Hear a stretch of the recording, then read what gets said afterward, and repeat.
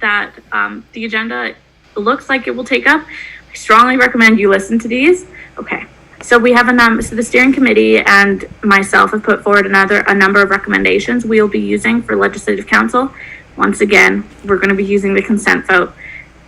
At this point, if anyone needs clarification, I'm happy to explain it like 3 or 4 times. Because if there is the agenda that looks like it will take up, strongly recommend you listen to these. Okay. So we have so the steering committee and myself have put forward a number of recommendations we will be using for legislative council. Once again, we're going to be using the consent vote. Approval this evening. At this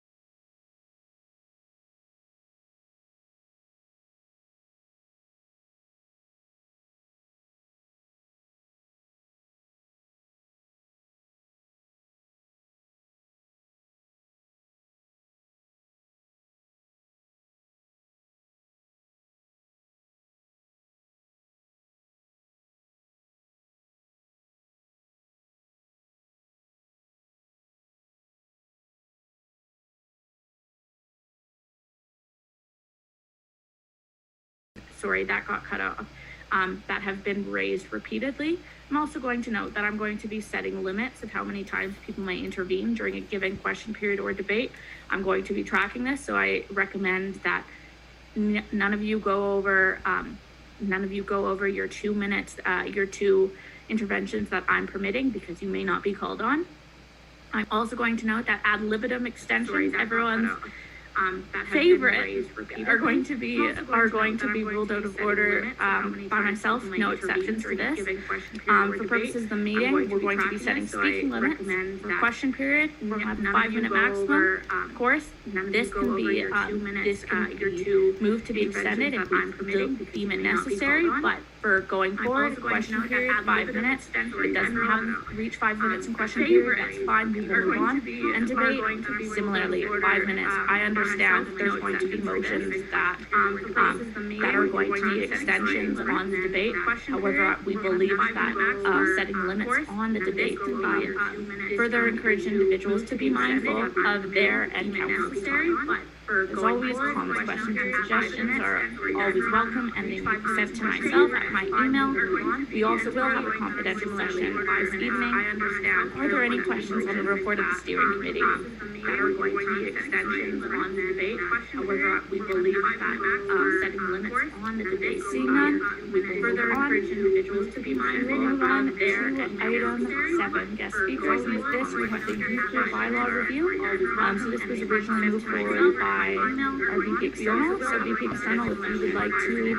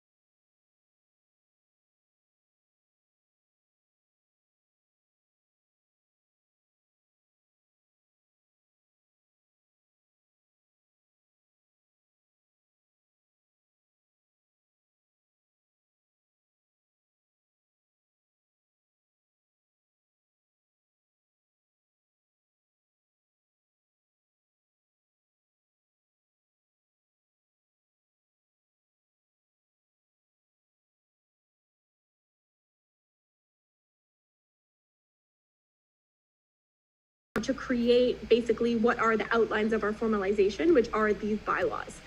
So where we are in the process is UCRU has hired a lawyer to help review these bylaws. I always say, so I don't get sued in 5 years, and to make sure that we are crossing all our T's and dotting all our I's and making sure that we comply with the Canada Not-for-Profit Act.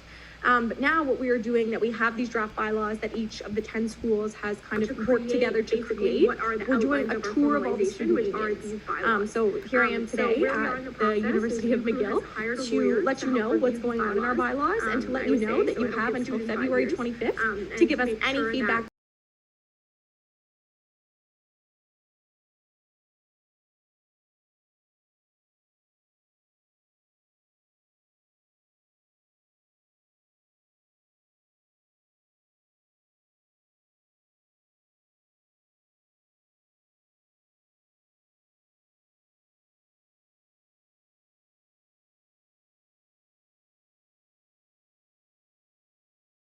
These are just some key takeaways that I wanted to highlight about these bylaws for those people who are not governance minded. And that was me when I was on the USC's council. So just to make the process as easy as possible. So the UCRU Board of Directors has been working on these bylaws since our term began in May. We've really been working hard with the 10 schools that we have to make sure everybody's interests and concerns are remedied in these bylaws. The other thing I want to note is that withdrawal from UCRU is easy. Each school can leave whenever they wish as long as they follow their own internal bylaws and give us 30 days notice. And the section of the bylaws governing withdrawal of schools cannot be changed unless every school has unanimous consent. I would also want to note that the policy right now at UCRU is one school, one vote on our board of directors. But we note that UCRU will only ever represent U15 universities. So there's no kind of concern of smaller schools coming in and having unequal say based on proportion of representation. The smallest school in UCRU will only ever have 25,000 students, and the largest school at UCRU only has 60,000 students.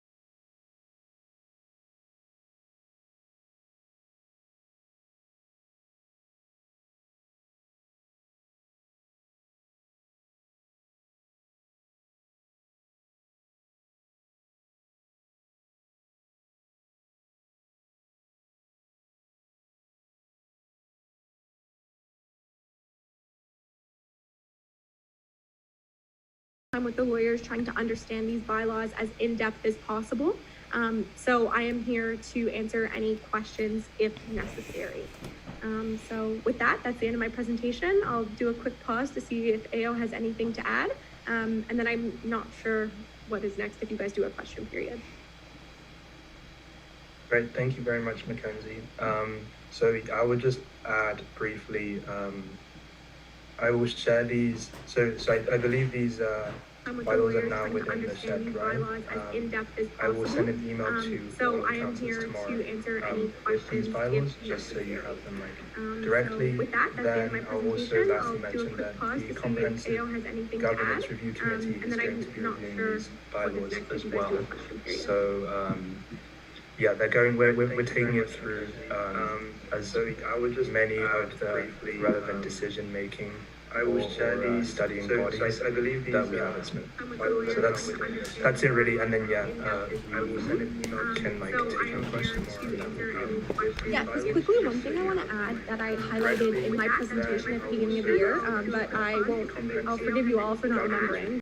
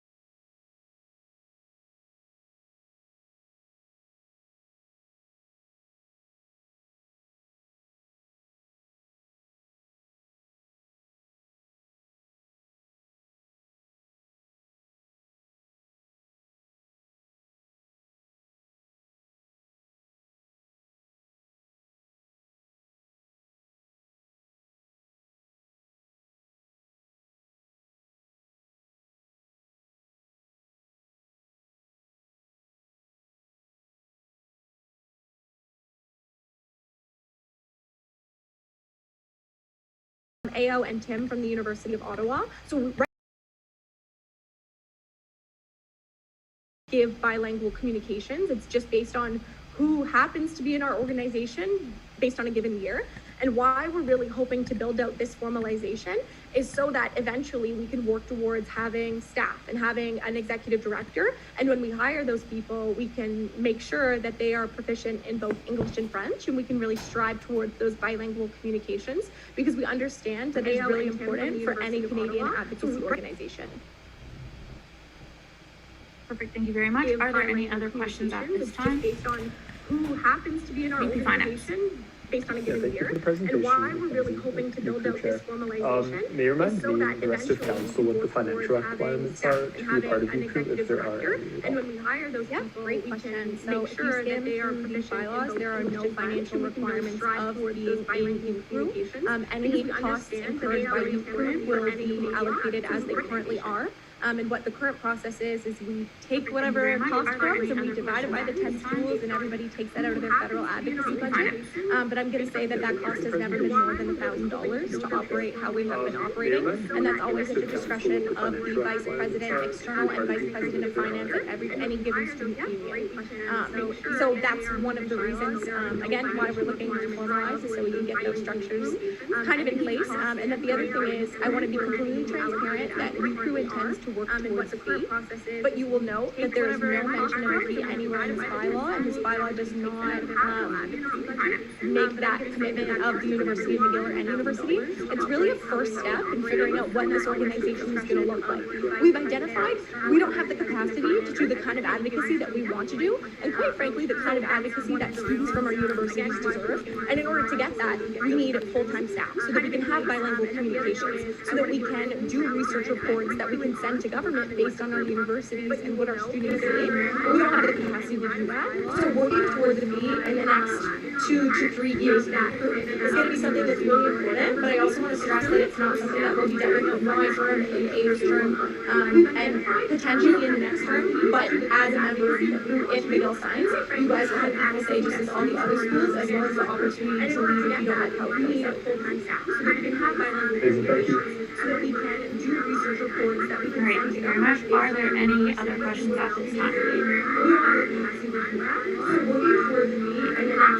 Sorry, just no further questions. I'll just remind everyone, if you end up having questions or suggestions regarding the bylaws, you can always email AO or you can email myself, the governing documents researcher at gmail.com. With that, thank you very much, Mackenzie, for coming tonight. Thank you. Have a good night, everyone. Great, thank you very much. Farther on to item 8, announcements. I'm going to begin. I don't know if I will begin by noting that we have our General Assembly coming up next Tuesday. It's going to be occurring at 6 p.m. EST. As usual, all of you as councillors are expected to attend. Following the meeting tonight or tomorrow morning, I will be sending over a registration form for you to submit. If you have a class, don't worry, but otherwise we expect you to be there and you to be voting members. That's it for me. We'll next go to Sebastian Duckett. Thank you, Madam Chair, and thank you, Legislative Council. Given that just 2 weeks ago I was speaking to you about fees, my presence tonight was requested by certain members of this council, given all the motions that will be related to fees. So I decided in response to a lot of the concerns or questions that were asking me that I would give a general announcement first to delineate the scope of my participation in the debate tonight, and just briefly go over some of the points that others wish that I would raise. The first thing that I would like to just raise quickly is when evaluating the fees tonight, please do consider the financial aspects of the proposals. Concerns or ask yourselves what kind of documentation, financial justification, and anything else that indicates exactly what these groups need the money that they have debate tonight, and just be aware of this aspect. Now, I have heard that the first thing that people have seen this motion to already raise quickly is when evaluating the fees tonight, please do consider the also important to balance the other side of it, being that some information or kind of documentation, financial justification, and anything else that indicates exactly opportunity they have tonight, and so I will not be able to come here tonight and advocate for I have heard that I am going to be limiting my role to two main purposes. One is to answer questions that are directly aimed at me for clarification. And the second is if there are factual mistakes that are going on in the debates, I will quickly offer a factual correction to those things. Having said that, now from my capacity as Finance Commissioner, I also do wish to precursor the debates about the Must Bus and the McGill, the Muslim Students Association motions, that those are the two that have been looked at by the Finance Committee and have received approval. I'm not aware if you will see the budgets that they sent in, but those are very good and model budgets of what we'd like to see moving forward. I will also just finally add that many of the questions that relate to the finances can be directed to the VP Finance, and so I'd encourage you to ask the VP Finance these questions before coming to me. However, I will be here in the background if you have any questions for me. Thank you. All right, thank you very much, Sebastian. We'll next go to VP External. Thank you, Madam Speaker. So just 2 points. One, all councillors should have received some emails from me, well, a number of emails from me over the past week, but one pertaining to the discussion of the Sensé electoral reform proposal that I said was likely to be discussed today is not going to be discussed today because it's less time sensitive and we have lots of other things to get through, so I thought it would be better to postpone until the next session. Secondly, as Mackenzie, the UCRU chair, already mentioned, the UCRU has recently published and is conducting a survey on the climate crisis and students' opinions on the importance of a Canadian Green New Deal, green jobs, etc., etc. So you will see that on the SSMU social media and communications in the near future. Please share that with your student associations and your constituents, and fill in the survey yourself. Thank you very much. All right, thank you very much, VP External. Are there any other individuals with announcements at this time?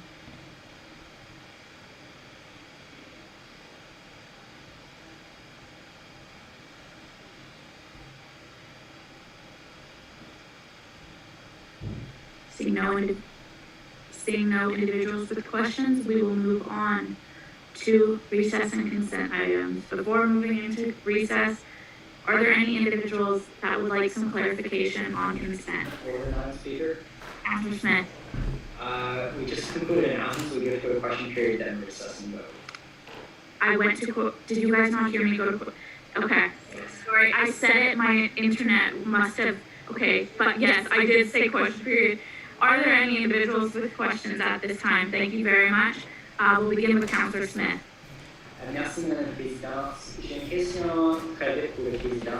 Pendant la réunion de ce Conseil le 22 octobre, le Président a dit qu'il pourrait inviter le directrice et vice-chancelière, Madame Suzanne Fortier, à une réunion de ce Conseil. Mon question à le Président, c'est est-ce qu'il a des mises à jour sur ça? Est-ce qu'on va avoir Mme Fortier avec nous pendant ce semestre? Councilor Smith, I'm just going to note that some presidents is actually running late from a board of directors meeting. Would you be okay asking it once, unless VP University Affairs, do you have an answer? Yeah, I can do my best to answer that. If that's okay with Councilor Smith. Okay. Okay.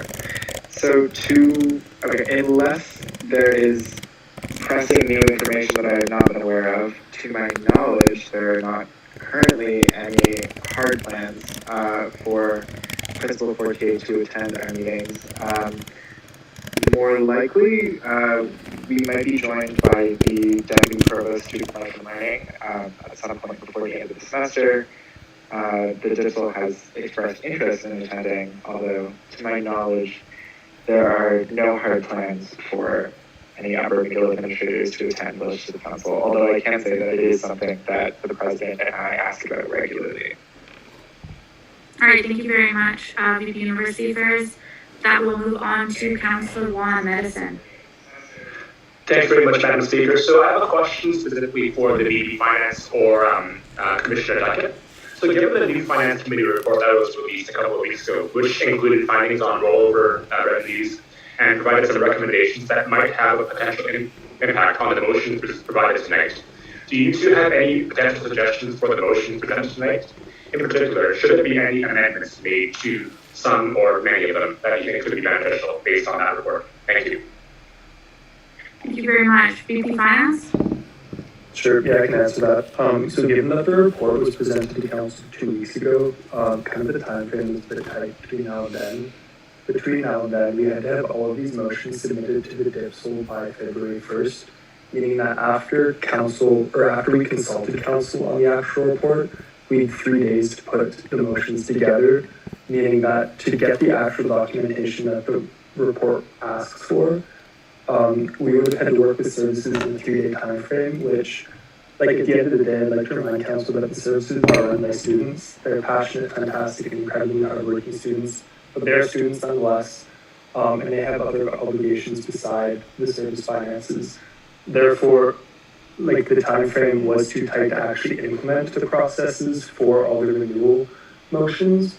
With that being said, as Finance Commissioner Sebastian Duckett mentioned, we did review the MSA fee proposal as well as the must-bus fee proposal that was put through Finance Committee. It was approved. And yeah, so like this year, the timeline didn't really make sense to do it for all the fee renewals, but with that being said, we'll be moving forward with some of the recommendations on the report, and they'll be brought to a future council and implemented next year, giving services enough time to actually accommodate the new procedures. Thank you. Thank you very much, VP Finance. Councillor Gooderman. Thank you, Madam Speaker. So my question is very similar to the one Councillor Wan asked. So just based on the report that we got from the Finance Commissioner, and given all the motions that we're discussing today with the renewals, I was wondering, with all the rollover money that we have, why are we not holding off on certain renewals or at least shortening the duration of the renewals? VP Finance? Yeah, sure. I'll also address, I guess, one part of Councillor Wan's question that I forgot to address. So in terms of amending the motions right now, so the process that we followed was the process that was put in place in previous years, meaning that it was reviewed by the VP Finance. I did consult with all the services regarding the fees. And although throughout the year some services expressed interest in increasing their fees, I made the recommendation to not do so given the fact that they haven't been spending all of their money this year. In terms of renewing the fees for a certain amount of time, the standard time to renew a fee is 3 to 5 years.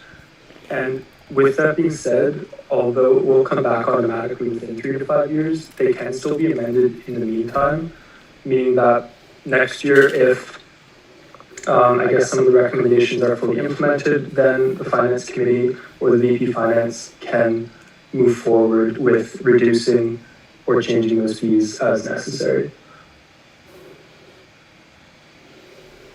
Great, thank you very much, VP Finance. Are there any other questions at this time?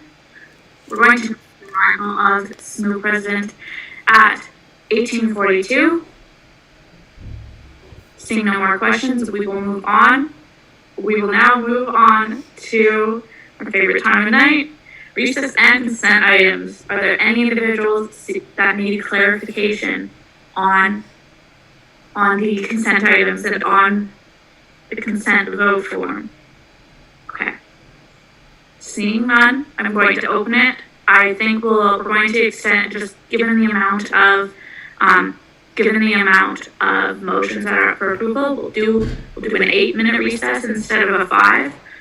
If we haven't hit quorum, I'll at the end of the 8 minutes, I'll let you guys know. But with that, I'll open the forum momentarily.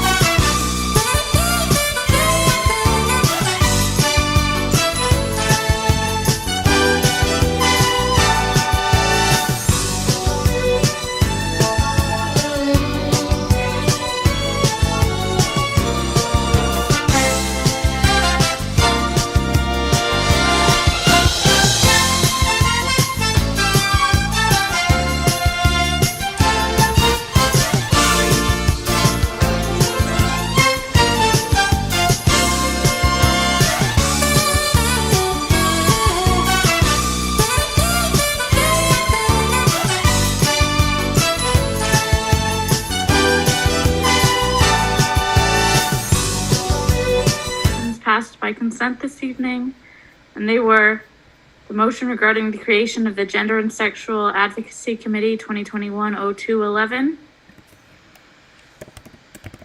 and the motion regarding the referendum question on the renewal of the anti-violence fee. All other motions have received votes of debate, and as such, they will come to Legislative Council this evening to be motivated, scrutinized, debate, questioned, and voted upon. With that, we will move on. We will first begin with item 11, the motion regarding the referendum question on the renewal of the McGill Writing Center ancillary fee, referendum question 2021-02-11. Either VP Finance or VP University Affairs, you can begin. If you'd like to yield your time to the guest, you can do so. I can start off before I'll probably yield my time to Director Hung. So I'll just start off by saying that the McGill Writing Center is actually a really amazing service offered by the university dedicated to helping students improve their writing, which I think is a skill that kind of transcends all facets of academia, whether you're in science, arts, even fine arts and creative writing.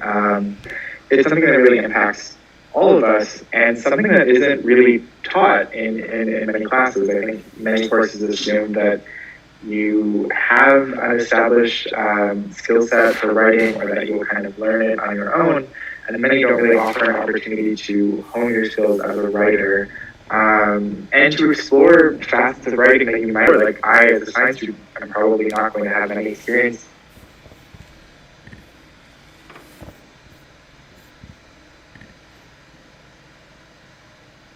students can pursue through the McGill Writing Center, who offers both accredited courses that you can use to complement your degree, and non-accredited courses if you want just kind of a lower stakes opportunity to explore different facets of writing, something that I think we can all benefit from.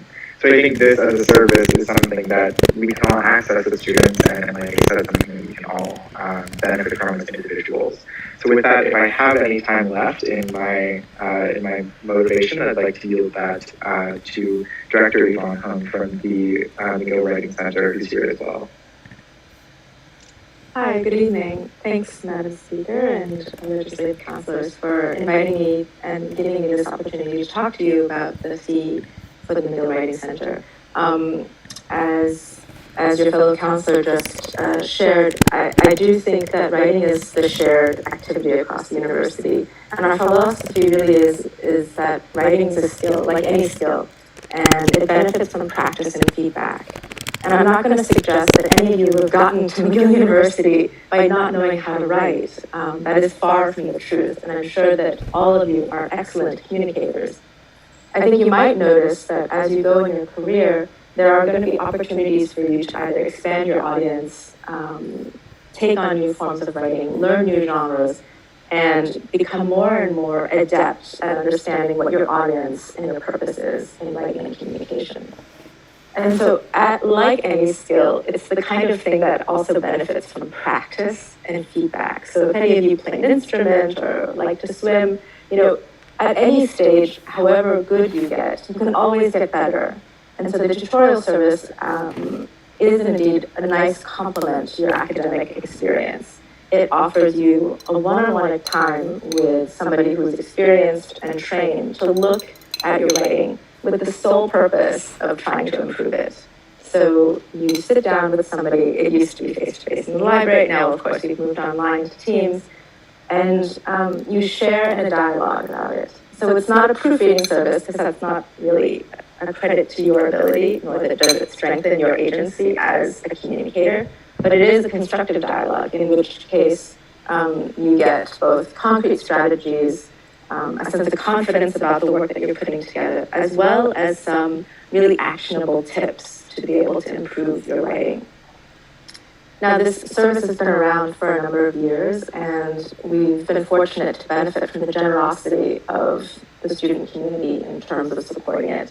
It had come, I think, in 2011, so it's been around for about 10 years now. And each time it comes the writing center's been around since 2011, but the fee's been around since 2013.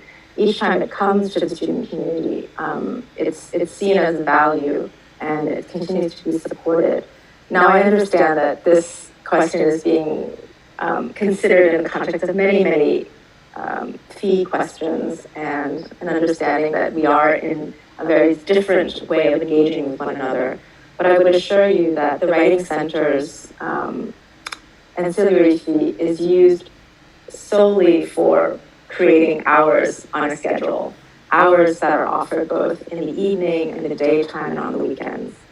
The one piece of feedback that we get from people we ask about how to improve the service is really more hours, more time, particularly during crunch times.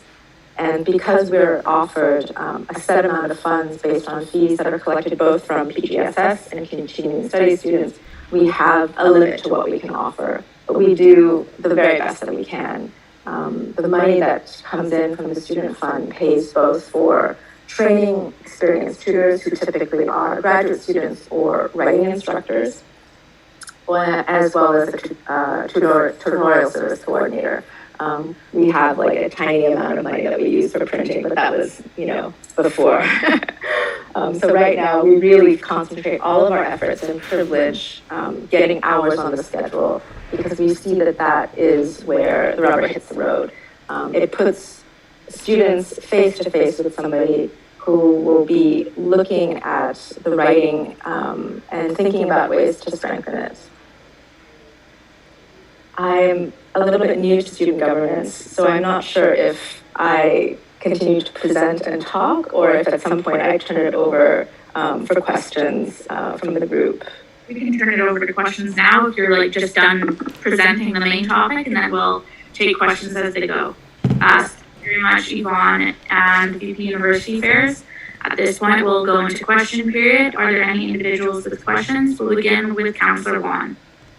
Thank you very much, VP University Affairs and Ms. Tung, for the presentation. I just wanted to first ask if there's a budget available for this fee, and if not, if zero-based budgeting, as outlined in the Financial Committee report, if that was utilized to justify the fee increase. Thank you. Would you mind clarifying zero-based funding? Sure, I could. I would like to yield my time to Commissioner Duckett. I think he could probably address it better than I can. Perfect, thanks. Bastian? Yes, thank you. Just zero-based budgeting just involves a way of budgeting your money so that every expense is pre-justified based on a cause and not simply justified based on the previous use of that expense. Okay, so if I understand correctly, the question from Councillor Wong concerns whether the budget is created in a way that is motivated by the needs of the students and the purpose of the fund. Is that correct? And if a budget has been submitted in advance to the Finance Committee. Were those the two aspects, if I may clarify? The latter, yes, but the former is more so if there is more of like a meeting of the need of the funds. So will all the funds be used in its entirety rather than having surplus funds roll over to the next fiscal year? Yeah, thanks for clarifying. So indeed, the money that comes in is looked at as a pot of money that we use to fill a schedule. So we think about how the crunch times in which at the start of the term, not a lot of people are using the tutorial service, but at the same time, we want to create a continuous sort of availability for it so that even if you're 2 weeks in, you would have access to a writing tutor. So as such, we think about the pot of money that comes in both from PGSS, from Macy's, as well as from SSMU, and we think about what we can afford and how much we can offer in terms of our time. So I would take financial year 2019 as an example. So based on that, just roughly, we had, I think, about $80,000 in funding from student fees, which sounds like a lot of money. It's a considerable amount of money. But from that, we pay and train 9 tutors as well as a coordinator. And we did offer up to, I think, 2,900 hours of face-to-face time. So when we think about a budget, we think about what we have in the fall and what we have in the winter, and then how that will sustain us in the spring and summer. All right, thank you very much. We'll next go to Councillor Karasik. All right, so I want to preempt this by saying I very much love the work the Writing Center does, and I want this to actually pass as a motion, which is why I'm asking this question. So last year, SMU passed the moratorium on ancillary fees until divestment. I just want to make sure that this is actually like a constitutional motion to bring forward, because if so, then yeah, I'd love to vote for it. I will, Councillor Krosik, I've had the same question, I'll just note it. So that was originally our steering committee's concern as well. So after reviewing the moratorium from last year, the moratorium on McGill ancillary fees until fossil fuel divestment, I'll note that the policy only applies to new fees or fee renewals. So at that point, not fee renewals, fee increases. And so at that point, I informed the VP Finance, and so with that they came back with this fee, which isn't an increase, but it's simply a renewal, which according to the policy is completely constitutional and doesn't act against the moratorium. Sebastian? Yes, just also in further clarification of that, the McGill Writing Center fee is a subcategory of the SMU Section 52 power under the student initiated fees category, meaning that it is not a university in the sense that the administration does not sponsor this fee. So I don't believe, based on that definition, that it would fall under the moratorium. Okay, in that case, we could theoretically entertain it as both. VP Finance, if you wanted to bring forward because I know there was a part 2 regarding an increase, but VP Finance? I think that this actually is under the moratorium that was passed last year, considering that it's an ancillary fee. The moratorium includes ancillary fees like going against their increases, so it wouldn't be constitutional to increase this fee, unfortunately. All right, thank you very much, VP Finance. Are there any other individuals with questions at this time? Seeing none, we will move on to debate. I'll just remind everyone we have 5 minutes currently allotted for debate. Are there any individuals wishing to participate in debate at this time?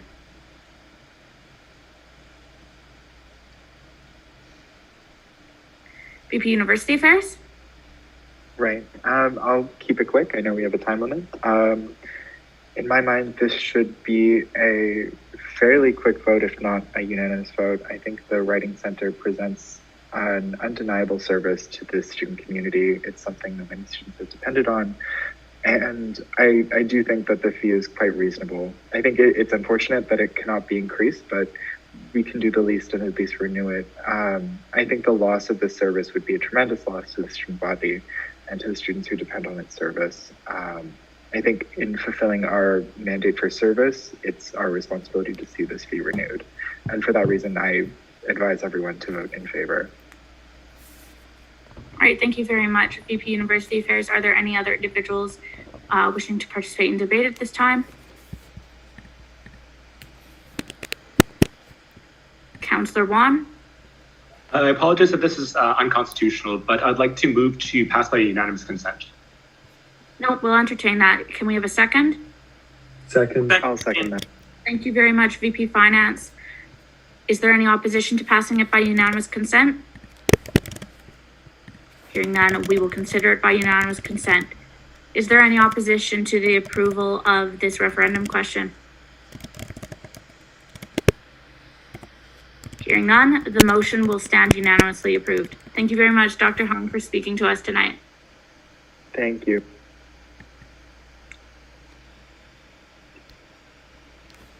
Thank you, everybody. Good night. And I hope your profs appreciate how much service you're providing to the university. When I look at this agenda, it's really quite impressive. And thank you again. Thank you.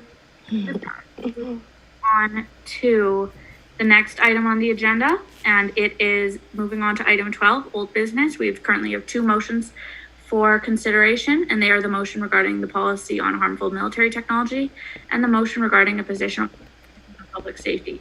Given that these were motivated at the last legislative council, they will not need to be remotivated, and instead we will begin directly with question period. With this, we will begin our question period on item 12A to last for 5 minutes. Are there any individuals with questions on this motion?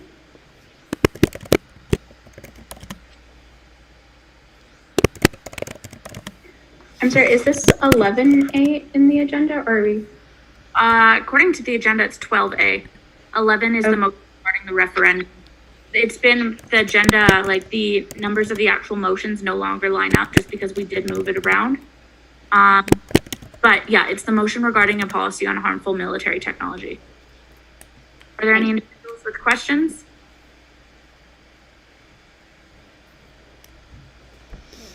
Yep, Senator Parsons. Hi, really well put together motion. I just have I can tell you did a lot of research on it, for those who worked on it. I just had a couple questions, specifically regarding Section 5, the Senate mandate. Sorry, I'll try to keep it brief. So in 2009, I believe this was the last time it went to Senate. It was also sent in a Senate question, I believe in 2000, somewhere between 2014 and 2016. But in 2009, they tried to redo their whole policy, as it states in the thing. And the McGill Daily reported that about McGill updating its policy on military research for the first time since 1991, and it included a letter from the VP Research and IR citing how they believe that quote, academic freedom must be respected when regulating research. So I was, my question is, with the recent around academic freedom at McGill, do you think McGill's response will change with this motion? I'll take either the mover or seconder to reply. Yes, sorry, Senator Parsons, could you just repeat the end of your, or the end of your statement, which is, I think, mainly the question. You kind of cut out on my end. My apologies, I would love to. So the then Vice President Research and IR cited how they believe that, quote, academic freedom must be respected when regulating research. So my question is, with the recent conversation around academic freedom at McGill, do you think McGill's response to this mandate and to possible Senate questions that come forward will change? And what is the plan to address the academic freedom argument? EP External? Sure, yes, I mean, so I guess a couple of things. So like one point regarding like the notion of academic freedom in general is that McGill doesn't define academic freedom within its statement of academic freedom. Like it just isn't defined. So it's already unclear. It's already not really, they're already not on a very strong basis. They don't really have a very strong basis to kind of make statements about academic freedom, because their statement in which they kind of elaborate their commitment to whatever they think academic freedom is doesn't actually contain a definition of academic freedom. So that's one broadly. Then secondly, I think academic freedom has the interaction between academic freedom and the funding of research is not like, I would say doesn't really,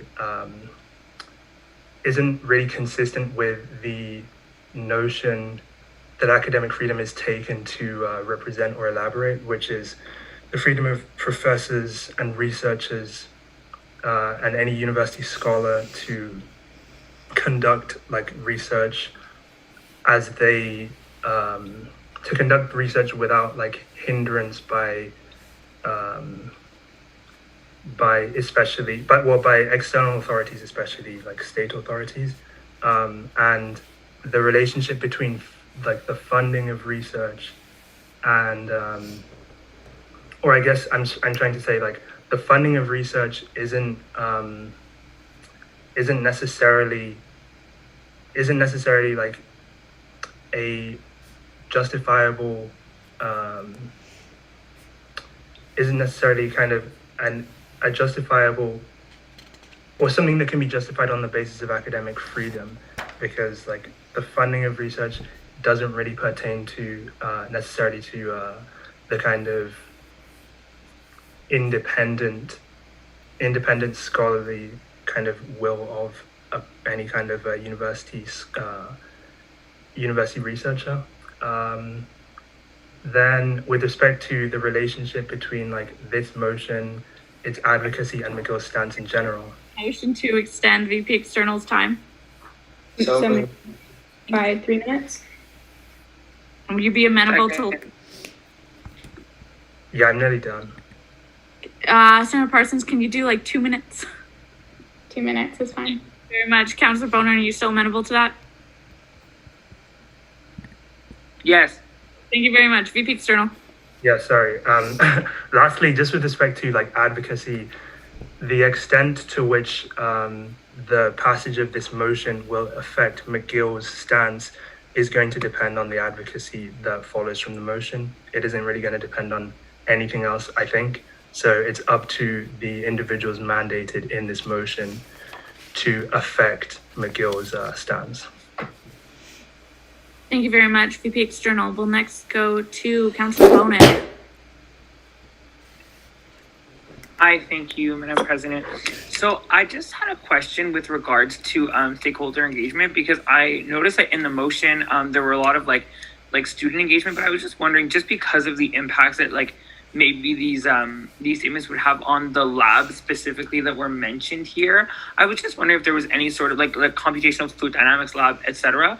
I was just wondering if there were any like sort of conversations with any of these stakeholders in any capacity. VP External? Yeah, so not on my behalf. I will yield to there are some representatives from Students for Peace and Disarmament present, Leah and Maya, I believe. So they might be able to speak more on that.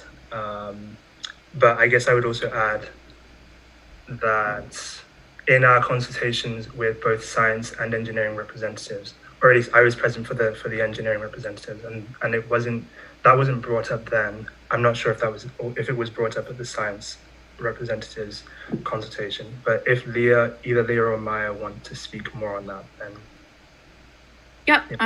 either Leah or Maya. Sure, I'll jump in, and then Maya, you can fill in if I miss anything. Thank you for your question. I think to start off, just to clarify, the policy is very much for the benefit of students with the purpose of increasing transparency in what the research that is done. So less so there's no the immediate cessation of any of the research, and primarily just transparency as to where the funding comes from, so that students know what the research being applied goes towards. So overall, it's increasing. Yeah, it's advocating for more ethics and transparency, and not necessarily for any of the research to stop, but potentially for what it goes towards, to transition towards the same research being applied to innovative principles, as opposed to like research on fluid dynamics going towards fighter jets, potentially research on fluid dynamics going towards technology to do with energy, or not energy necessarily, but space, transportation, increase in aviation, that's for principles that McGill students stand for, as opposed to the military, instead of harmful military technologies such as bombs or fighter jets. Does that answer your question? So I don't think it implicates although there were no consultations with the professors, the policy is more so for the benefit of the students. Does that answer your question? 100%. I think I might have framed it in a way that wasn't. I didn't mean that like we were expecting they would be canceled, but I just meant whether or not the transparency part would be possible in terms of like, I know that they mentioned like defense research like agreements, and I just was wondering if there was sort of like a gray zone or a black and white of how, if let's say a project is working alongside some sort of military, if that were even like remotely like allowed to be published and disclosed, because obviously like I can imagine like, I don't know, NDAs, etc. That's what I meant by that. Yeah. In response, well, before 2009, there was a policy that required McGill to list all of the funders and every actor that was involved. So it was only a new policy added in 2009 that requires that allows for donors to remain anonymous, which is really hinders transparency and ethical research at McGill. Does that answer your question? So it is possible. It is definitely possible. It's just a matter of McGill putting policies in place. Perfect. Thank you very much. Yep, Maya. Sorry about that. I just have one quick thing to add. Also, I apologize for any external noise. I am on the highway currently. I just wanted to add that even if there may be certain things about military connections that couldn't be disclosed, a huge part of what we're looking to reveal is financial transparency. And to my knowledge, financial transparency would not necessarily pose as much of a risk or like other security concerns that could be revealed if information about these contracts were to be exposed. So that's just one huge element of transparency that we would be looking for that, to our knowledge, wouldn't pose a security risk, and that we've had a really hard time finding thus far, that takes years and years at this point with the structures that are in place now to uncover. So I hope that gives you kind of a better picture of what we mean when we say transparency in this case. Perfect. Thank you very much, Maya. I'm also going to note that we have expended our question period time. So can I have a motion to extend question period at this time? Motion to extend by 7 minutes. Thank you very much, Senator Parsons. Can I have a second? Seconded. Thank you very much, Councillor Williamson. Is there any opposition? Hearing none, it will stand approved. With that, we will move on to Councillor Krosick. Do you still have a question? I have forgotten it for a second. I will get back to you on it. All right. Thank you very much. Councillor Reid.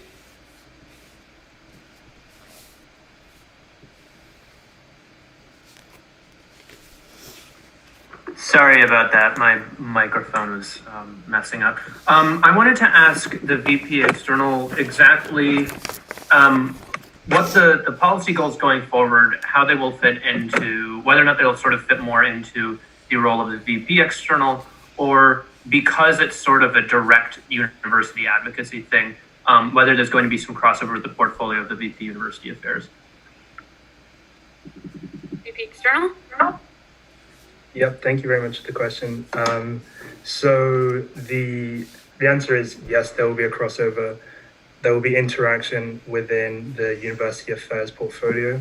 So I'll point to section 5. The policy includes 2 sections regarding advocacy.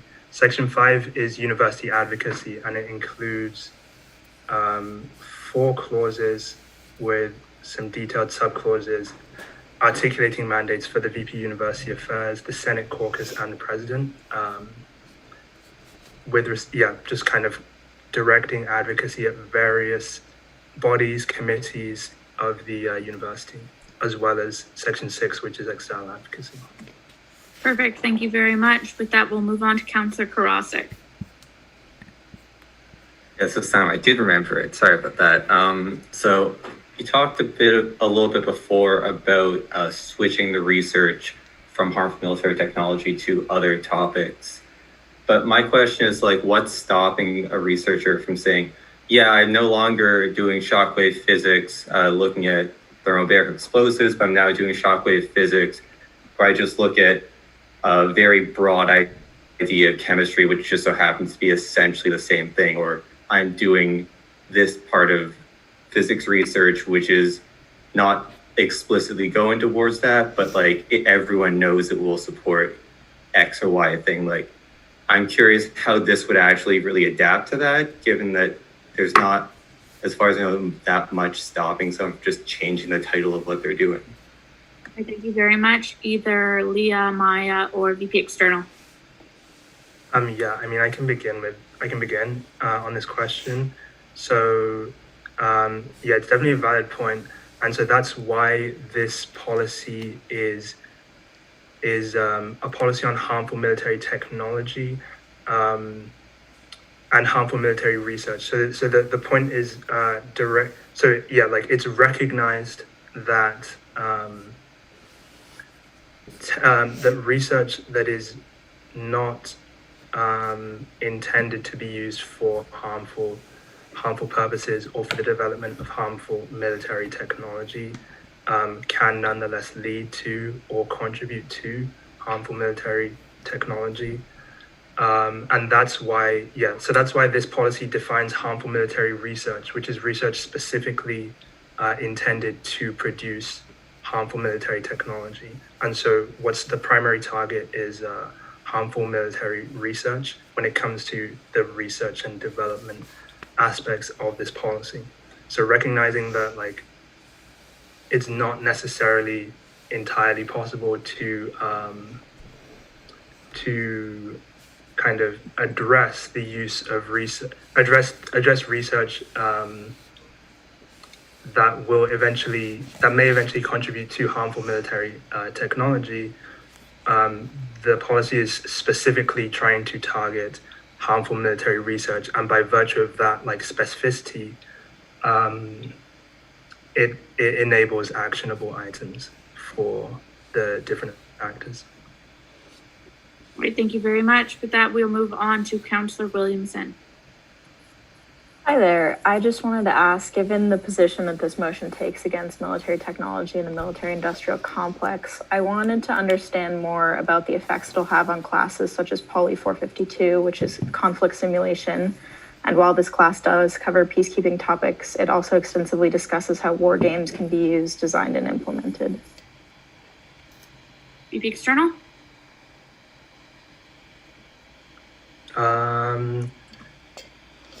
So the question is, how will this policy impact a course such as that poli-sci course? Correct. So briefly, I'll speak briefly, and then I'll defer to, I think Leah might be able to answer this more. The policy, I don't believe, like really directly targets this kind of. Okay, so I'll just read like the beginning of the preamble of the Section 5 University Advocacy says, the society will advocate for the cessation of harmful military research, the interests of harmful military technology organizations at McGill University, or any other connection to the military industrial complex. So this, and then as it's elaborated within the university advocacy section, like a course that teaches about the military, and that also may include conflict simulations, is, I don't believe, like is not covered, is not really within the scope at the moment of this policy. The policy is primarily directed towards the development, like harmful military research, which is research that is research that is conducted in order to develop harmful military technology. I'll let either of the SPD reps speak if they want. Leah or Maya? I'm happy to jump in. That's a really great question. I don't think that this policy pertains to learning about militarism or learning about the development of military technology. I think it's more so it's specifically about researching and developing harmful military technology. Moreover, I think that a lot that course is primarily about understanding warfare, and a lot of the purposes of those games are about understanding as opposed to creating harm and creating harmful decisions. I think if there were any military games that were specifically about I think if there could be such a case that there were military games designed to enhance technologies that if there were any simulations designed to enhance technologies that harm groups, that were bought by major companies or that were bought by militaries internationally, I think then this policy may be in the purview, but very generally speaking, I don't think Poly 452 is in the purview at this time. Does that answer your question? Yeah, kind of. Okay, perfect. Thank you very much. I'm going to note that we have 10 seconds until until question period is expended again. So can we have another motion to extend? Motion to extend by 4 minutes. Thank you very much, Councillor Bonin. Can I have a second? Second. Thank you very much. Senator Parsons, is there any opposition? Hearing none, the 4-minute extension has been granted. And with that, Senator Parsons, you may begin. Thank you. Okay, so I just have one last question just to bring it back into the scope of the Senate. So back to Section 5, just so if we're talking about like the scope of these different bodies, so we're on the same page. So the current policy talks mostly about accepting funds for like how they evaluate like accepting funds in research projects in terms of overall harm done to evaluating if there would be like overall harm done to like individual participants overall, what's going on in that sense. So there's no mention of military in it. So I wanted to know, like, within the scope of the Senate, within the advocacy part of Section 5 and its subsections within the Senate and its the Senate committees, are you planning on adding terms specific to military funding and to research surrounding that? Or are you not planning on touching that at all? Because that was the last issue with the Senate. Maybe external, Leah or Maya. Sure, I can begin by clarifying. So is the question, will this motion include a mandate to advocate for transparency with respect to military funding of research? Yeah, sorry, I kept getting distracted, so I kind of lost my train. I kept going in a bunch of different directions. But so the current research ethics policy talks mostly about whether or not to accept funds for certain research projects and to have certain research projects approved in terms of evaluating overall harm. So this would include military funded projects and projects that go towards what we've talked about earlier. So in the scope of the Senate for Section 5, my question is, are you going to be adding language to the research ethics policy specifically? Or is the role of the Senate caucus here more of a general advocacy and general just raising awareness? Or is it specifically going to be amending the research ethics policy, which would fall within the scope of the Senate? VP External? Yeah, thank you very much for the question, Senator Parsons. So I will read an excerpt of Section 5.1.2, which says, for greater certainty, the VPUA, Senate Caucus, and committee representatives will lobby the Office of the Vice Principal, Research and Innovation, and the Academic Policy Committee and its subcommittees for the adoption of policies and mandates to the effect of Section 5.1.1. And so 5.1.1 mentions provisions like the requirement that research funded by organizations involved in the military-industrial complex be named in the publication of research so as to increase the transparency of military-funded research, as well as the development of an ethics review board or other mechanism of ethical transparent evaluation. So yeah, within I think 5.1.2, there is a mandate to advocate for the adoption of these such provisions within university policies. So does that answer your question? Yes, thank you for reading it to me as well. In as a follow-up, in the current research ethics policy, would you like to see military technology and research like specifically talked about rather than just like evaluating overall harm? Would you like to see the inclusion of military technology in relations to that? VP External? Yes, I mean, I think the answer would be, this is kind of the specifics of the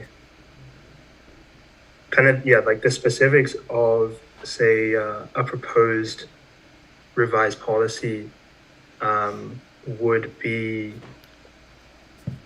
like, are not, well, yeah, so they aren't like specified in detail or exhaustively within the policy. I would say that those decisions would be within this policy, would be subject to the discretion of the University of the VPUA and the Senate caucus, and or it certainly need to be worked out, yeah, like in collaboration with all kind of parties concerned or relevant to the to like the advocacy. So I would say it's not specified, but it's the kind of the assignment of either responsibility or discretion is specified within the policy. All right, thank you very much. We will next go to Councillor Collins for our last question. My apologies if you touched on this already and I just missed it, but I was wondering if any other student unions in Canada have passed similar policies, maybe through their respective chapters of SPD, and if so, have they delivered any substantial outcomes on affecting university level policies, whether on the research ethics level or divestment or so on and so forth? Thank you. Either VP External or Leah or Maya. Yeah, Leah or Maya, would you be interested? Do you want to take that?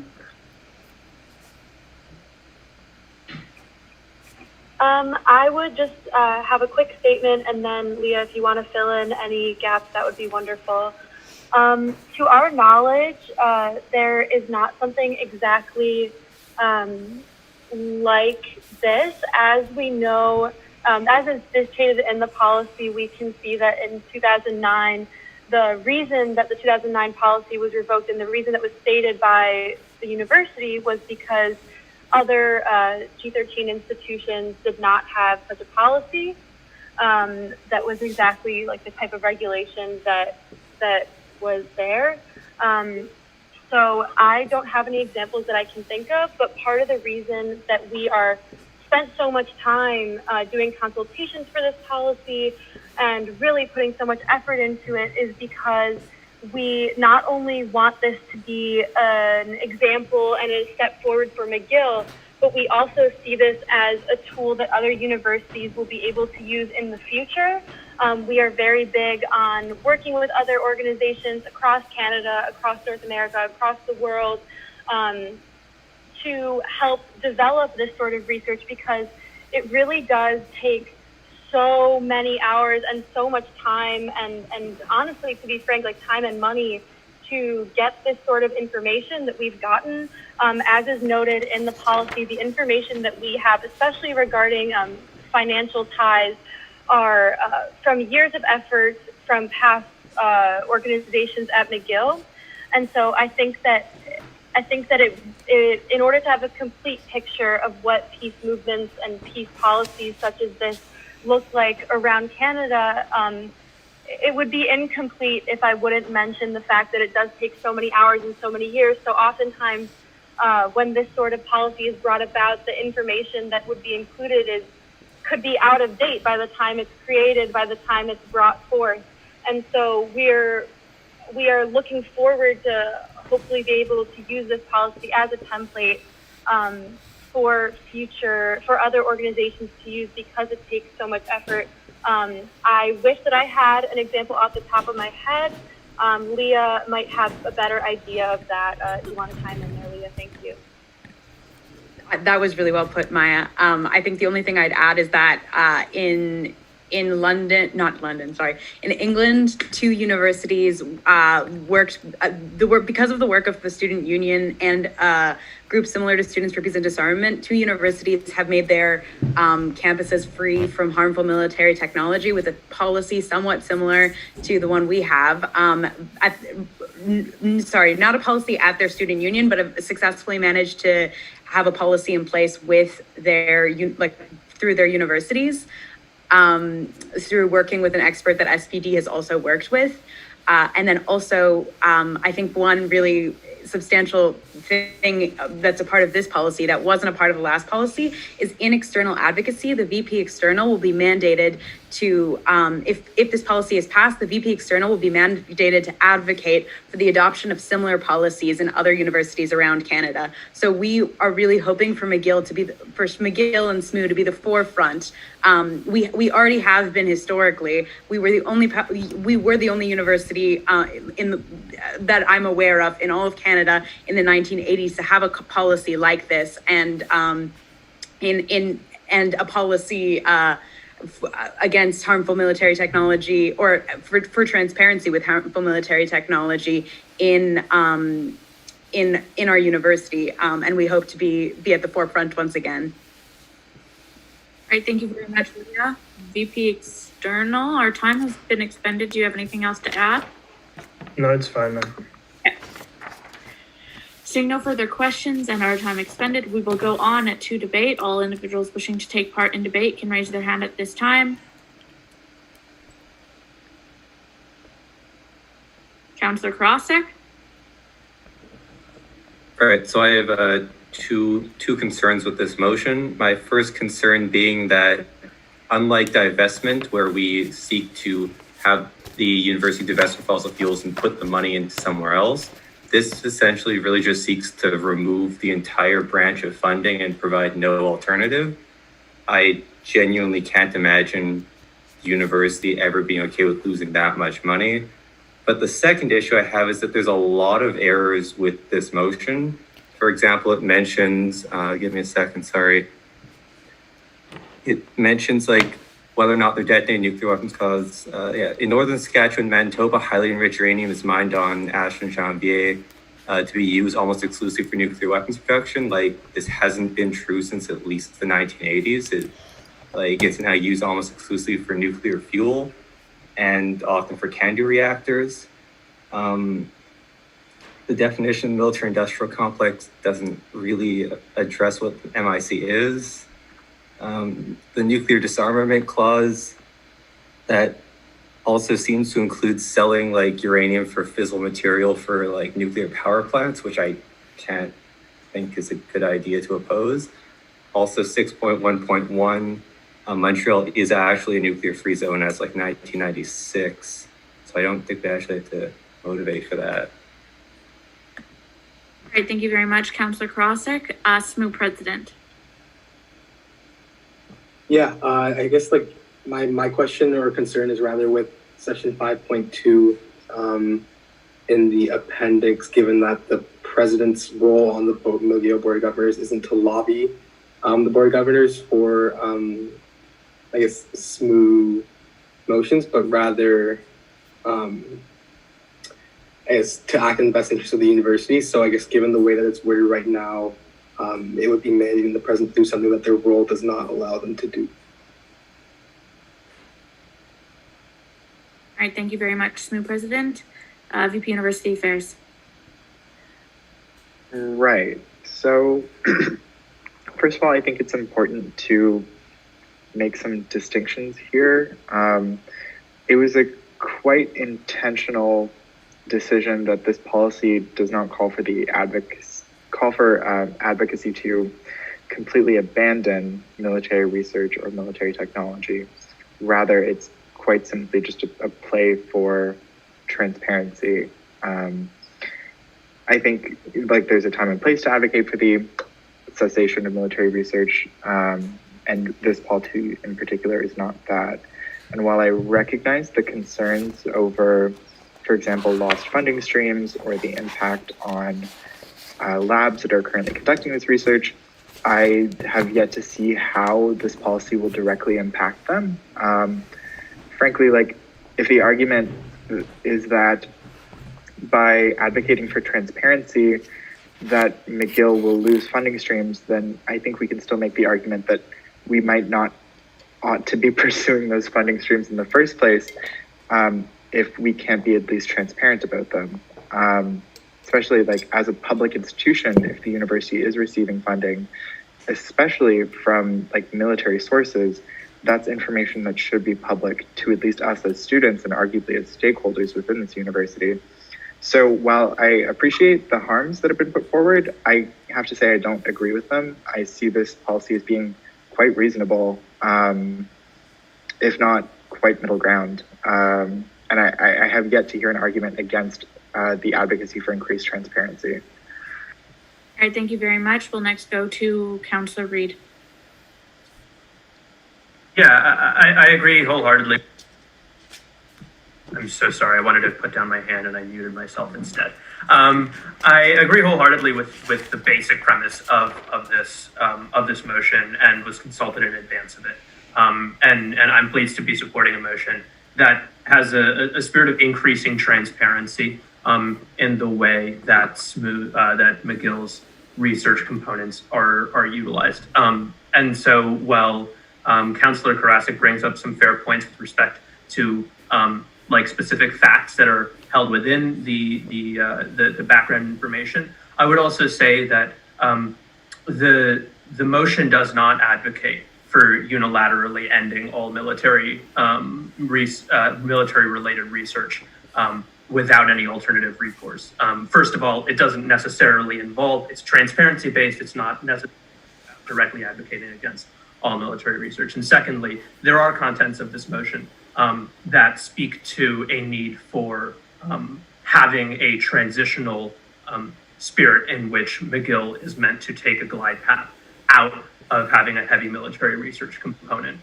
And so to say that this suggests that we just remove all of that without any replacement, it is simply not the case. And as an engineering representative, I wouldn't be supporting it were that the case. So while I think that certainly the factual components that this motion gets wrong, if there are any, ought to be remedied. But as a whole, I'm pleased to put my weight behind this motion, and I think it ought to pass, and that we should continue and resume to have the transparency that McGill students deserve with respect to the moral nature of their university. Thank you. All right, thank you very much. We'll take one more intervention before a possible extension. So we'll go to Leah. Thank you. I just wanted to speak in regards to some of the things that were said about inaccuracies in the policy. I've just got a little list. So for the Northern Saskatchewan fact, that was published in a recent paper by Tamara Lorenz, a PhD student and associate professor at the University of Waterloo. I'd be happy to send you the source, or we could alter it, the wording, to say not the majority, even though right now the latest research says it is the majority. We could alter the wording because I think the main part of that clause is just to outline the disproportionate impact on Indigenous communities in Canada, as well as the environmental impact, of which the research is there, and its numbers published by the Government of Canada, again, research by Tamara Lorenz. For the military-industrial complex, that term was defined or was coined by Eisenhower, and I think what we've said is quite similar. However, hundreds of pages have been written in multiple books trying to define military-industrial complex. I think ours is very, very good summary for the course, for the purpose of this policy. And we've also made it a little smaller just for the sake of council and also for the future students. I think it's pretty comprehensible, but we spent quite a bit of time on it, but I think we're all very open to any suggestions. I know it's a really tricky topic and very complex to try to summarize into a couple lines. So I do really appreciate the feedback there. I'd also be curious for your feedback, for any more feedback on the term nuclear disarmament. I think our term is very similar to the definition used by ICANN, the International Campaign on the Abolition of Nuclear Weapons. They won the Nobel Peace Prize in 2017, as well as the definition of nuclear disarmament used by IPPNW, the International Physicians for the Prevention of Nuclear War, in 1986. They won the Nobel Peace Prize as well. But again, if there's anything specific, I think it's like the specific wording, if there's anything that's off, I think everyone here is very open to any feedback. For long-term transition, I think our main goal in the short term is definitely by no means to take any funding away or to stop any research happening at McGill. For short term, it's really about transparency, which is for the benefit of, I think, every student at McGill, as well as professors. I think, but I guess that part's a matter of opinion. The transition in the long term has been done by other universities internationally, and I think McGill is capable of it. Also, if McGill can do it, that shows that other universities in the G15 can do it. So I think that as students of McGill universities, as student representatives, I'd be really happy to see McGill take the lead. All right, thank you very much, Leah. With that, our time has been expended. Is there a motion to extend debate? Motion to extend by 5 minutes. All right, I'll take that. Thank you very much, Councillor Krosick. Can I have a second? Seconded. Thank you very much, Councillor One. Is there any opposition? Hearing none, that will stand approved. Councillor Krosick. So to respond to some of what's been brought up, first of all, when I look at the clause for Section 5, it does say the society will advocate for the cessation of harmful military research, the interests of harmful military technologies, organizations at McGill University, or any other connection to military industrial complex. So it kind of is hard to deny that there is a goal either currently or in the future to remove this funding. And if that's the case, it's not even whether or not I support it or not. It's literally just, I can't imagine that the administration would be okay with losing that much money. As to some of the other stuff, ICANN, as far as I recall, is actually anti-nuclear power, as is Greenpeace and quite a number of other anti-nuclear organizations. Usually anti-nuclear weapons also tends to be anti-nuclear power, not exclusively, but often. The source I'm using for Manitoba and Saskatchewan in particular is, I had it open. What did I do with it? So this is embarrassing. Here we go. I'm actually using Saskatchewan Environmental Society, where they agree that the current use of Saskatchewan's uranium reserves is chiefly for fueling nuclear power reactors. And as for the military industrial complex, the main issue I have is that it's specifically that it doesn't mention the main concern of the military industrial complex is how both the government and the defense sector will basically lobby each other and have a feedback effect where one encourages the other to do something and vice versa, and it creates a feedback loop of basically encouraging war and violence and that such. But yeah, I still have some concerns about the way that this is set up as a motion. All right, thank you very much. Personal privilege. Yep, VP. I'm just going to need to leave the call for about 5 minutes.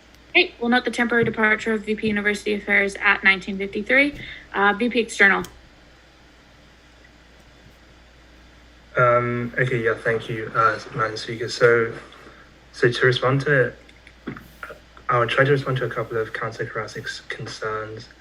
So concern about the preamble of the university advocacy section, advocacy for the cessation of harmful military research, etc. So the point raised that the administration won't like this, or that the administration won't accept this.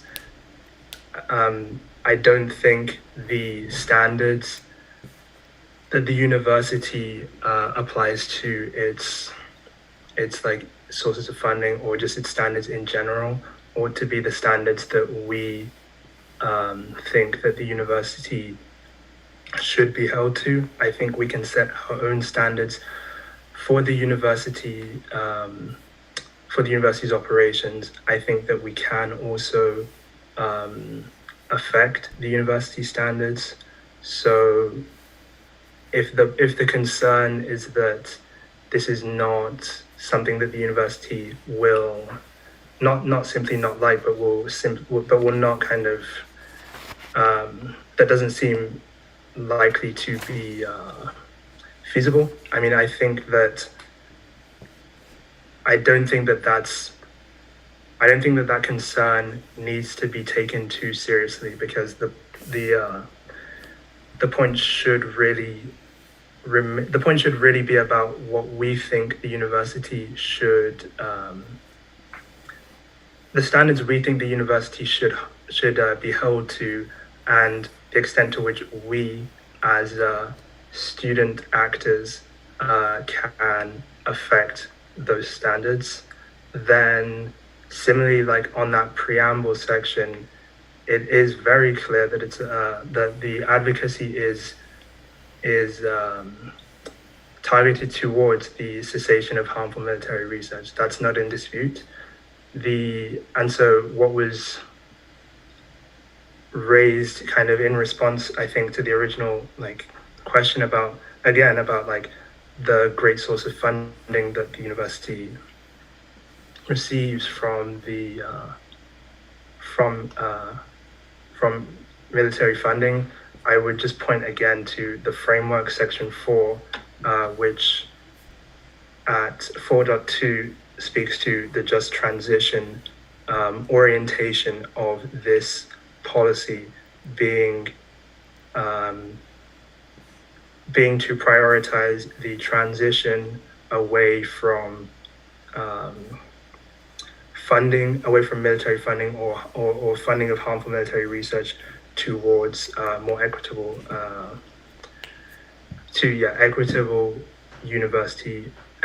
and transparent university research. Then lastly, if there are concerns about definitions or even about facts, I think these can be amended and thereby resolved. Thank you. All right, thank you very much. With that, we've expended. I'm going to take a total. If individuals still have pressing debate questions, I will take an extension of up to 2 minutes. Otherwise, I'm not going to entertain it. SMU President? Yes, motion to extend by 2 minutes. Thank you very much, SMU President. Can I have a second? Seconded. Thank you very much, Councillor Williamson. Is there any opposition? Hearing none. I will recognize the 2 individuals that I saw with their hands still raised. So I believe that was Leah, and then I'll recognize Mo. I think that was Maya. Sorry, Maya. No worries. I just wanted to agree with what Ayo said about the fact that, first of all, that McGill's standards for ethics or transparency should not impact what our standards are as a student society. And I had another point, but I think that I would like to see that time over to Mo. Okay, Mo messaged me and doesn't actually have a pressing point. So Maya, you can either finish your point, or we can just let the remaining time go to another person. Thank you. I was also just going to say that this policy is not advocating for the Senate to take on a policy that is exactly similar to this, or even exactly similar to the policy that was instated in the McGill Senate until 2009. But even that being said, I will say that the fact that there was a policy about military regulation, that granted it wasn't directly about military funding, but even though it wasn't about military funding, it was about military regulation and connections to the military and military contracts. The fact that that was in place for 30 some years does speak to the fact that there is potential for this, and that even if that wasn't the case, this policy is necessary for us to be even building any sort of argument towards the university, building up information about the military contract that the university is involved in. And I think this question speaks to the fact that this policy is necessary in the first place, because without this policy, we won't be able to get the information needed to build up that sort of movement, build up that sort of momentum. And peace movements do take time. There's constantly 2 steps forward, 1 step back for decades.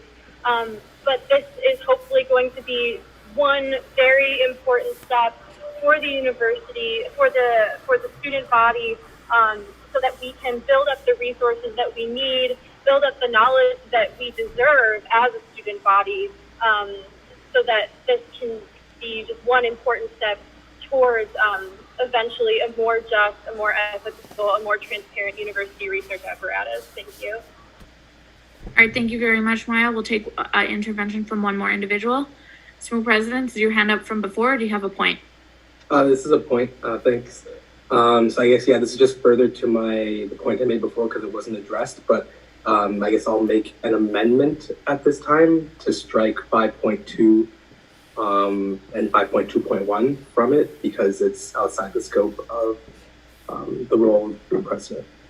All right, thank you very much. With that, we need a second. Is there any individual willing to second? I'll second. Thank you very much, Senator Parsons. With that, we'll enter into debate. Prior to that, SMU President, would you like to motivate further? No, I don't think I need any more time to motivate. Okay. With that, all individuals wishing to speak specifically on the amendment, the parliamentarian, can I just ask that you show the area that would be removed on the screen?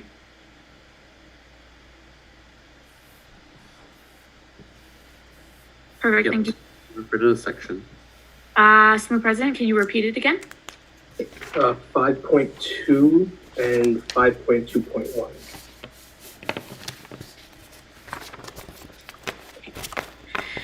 With that, we will move to VP External.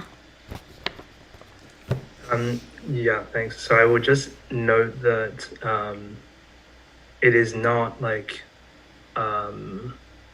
that it has like happened that presidents, like past presidents, have lobbied the Board of Governors to divest on a number of occasions. I think that's like that there is a history within SMU of the president among other representatives, but in particular the president advocating the Board of Governors to divest in those cases from fossil fuels primarily, or specific fossil fuel companies that target specific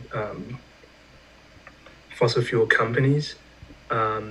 So yeah, just to kind of like, I think it's worth articulating that like even if it's not necessarily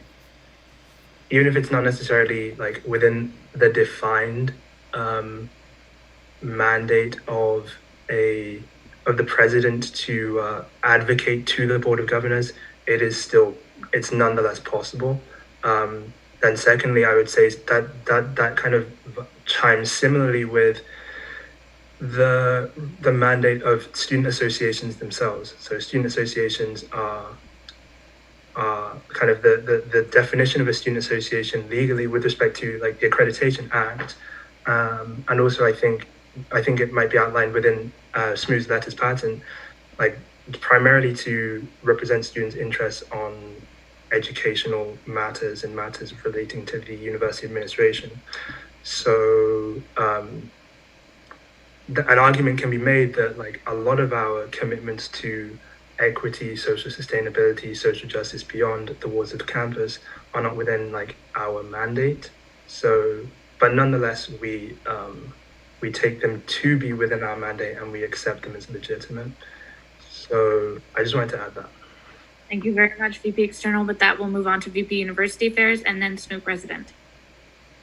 Right. So while I fully realize that I think the role of the president of the Board of Governors looks very different from, for example, my role on the Senate or the role of the president on the Senate, I don't think it would be completely accurate to say that the president, that is outside of the mandate of the president to advocate to the Board of Governors. I'd say that if it was true that the president did not engage in advocacy or lobbying of the Board of Governors, then we wouldn't have a fall reading break. Then we wouldn't have the progress on divestment that we have now, which is at least carbon neutrality towards 2030.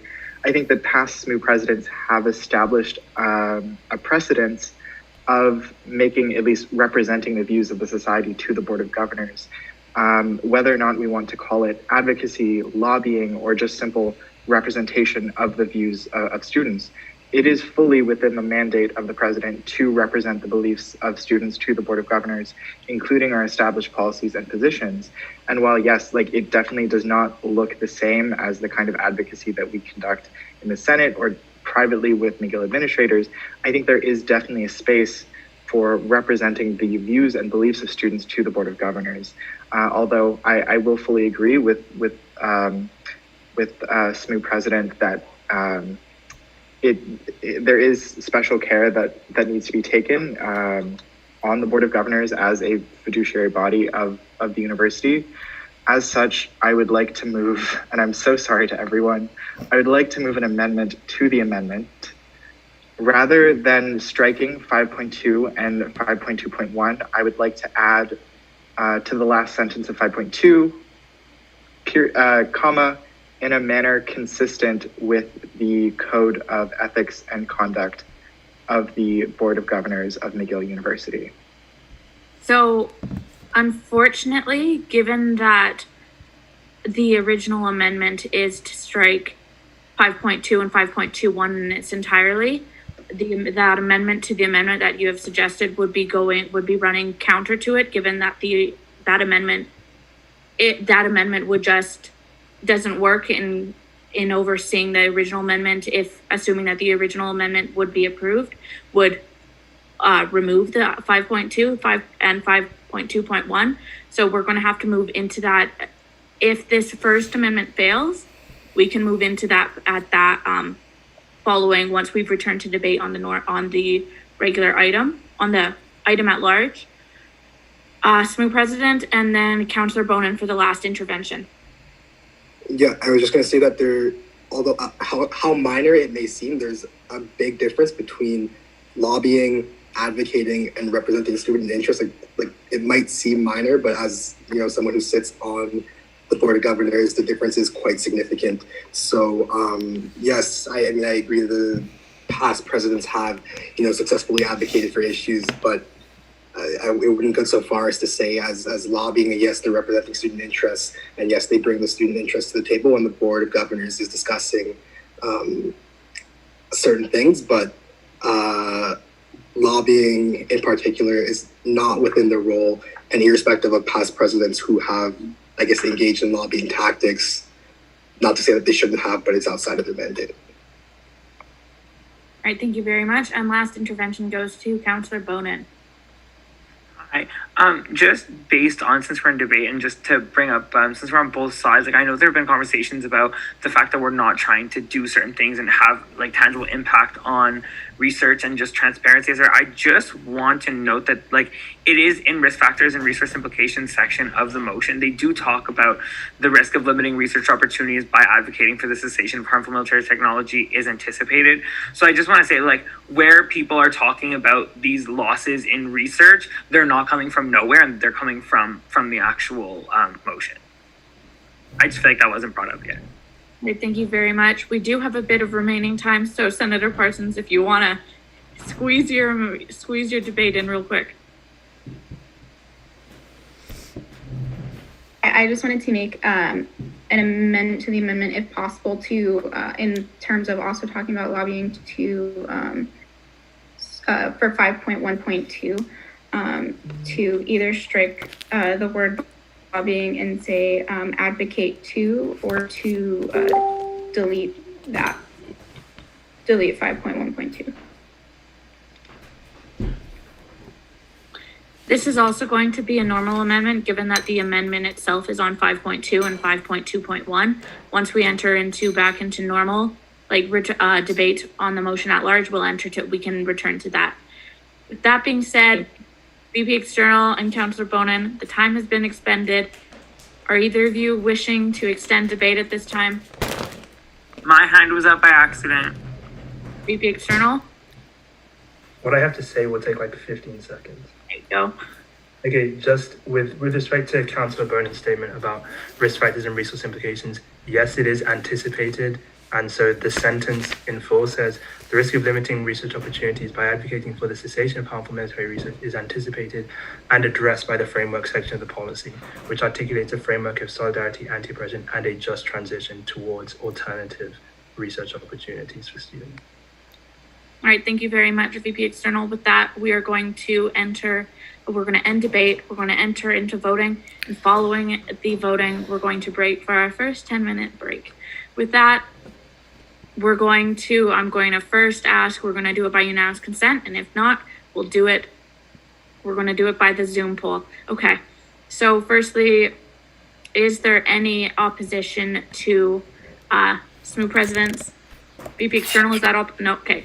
I'm going to ask by voice, anyone to please unmute yourself if you are opposed to this.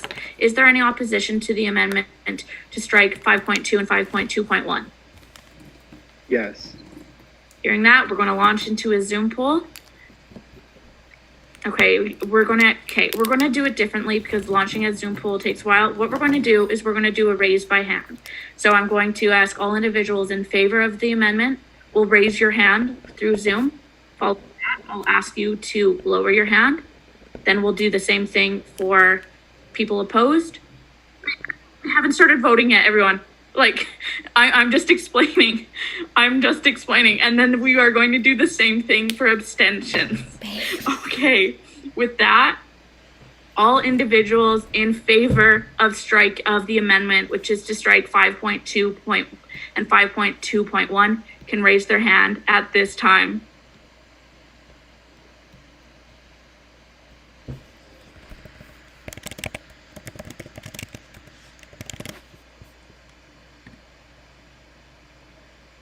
All right, thank you very much. You all can lower them.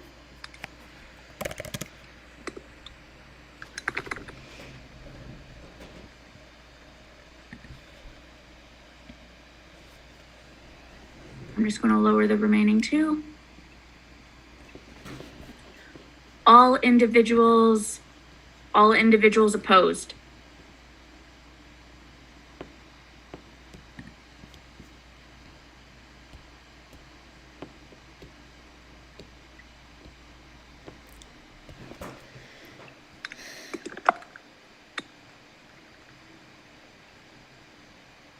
All right, thank you very much. You can lower your hand.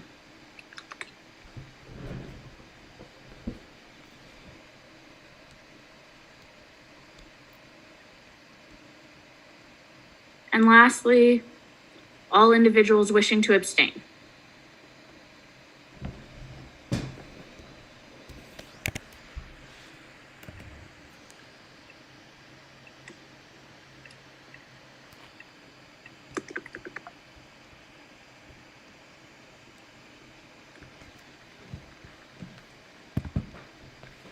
With 15 in favor, 9 opposed, and 1 abstention, the amendment has been approved. With that, we will move on. Before moving on to debate, we're going to begin our first 10-minute recess. So with that, we will enter into our first 10-minute recess at 20:13, and we will come back to Legislative Council at 20:23.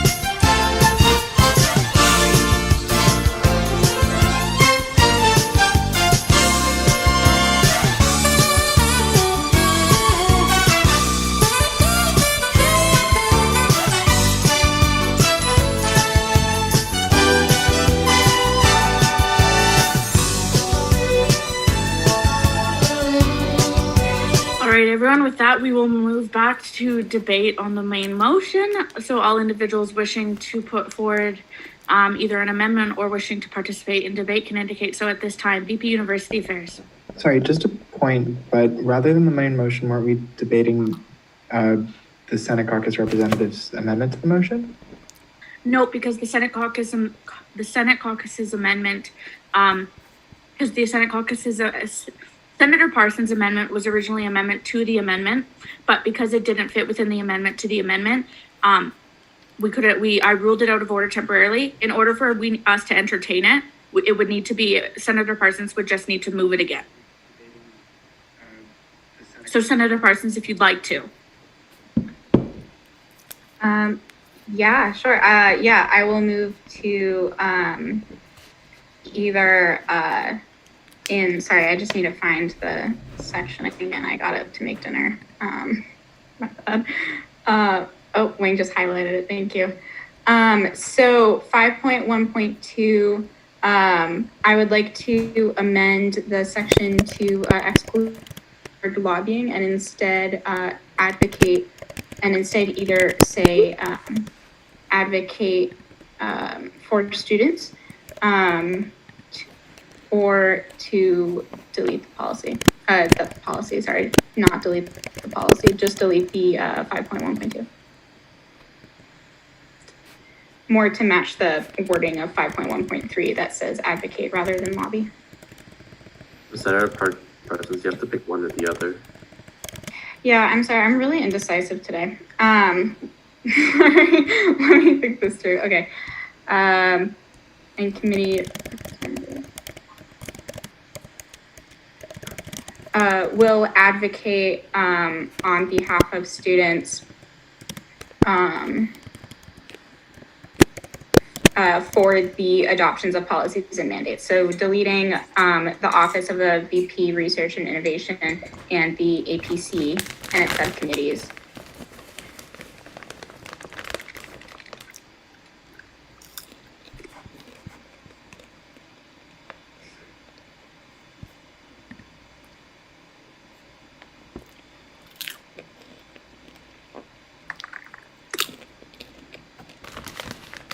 And then am I allowed to do more than that in other sections? If you move them all at once, you can, as long as they don't run yeah. Okay, and then same for 5.3.2, changing the word lobbying, will advocate on behalf of students, take out principal and VP administration and finance.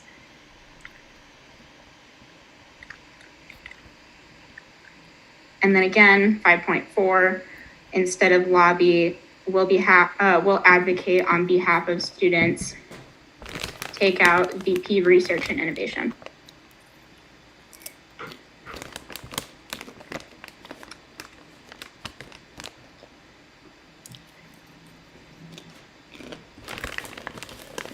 Thank you, sorry about that. All right, thank you very much, Senator Parsons. With that, before moving any further, can I have a seconder on those amendments? I'll second that, Speaker. Thank you very much, Councillor Smith. With that, we will move into debate. Before moving into debate, Senator Parsons, would you like to motivate further? Sure, yeah, this is just more to stay in line with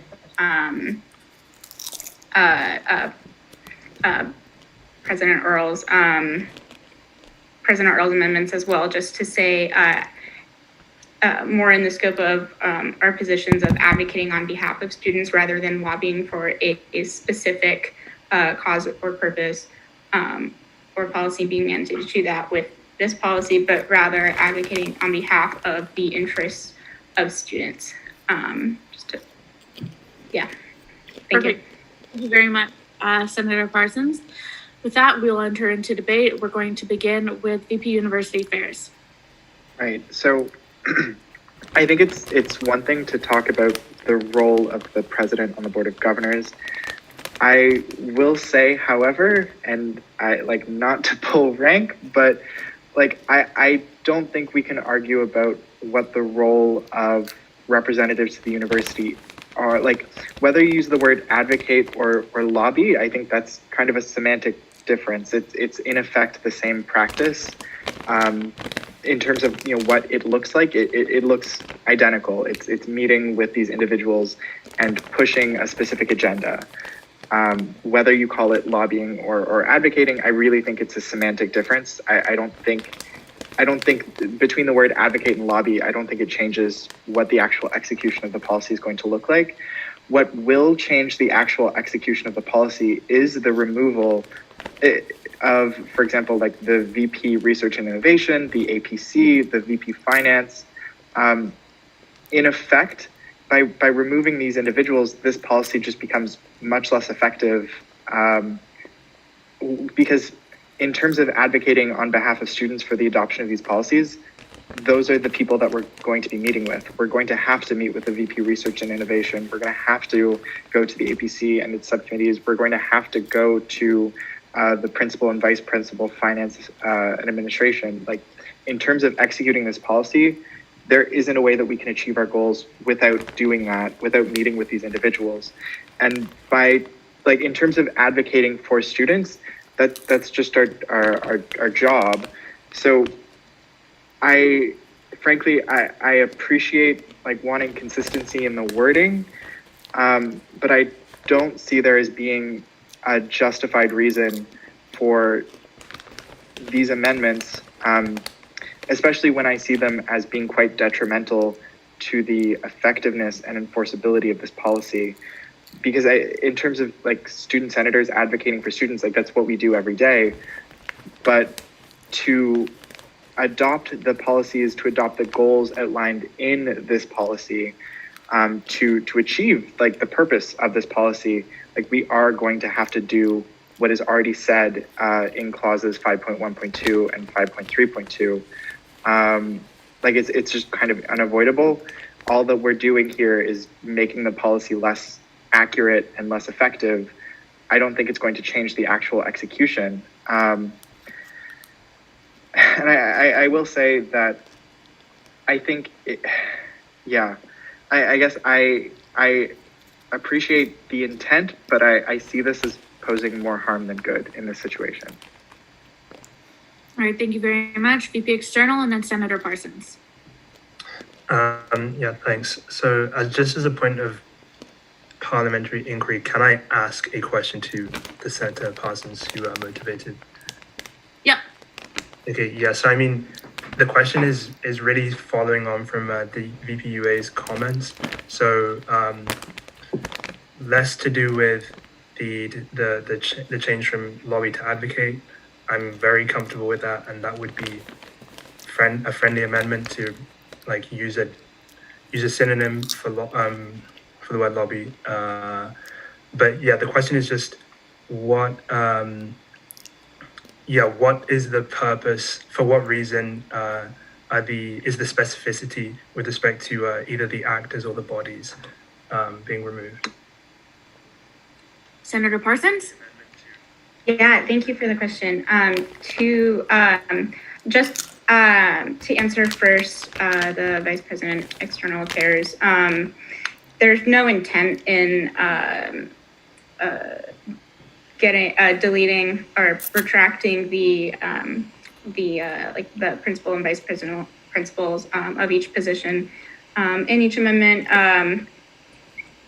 We could add them back in. I mean, it just made more sense like reading it as a sentence to take them out, but I have no problem with them being in there. But to respond to the Vice President University Affairs on why changing the word lobby to advocate, I do think there is power in the words that we use and the words that we speak. We write in our motions like this, and there is a difference between advocating and lobbying, and saying advocating on behalf of students rather than lobbying recognizes the different stakeholders that we represent that have a stake in this issue and that also have something to say as well. And then with lobbying, that's just pushing forth a certain interest And I would like to see the word changed so that we can recognize the different stakeholders that are involved in this. So I don't think it's just a synonym type thing, and I don't think that it's not something that doesn't matter. I think it's something that it's important that we recognize that we represent groups of people, and yes, we do that every day, and it's like in our jobs as senators, but also we need to be sure that we reflect that in what we write and the motions that we pass. I hope that answered both of your questions or concerns. All right, thank you very much, Senator Parsons. VP University Affairs. Yeah, I want to thank you, Senator Parsons, for that explanation. I'm not sure that I was fully clear on the intention behind the amendments when I first spoke. I will recognize that I think there are connotations of good faith with the word advocate that might not be present in lobby, whether or not I personally agree with those connotations. So I do see the value in that, and I do see the value in recognizing that in this advocacy, because this is a policy passed by council, it is advocacy on behalf of students. I like the Vice President External said, I don't think there's any harm in changing the word lobby to advocate, especially if we believe it has better connotations. I do, however, I will say that I do think it's important that we inscribe in the policy what our advocacy is going to look like. And when this policy was being written, when I was helping to write this policy, our strategy and our plan going into it was to meet with the individuals named presently in this policy. And I do think, especially, for example, 3 years from now, when I'm hopefully long gone from SMU, and future VPs UA are reading this policy and trying to figure out how they're going to execute this advocacy, how they're going to achieve these goals, especially, if we aren't able to achieve it all in the next year or so. I do think it's important that we leave these individuals in the policy, at least as a roadmap for future senators and future VPs UA, because from here I can say that I know to achieve this goal we will have to talk to these individuals, but the same can't necessarily be said 4 years down the road. So I would ask that, I am fully on board with changing the word to advocate. We can include on behalf of students, but I would ask that we include the principal and vice principal administration finance, the vice principal innovation, research and innovation, and the APC, just for future generations of SMU who might need a bit more guidance on how to execute this policy. Senator Parsons, I'll allow you one follow-up and then we'll end debate. I would thank you, Vice President University Affairs. I would find that friendly. We'd still need to change the wording so it makes sense to add them in. So if you have a suggestion for changing the wording, still keeping the word advocating on behalf of students, I would be friendly to that. Just as it stands, it doesn't really make sense, sentence-wise. VP University Affairs?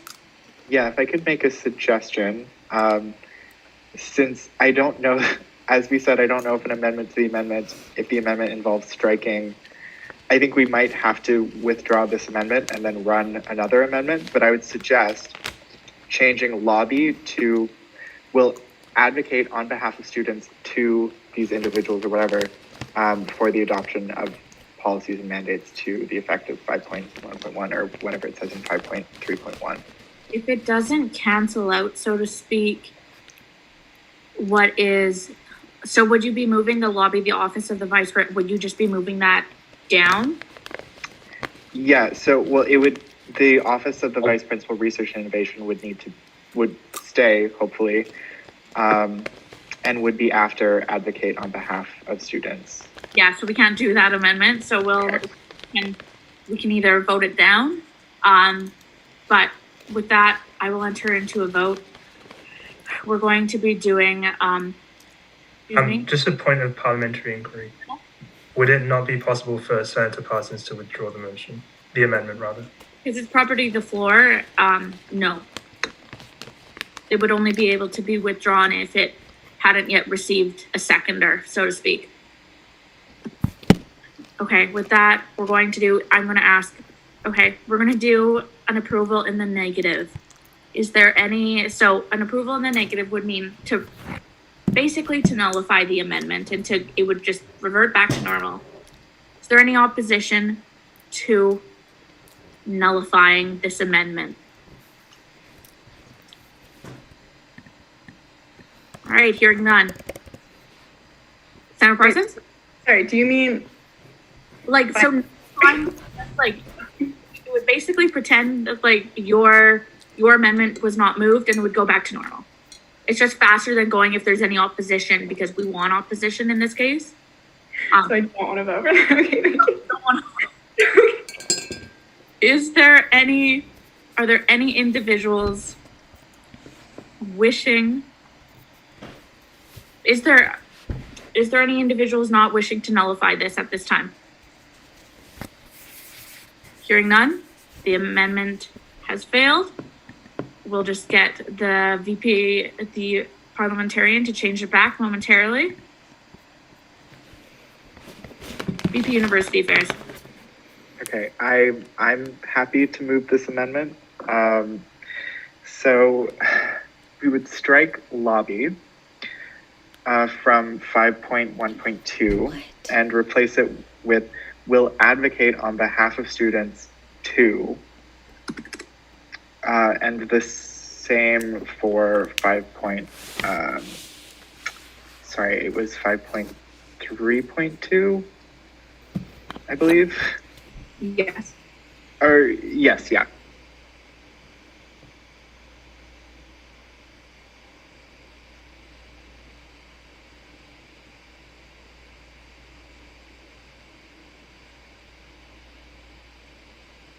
Okay. Senator Parsons, would you like to second? I would like to second, thank you. With that, VP University Affairs, would you like to motivate any further? Yeah, I'll just say I'm sorry everyone for that roundabout moment, but I think this is an exercise in democracy, and arguably this is going to be a better policy at the end of this if it is accepted. Thank you all for your patience. All right, thank you very much. With that, we'll enter into debate. And are there any individuals wishing to take part in debate at this time? Seeing none, we'll move to a vote. Are there any individuals opposed to this amendment?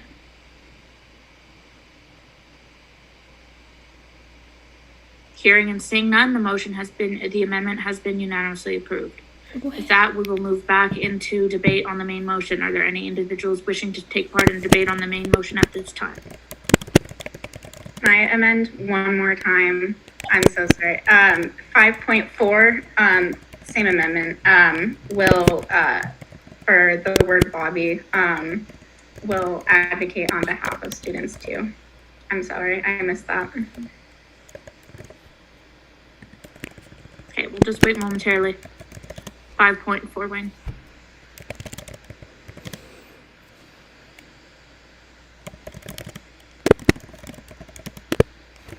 Okay, can I have a second? Seconded. Thank you very much, Councillor Smith. I'll go into debate. Are there any individuals wishing to take part in debate at this time?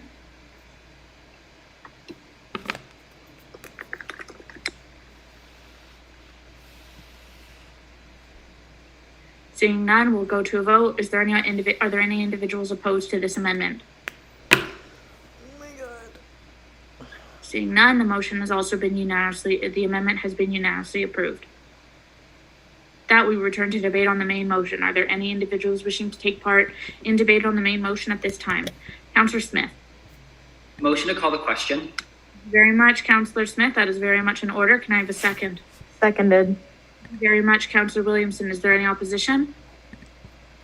Hearing none, the question has been called, and the question is the vote on motion regarding a policy on harmful military technology 2021-0128, and I will open the voting form momentarily.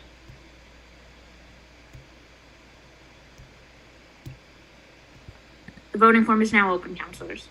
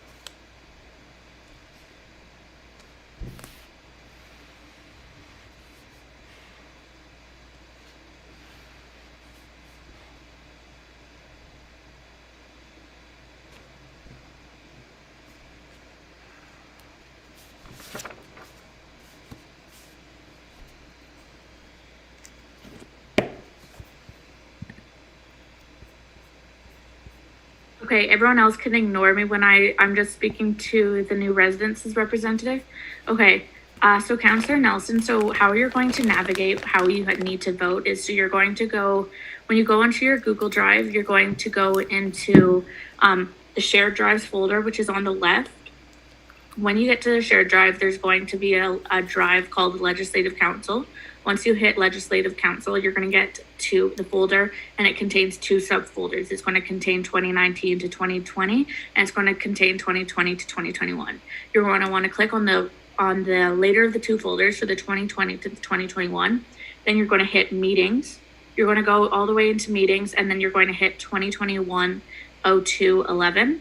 At that point, you should see a document, and it won't be in any of the other folders. You're going to see a document that that's called, I believe, Counselor Voting Directions. And within that, there's a link for every single motion that's being approved this evening, and that's how you go and vote. If you can't find it, I can help. We will do a suspension of the rules, because it's going to be better for me to just show you, but that's how you do it. Yeah. I'm sorry that I didn't have an opportunity to meet with you prior, but of course we can go over everything before next Legislative Council. Thank you.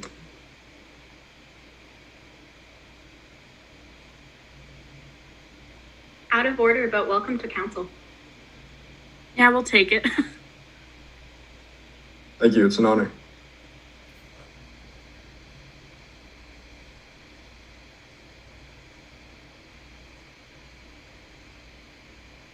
All right, we'll get one more minute.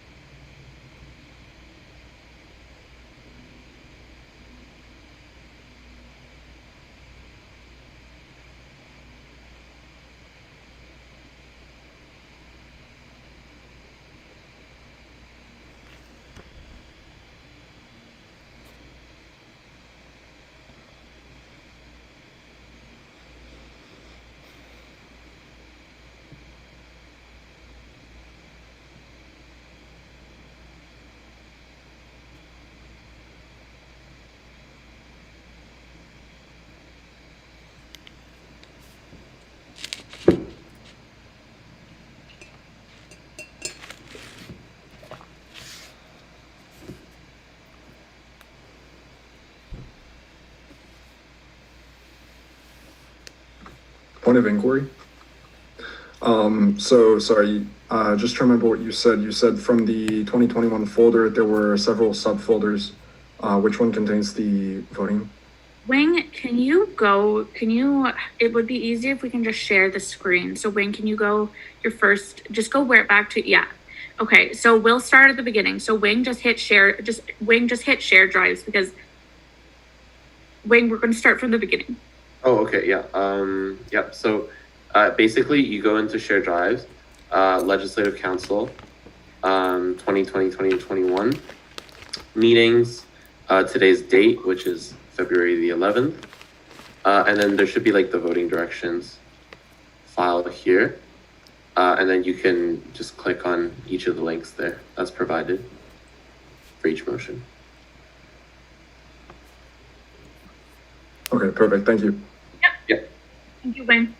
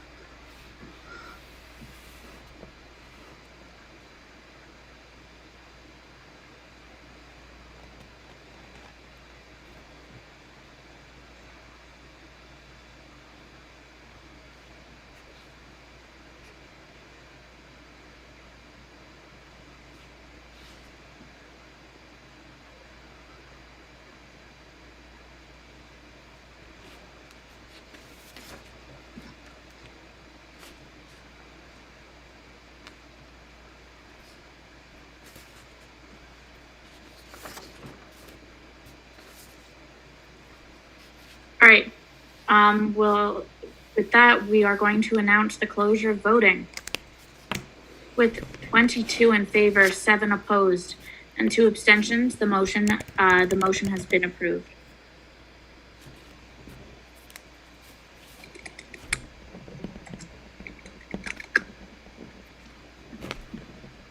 That, we will move on to item 12B, motion regarding a position on institutions of public safety, 2021-0128. This one has also been moved at the past legislative council and thus will not be needed to be remotivated at this time. With that, we will enter into question period. All individuals with questions can indicate so at this time.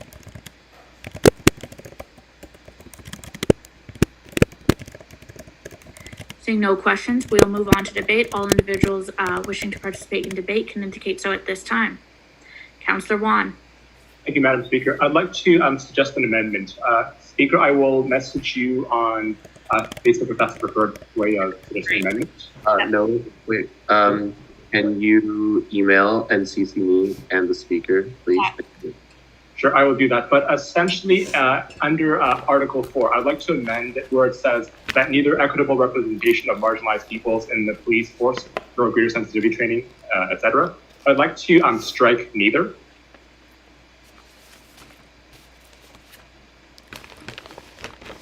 And I would also like to strike can after sensitivity training, and instead add between training and can may be helpful, but cannot fully.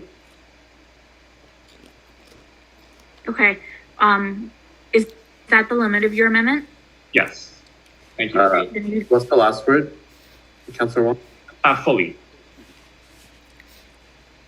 Okay, we won't require an email to be sent if, since that's the case. With that, we have an amendment that has been moved. Can I have a second? Point of order. Can I take this as, or like parliamentary inquiry? Can I take that as friendly? Okay. Yep. VP External and Councillor Morali, is this friendly for both of you? Yes, this is friendly. All right, thank you very much. With that, this will not need to be debated. Seeing that, are there any further individuals wishing to take part in debate at this time? Seeing none, we will proceed into a vote. And the voting form is now open, councillors.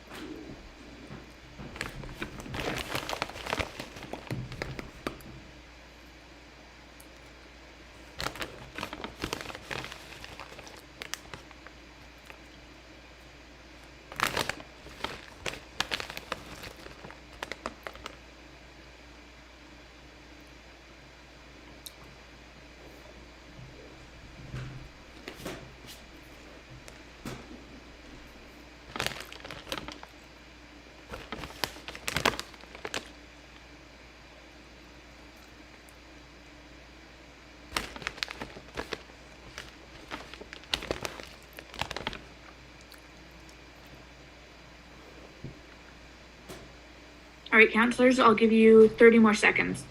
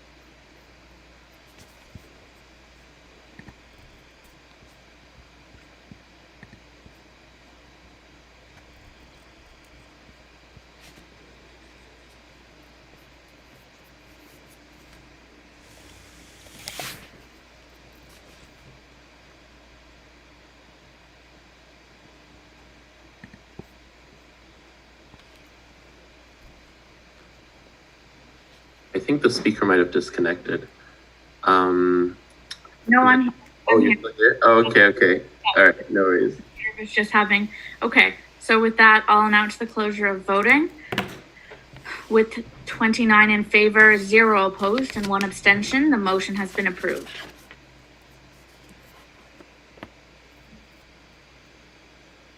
With that, we will move on, and we will move on to item new business. We will begin with the notice of motion to amend the internal regulations of elections and referenda. SSMU President, I believe you had moved this. Are you comfortable doing so? Oh, never mind. Okay. VP Finance, I apologize. VP Finance, would you like to motivate this? Yeah, no worries at all. I would love to motivate this. Thank you. So following the fall 2020 elections, the election SSMU team believes that an addition needs to be made to the internal regulations just to facilitate some more student engagement with referenda and also strengthen SSMU's democratic infrastructure. So they'd like to propose one main point, which is an explicit period to form no campaigns, which they could form up to 3 days before polling starts. They'd lower the signature threshold to 25 to account for limited formation time. Additional elections are needing to ensure compliance with internal regulations and also commitment to making referendum questions available to students for review as early as possible to allow formation of dissenting opinions. So that's the main point in that motion. It's pretty straightforward. And then there's a second smaller addition, which is just saying that all fee questions must be reviewed by the Vice President of Finance during the nomination period. Thank you, everyone. Great, thank you very much, VP Finance. This motion will return to the next Legislative Council to be debated and voted upon. With that, we will move on to the motion regarding the creation of the gender and sexuality. Oh, this one has been approved. My apologies, I believe. Wing, that is correct? Yep. Okay. With that, we will move on to 13C, motion regarding referendum question on the increase of the SSMU membership fee 2021-02-11. To motivate for 2 minutes, we have VP University Affairs. No, you're more than welcome to call me by my name, but it is the moment we have all been waiting for, folks. I have been talking about this particular project to compensate legislative counselors and student senators for their work, probably for as long as I've been on council. So this referendum question, I know there was talk back and forth about creating a standalone fee or finding room in the ops budget. So at the end of all those discussions, after due consultation with the finance and accounting departments and the general manager, we came to the conclusion that the best solution would be to increase the society's membership fee. And after doing some budget calculations with the wages assigned by the HR department and just estimated hourly allocations based on estimates from myself for senators and the governance manager for counselors, we came to a total of $1.20 for all members of the SSMU per semester as the amount that would be necessary to fund both the hourly wages themselves and the associated HR costs related to onboarding nearly 50 additional employees. So I don't really have anything. I feel like I've said all there is to say about this project, and I look forward to your questions and debate. Thank you. All right, thank you very much, VP University Affairs. With that, we'll enter into question period. All individuals with questions can indicate so at this time. We'll begin with Councillor Karasik. Right, thanks. It's a really well put together motion. I just had one quick question. I'm not sure if the motion answers, but I want to just clarify. How does this work for counselors who already get paid from outside organizations? Is that just the outside organization pays period, or that's just something to be decided after this? I just want to get clarification, sorry. VP University Affairs? Yes, thank you. So this was something that also came up with my consultation with the Senate caucus. So this is something that's going to have to be decided on a case-by-case basis in conversation between SMU leadership and the leadership of the respective faculty associations. Ultimately, it's going to be up to the faculty associations if they would like to continue compensating their representatives for internal responsibilities that they perform within their respective faculty associations. But regardless, there will be a standing offer to compensate counselors and senators for the work that they perform, either for the society, for the Senate caucus, or just in their capacity, either on council or on the Senate caucus. So that might not be an incredibly savory answer, but the answer is just that it's going to have to be decided essentially by the faculty associations themselves with respect to their budget limitations and capacity, and to what extent they'd like to compensate their representatives for internal responsibilities. All right, thank you very much. We'll next go to Councillor Gunderman. Yeah, so this question is just for clarification purposes. I was wondering how exactly the councils will be paid. So would it be an hourly wage depending on the length of the legislative council? VP University Affairs? Yep. So essentially, counselors and senators would be employees in the same way that for HR purposes, in the same way that any part-time student employee exists at SMU. So it would be an hourly wage. Counselors and senators would be responsible for self-reporting the hours that they worked. We recognize that counselors and senators both work at least somewhat outside of our actual regularly scheduled meetings, whether that's on committees or working on their respective projects. So it would be the responsibility of the representatives to report the hours that they work on a weekly basis, for which they'd be compensated on an hourly basis. All right, thank you very much, VP University Affairs. Councillor Bonin. Hi, thank you.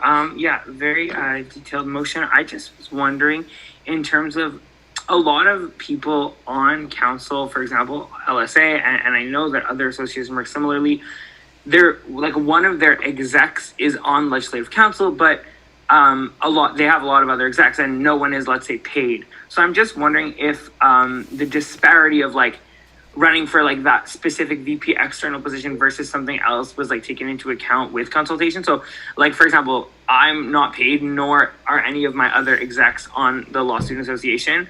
And then all of a sudden this position would be paid. So I'm just wondering if that was looked into. Thank you very much, Councillor Bonin, VP University Affairs. Yeah, that was actually one of the first big road bumps that we hit in this process all the way back in the summer term. So I will say, in the original incarnation of this project, the goal was to create a subsidy that respective faculty associations could access to pay their representatives. However, the same concern was brought up by numerous, I don't want to say smaller faculties, but faculties aside from arts and science, whose executives were not compensated. Essentially, their answer was that they would prefer that the SMU compensate their representatives, and I don't want to put words in their mouth, but that would be a better solution to it coming from the faculty associations themselves. Though I realize your question was more so on the disparity between being paid and not paid. So to address that, I think it's important to specify that this compensation is purely for work performed, I want to say duties performed in service of the society, whether that's as a senator representing undergraduate students at large, or as a counselor serving on the legislative council and on SMU committees. So I think that distinction will be important in any decision making on a faculty level in terms of, for science and arts, what level they're willing to continue compensating their representatives for internal duties. And I think it's an important distinction to make when distinguishing between executive positions that act both internally to their respective student association and at SMU. So I think the important distinction is that this compensation is for your service to the society, not for necessarily the position that you were elected for. And I can say that, in all honesty, I'm sure there will be some discomfort in the initial implementation. Like I'm sure there will be some level of awkwardness moving forward. But ultimately, our concern here is to ensure that the people who, well, I don't think I have to explain to all of you like how integral you are to the society, but to ensure that you're compensated for the labor, the hours that you put into SMU, rather than, technically speaking, like your elected position in your respective student association, if that makes sense. All right, thank you very much. We'll go to Councillor Juan. Thank you very much, and thank you, VP University Affairs, for the presentation. I just have a question about the salaries. So first off, what's the approximate dollar amount per semester for a stipend to be given to a counselor per semester? And how would this differ if the counselor had more than one role? So for example, if they sat on Senate or the board as well. And would this be further complicated if they were already hired by SMU, for example, if they're on the SMU payroll? Thank you. VP University Affairs. Yep. Okay. So this is actually something that we kind of navigate already. There's a surprising number of people within the society who occupy multiple hats. Whether it's I don't want to single individuals out, but I will say there are plenty, like many individuals within the society that have like multiple jobs, occupying like various different positions. And I won't get into how that's handled, like in terms of our accounting department and like our HR software, but like there's the option to report hours that you work for various different positions at those positions, like respective pay grade, and like I'll just say that it won't present a problem, at least operationally.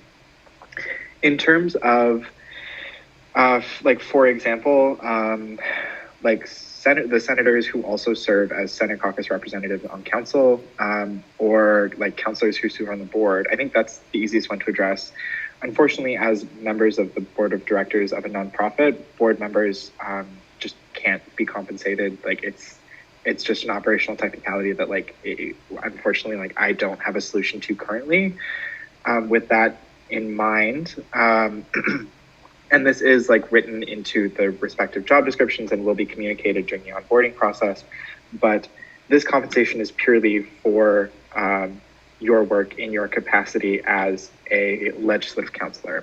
So for example, a legislative counselor that also sits on the board of directors would be compensated for their work as a legislative counselor, not as a director of the board of directors. A Senate caucus representative could be compensated for their work as a senator representing Senate caucus, just because there's a different relationship between the role of a Senate caucus representative on Senate and like a counselor who is also a director. Again, I think we're getting into like a lot of nuance. So please stop me if this isn't making sense. All right, thank you very much. Councillor Smith. Thank you, Madam Speaker. I'll just preface this by saying I am kind of making dinner. So, I have two questions for the Vice President of University Affairs. My first question is, I expect that there's been some consultation with the faculty associations, with the presidents, the VP Finances. I'm wondering if the Vice President of University Affairs could kind of explain kind of what the consensus was out of those consultations. And my second question is, what would an onboarding process look like for a member of legislative council or senator, and how would this differ from kind of the generic SMU onboarding process? Thank you. University Affairs. Yep. Actually, I'm so sorry. I missed your first question. I'm completely blanking. Would you mind repeating it? Of course. So I presume that in this sort of consultation with policy, you spoke to the faculty associations, the president of faculty associations, the VP Finances, et cetera, et cetera. I'm just wondering if you can kind of sum up a bit about what the consensus was from them, how they received this proposal, et cetera, et cetera. Okay, yes, thank you. And my apologies. been a long night, and we have a long night ahead of us. So in terms of consultation, there was a lot of consultation that happened over the summer with the President's Roundtable and like meetings with respective like interested faculties like who wanted to give input. The general consensus, I would say, and like this, I hope this doesn't come off as self-congratulatory, but like the consensus was that this was the best solution. Like we've floated numerous options, whether it was like stipends, going purely off of work study, creating a subsidy fund that faculties could access. Like this was the best option, like the preferred option for, I'm going to say like pretty much every faculty association that was consulted. I will say I also met quite frequently with the Arts Undergraduate Society leadership to talk about like the implementation of compensation for representatives. They were actually a big factor in the decision to move this under the like base membership fee rather than a standalone fee, and to talk about kind of like the nuance in navigating the varied responsibilities of like, for example, as we mentioned, counselors who also occupy, like also wear the hat of director of the board of directors. So yeah, again, might not be the most satisfying answer, but I will say that the motion that you have before you was kind of the product of consensus and approval of pretty much every faculty association that was consulted over both the summer term and the fall semester. Great, thank you very much, VP University Affairs. I'll note that we... Oh, sorry. There was a second question as well, I believe, if I might answer it. Oh, jeez. And now I'm blanking on the second question. I'm so sorry. Yeah, it was just what would an onboarding process look like for counselors or senators? How would this differ from the normal onboarding process? I know right now it's probably not even conceived, but what would how would you want it to look? Yep. Okay, I can very much answer that. Thank you all again for your patience. Yeah, so essentially in terms of onboarding, I'm going to go on a limb and say training would probably not look very different from the training that you've already received as counselors and the two senators that are in the call. I'm going to say that training will most likely be identical, apart from any changes that are made to training completely distinct from this particular motion. The only addition will be some like very, very rudimentary HR onboarding in terms of like the like internal policies that employees have to abide by, whether that's like health and safety, psychological harassment, mental health, like an employee manual, and then some very, very like rudimentary training on like how to log hours and stuff like that. So there will be some like additional steps in terms of employee onboarding, but I like to think that for employees, the onboarding process at SMU is like fairly expedited, and your actual like on the job training will just be the training that you've already received as counselors and senators. All right, thank you very much, VP University Affairs. I'll note that while there are 2 more questions, question period has been extended. So can I have a motion to extend? Motion to extend by 4 minutes. All right, thank you very much, Councillor Smith. Can I have a second? Seconded. Thank you very much, Councillor Williamson. Is there any opposition? Hearing none, the 4-minute extension has been granted. I'll note that since we have 1 minute per each question and response, that no other individuals will be able to raise their hand for questions at this time. So we'll first go with Councillor Sood. Yes, thank you. I just wanted to know that should this motion pass, is it going to be advertised? I mean, is the compensation going to be advertised in other places than the referendum? VP University Affairs? I want to say that, for example, should the referendum pass, like the membership will most likely be notified. I'm a bit hesitant to pull out like an all-out promotional campaign to show the fact that like our council and Senate positions are compensated, because I'm I don't necessarily want to affect the reasons and like the nature for which individuals run for council or senate positions, but I can say like it will definitely be communicated to the membership. I fear that at this point, I think there have already been a number of faculty association elections, so it might not make a difference for everyone, but it will definitely be communicated to the membership should it successfully pass the referendum. All right, thank you very much. Councillor Bwan. Thank you. And thanks, VP University Affairs, for answering my previous question. I just have one more. So as shown on the screen right now, there are two types of faculties that pay two different types of student fees. Medicine, law, and dentistry pay less than the other faculties. So I just want to ask, why is it supposed to be fixed as opposed to being indexed accordingly? Thank you. VP. So yeah, I want to say two main reasons. The first is just simplicity. Like it was just much easier to budget for a flat fee, and organizationally, like it's just simpler to implement, and much easier for us to operationalize. I would say the second answer is a bit more, I guess I want to say nuanced, in the sense that, like, since the representative positions for all of these faculties are going to be receiving the same hourly wage. In my mind, it makes sense that students for those faculties chip in kind of equitably, since their representatives are all going to be receiving kind of the same compensation. That's as much of an answer as I have. Thank you very much. Councillor Bonin, unfortunately, we have expended question period, so unless you'd like to put forward an amendment to extend. Yeah, can I put forward an amendment to extend by literally 1 minute, 2 minutes, since we have a question answer? Okay. I'll entertain that. Can I have a second? Second. Thank you very much, Councillor Mulvaney. Is there any opposition? Hearing none, Councillor Bonin, followed by VP University Affairs. My question was just about the consultation that VP University Affairs spoke about before.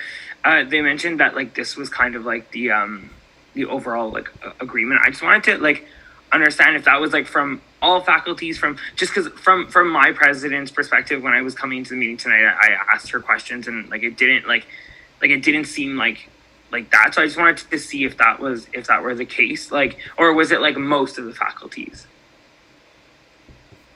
VP University Affairs? I can say that I, like, from either the president's roundtable meeting and my consultations with like all interested, like I put out an invitation for consultations with faculties, I can say that I didn't hear any dissenting voices. Like there were representatives who didn't voice an opinion, but overall I really only heard like indications of like approval for this particular plan. Can I continue? No, I can't say anything. Technically you have the 2 minute, you have like a minute 15 left, so. Okay. No, I was just saying because like I brought it up with my president, the exact same thing that I thought about in terms of like some execs on like certain associations getting paid and some of them not, and that's what my president told me that was her biggest contention and that it was raised. So that's why I was just like not sure where it was raised. Maybe it wasn't with VP's University Affairs directly, maybe it was with another consultation, but that's what I was told. All right, thank you very much. With that, can we do a 30-second recess? I got my food delivered and I have to go to the door. So moved. Thank you very much. Is there any opposition? Thank you. You deserve it, Lauren. You're doing great.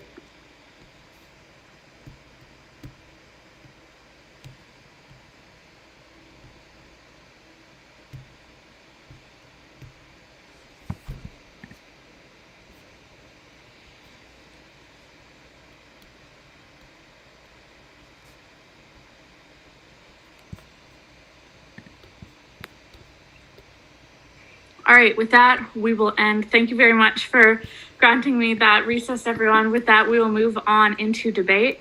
All individuals wishing to take part in debate can indicate so at this time. Councillor Smith? Thanks, Madam Speaker. I really appreciate the VP University Affairs for putting this together. I think it's a very concrete proposal. My concern is twofold. One is that this creates a certain degree of inequity among faculty executives, whether that's being executives who are paid versus those who aren't, or in case of, for example, AUS, where we do pay our executives who are paid more than others. My other issue is that this could open a Pandora's box with regards to the role of counselors to SMU with regards to certain executives. I know in AUS, in Art Services SMU are technically executives. I know in other faculties, I believe MUS, they're not. And I think that this really does kind of open some things that maybe are best left to the faculty associations. It's kind of my thinking. And with that, I yield my time back. Right, thank you very much, Councillor Smith. I will also note the arrival of Councillor Ramey at 21:21. Thank you very much, Councillor Ramey. With that, we will move on to the next individual. Go to the proxy for Senator Daryanani. Thank you very much, Madam Speaker. I just wanted to speak to this as a two-term senator, and I believe the only two-term senator in the room right now. And I'd like to speak strongly in favor of this motion. So speaking personally, I have two jobs in addition to my role of being a senator. I am supporting myself through university, and I know that this is a very common thing for many of us here in this room, for many other prospective members of the Senate or members of SMU Council. And I really kind of want to highlight the amount of unpaid hours that I myself and my Senate colleagues put in on behalf of students advocating for student interests. So this involves weekly meetings, committee meetings, as well as our own independent work. For those of you who've taken a look at the Senate job description that's linked in the document, you'll note that senators also have to take on an independent research project that is self-directed. I was just in a meeting with 3 senators who are currently talking about running a large-scale survey of students, which they are then in turn going to take to university administrators. So it's not a small commitment to be a senator. And this is all opportunity cost, right? So this is time that I'm not spending on my studies. It's time I can't spend on my other jobs. But at the end of the day, I need to pay my bills. So compensating these hours would be extremely valuable. It would be an excellent recognition of all the work that senators do. And furthermore, I'd like to note that senators put in so many unpaid volunteer hours advocating for students sometimes against administrators and against professors who are paid full-time for their work on Senate.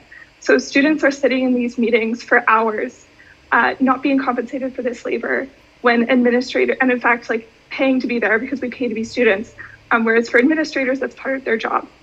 So I think that this goes a long way in recognizing senators for that labor, compensating them for that labor, and allowing other students who might be in my situation, who are putting themselves through school, to become a part of this great organization and to try to advance the interests of students. Thank you, Madam Speaker. All right, thank you very much, Proxy for Senator Daryanani. We'll next go to Councillor Gunderman. Thank you, Madam Speaker. So I would be generally opposed to this motion for several reasons. Most importantly, because I think it would create the wrong incentives for everyone running for this position. I don't know about any of the other councils, but personally, I think I ran for the betterment of university affairs and my own faculty. And I think having a monetary incentive would just have the wrong people running just for the wrong reasons. Also, in addition to that, I also consulted my own, the MUS presidents, and he told me that the consensus was among presidents that it would not be possible to pay senators and councillors. So yeah, I generally oppose this motion. All right, thank you very much, Councillor Gunderman. Senator Parsons. Hi, I'm sorry. I had a few. I just wanted to respond to Councillor Gunderman's point, and I also wanted to build off Senator Tessier's point, proxying for Senator Daryanani. there's a lot of work that goes into what happens that maybe is not always seen.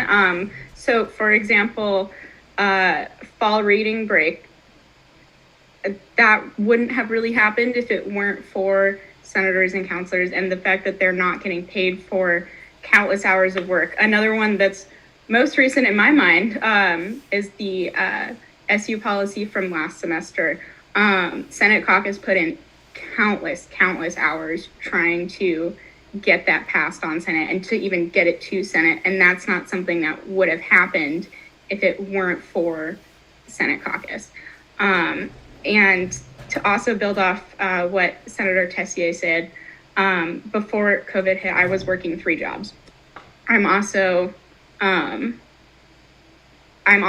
my bills myself, and I'm paying for college myself, and I'm also currently working, and it's something that's incredibly difficult, that you want to be able to help your students and you want to be able to help the people around you and do everything you can in this position.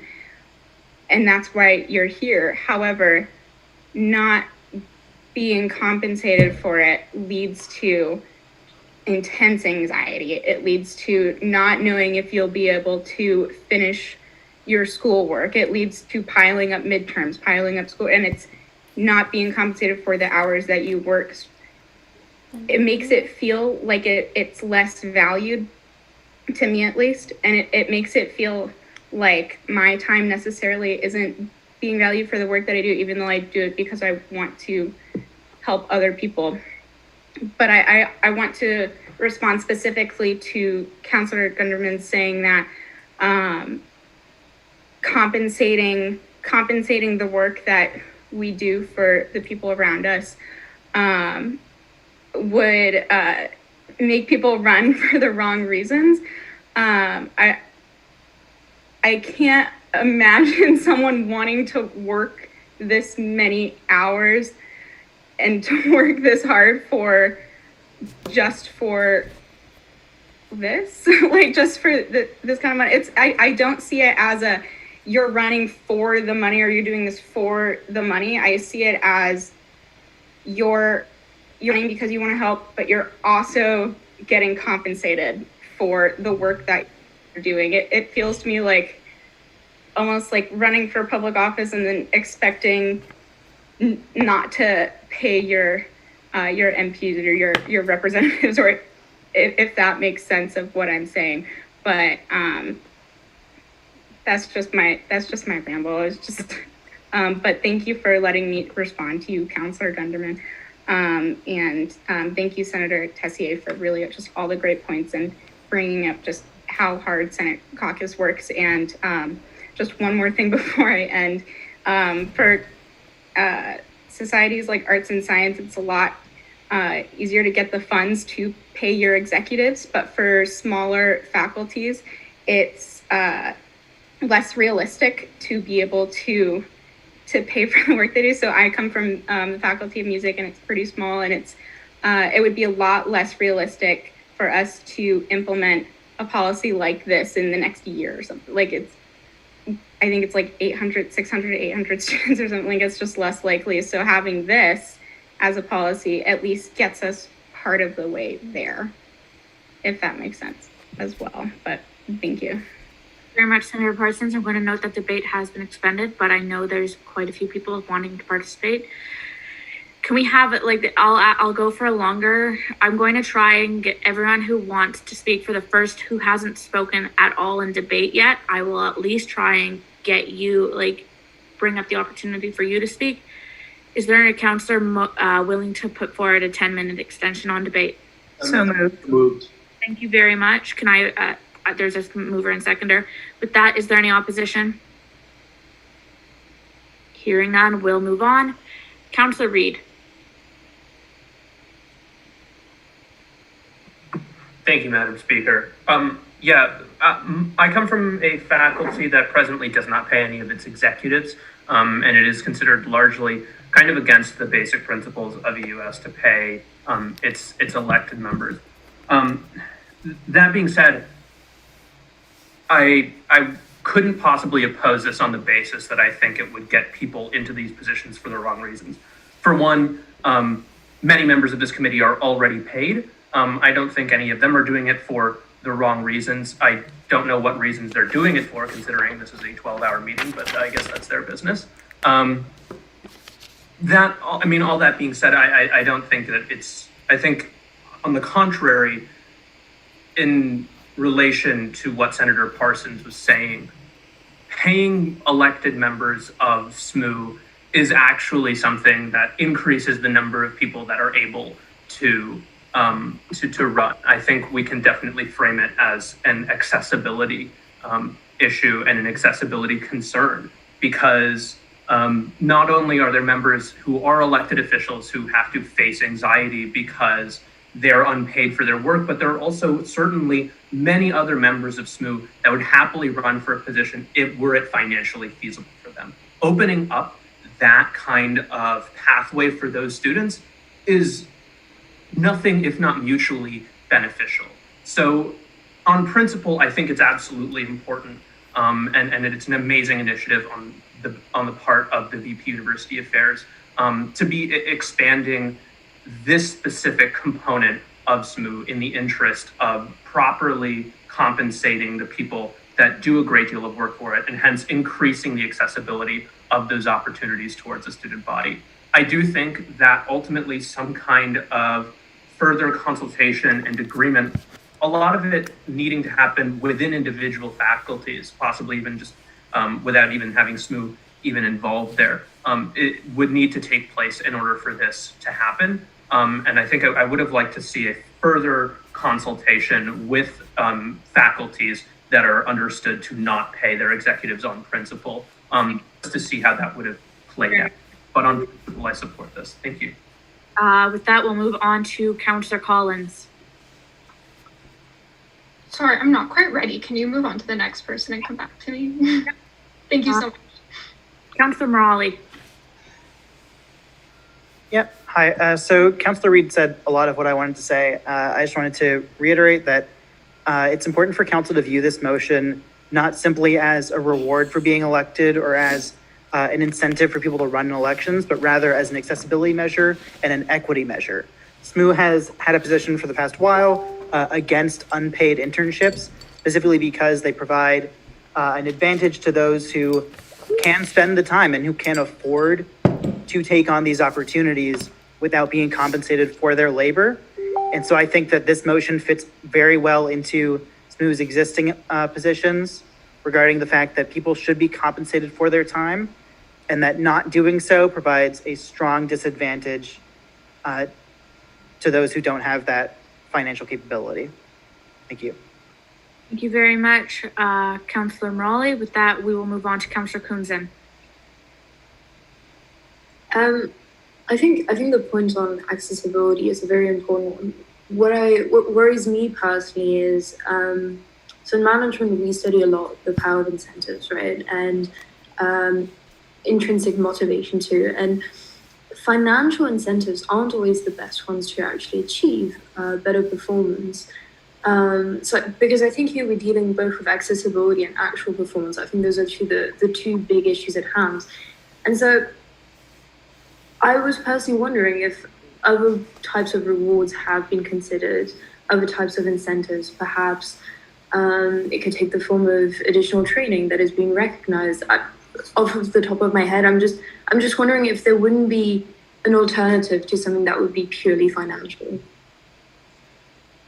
All right, thank you very much, Councillor Kunzen, Councillor Collins, and then VP University Affairs. Yeah, so I kind of have a couple questions or comments that are also, I'm kind of looking for a response. So if possible, so something that I was wondering, I was looking in the consultations and I was wondering, sorry, I should ask this in question period, but it didn't really come up until we started talking about the ethics of paying students, student representatives. I was wondering if Vice President Frizzle could elaborate a little bit more on the consultations done with the Scholarships and Student Aid Office regarding eligibility for work-study subsidization, because something that I'm kind of interested in is the fact that, you know, there are some students who are representatives who have to work 3 jobs to pay their bills and who put themselves in debt to go to school and are really, you know, making a huge sacrifice to hold this position. But to put it bluntly, there are also a lot of my peers at McGill who their parents pay for everything, right? And they come from backgrounds where to them, this kind of income would really just be disposable income. And I'm not saying there's anything necessarily wrong with that, but I think that there's a huge gap between people who need to be paid in order to hold this position and people who it would just be perhaps not the best use of students' money. So I was kind of wondering if Vice President University Affairs would be able to elaborate on that consultation. Thank you. Thank you very much. With that, we'll move on to VP University Affairs. Hello. Okay, so there was a lot brought up, a lot of questions, a lot of comments. I will try to address all of them. First and foremost, Councillor Collins, thank you for your comment. To elaborate on that, I did consult with the Director of Scholarships and Student Aid, Kara Paperny, essentially to gauge the feasibility of having the work-study program subsidize part, if not part of this project. The reality is that most likely around a third of councillors and senators would be eligible for work-study subsidization. So really, we see that as a long-term cost reduction method rather than something that can be dependent on year to year. I think our goal here is to set up a standalone fund that can sustainably support the wages of councillors and senators without depending on subsidization from scholarship and student aid. Although, of course, if we, and a big part of the next steps is further applying for subsidization under work study. That's seen as kind of like a cost-cutting measure in the long term, so that hopefully, like 5 years down the road, we could reduce or maybe reallocate these funds somewhere else. One of the benefits of this being under the base fee is that if we achieve subsidization, some of this money could be reallocated to an area within SSMU that maybe needs it a bit more than we would. But to talk about the consultation process, I will say, like, to the best of my ability, like, I attended meetings of the President's Roundtable. I extended offers to all of the presidents, to all of like my connections, in terms of like VP academics across all of the faculty associations. I attended like every consultation meeting that I was invited to, and to the best of my ability, like over 2 semesters, like if there is a better solution, like I could not find it. I understand, like I recognize there are still concerns among the leadership of some of the faculty associations, but I will say there's only so much that we can solve like at SSMU. And here my first priority is ensuring that SSMU representatives, that people who serve our, like the society, who contribute to the functioning both politically and operationally of the society are compensated for their work. And while I would love to give a solution that works perfectly for all of the student associations, like that's simply not possible. Like my main priority here is ending this like labor theft that SSMU has been committing against counselors and against senators, because like after doing the math, it's about $60,000 a year of wages that could be paid to counselors and senators, but that work is going unpaid. Like the SSMU, as it stands now, is profiting off of your unpaid labor. And I will say, from my observations, there are senators who work harder than I do week to week. There are senators that have stayed up working on Senate motions and projects later than I have, and like this is my full-time job. And I'm sure the same could be said for counselors as well, although not my area of expertise, unfortunately. I would love to provide an example, but like quite simply, you all deserve to be paid. I don't think there's any point of contention here. I realize that this is not a 100% perfect solution, but it is as close as we can get. And I do commit to, should this referendum question pass, working with the respective faculty associations to iron out all the rest of the details. But for now, I think we need to prioritize ensuring that our elected leaders, in their capacity serving the SSMU, are compensated, because right now that does preclude certain people from being eligible to run. Like, I have friends who wanted to serve as counselors, wanted to serve as senators, but can't because they have to spend their time working 2-3 part-time jobs, as Senator Parsons mentioned. And that is something that just we can't let stand any longer than we have. University Affairs. With that, I will move on to Julia Caddy. Thanks, Speaker. I wanted to, first echo a lot of what has been said, especially by Senator Parson and then Councilors Reid and Morali. I also want to emphasize, as not a counselor myself, and beyond my role in SMU, but as a member of AUS, the reflection on the fact that it is not uncommon for there to only be a few applicants on the ballot for positions such as representatives to legislative council.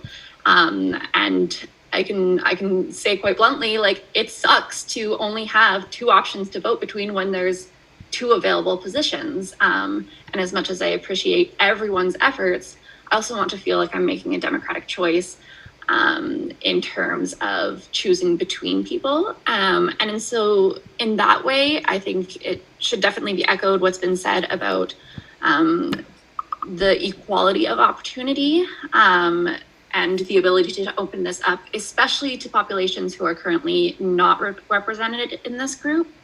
But also for the fact that even if there is some degree of financial incentive for people applying, like, I'd be happy for that to be the case if it means I actually get to vote between options when choosing who's going to be representing me.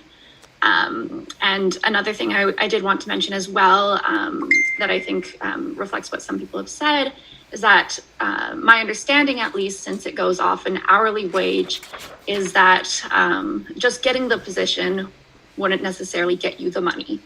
To put it simply, like, it really would reflect those senators, those legislative council members who are putting in work above and beyond. So I think that's just something to keep in mind is the hourly wage nature of it.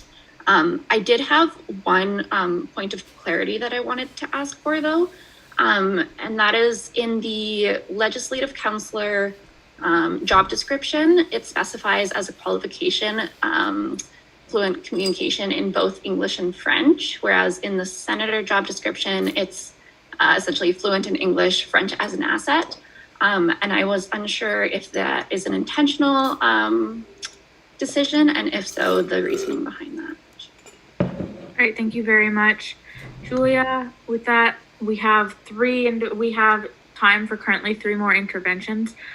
So I will go to individuals who have not spoken on this motion yet so far. So we have Councillor Karasik.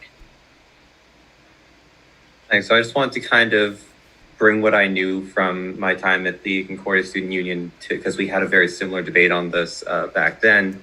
So one thing that I have found is the specific argument of incentive, like the perverse incentive of being paid, doesn't really hold true for the most part.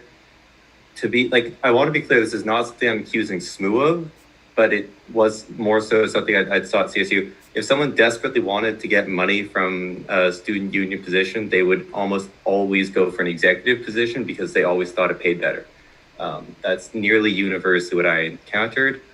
And also from my experience at Concordia, I didn't see a significant difference in who was, like the reasons for why people were trying to get into the CSU, whether they were paid or unpaid.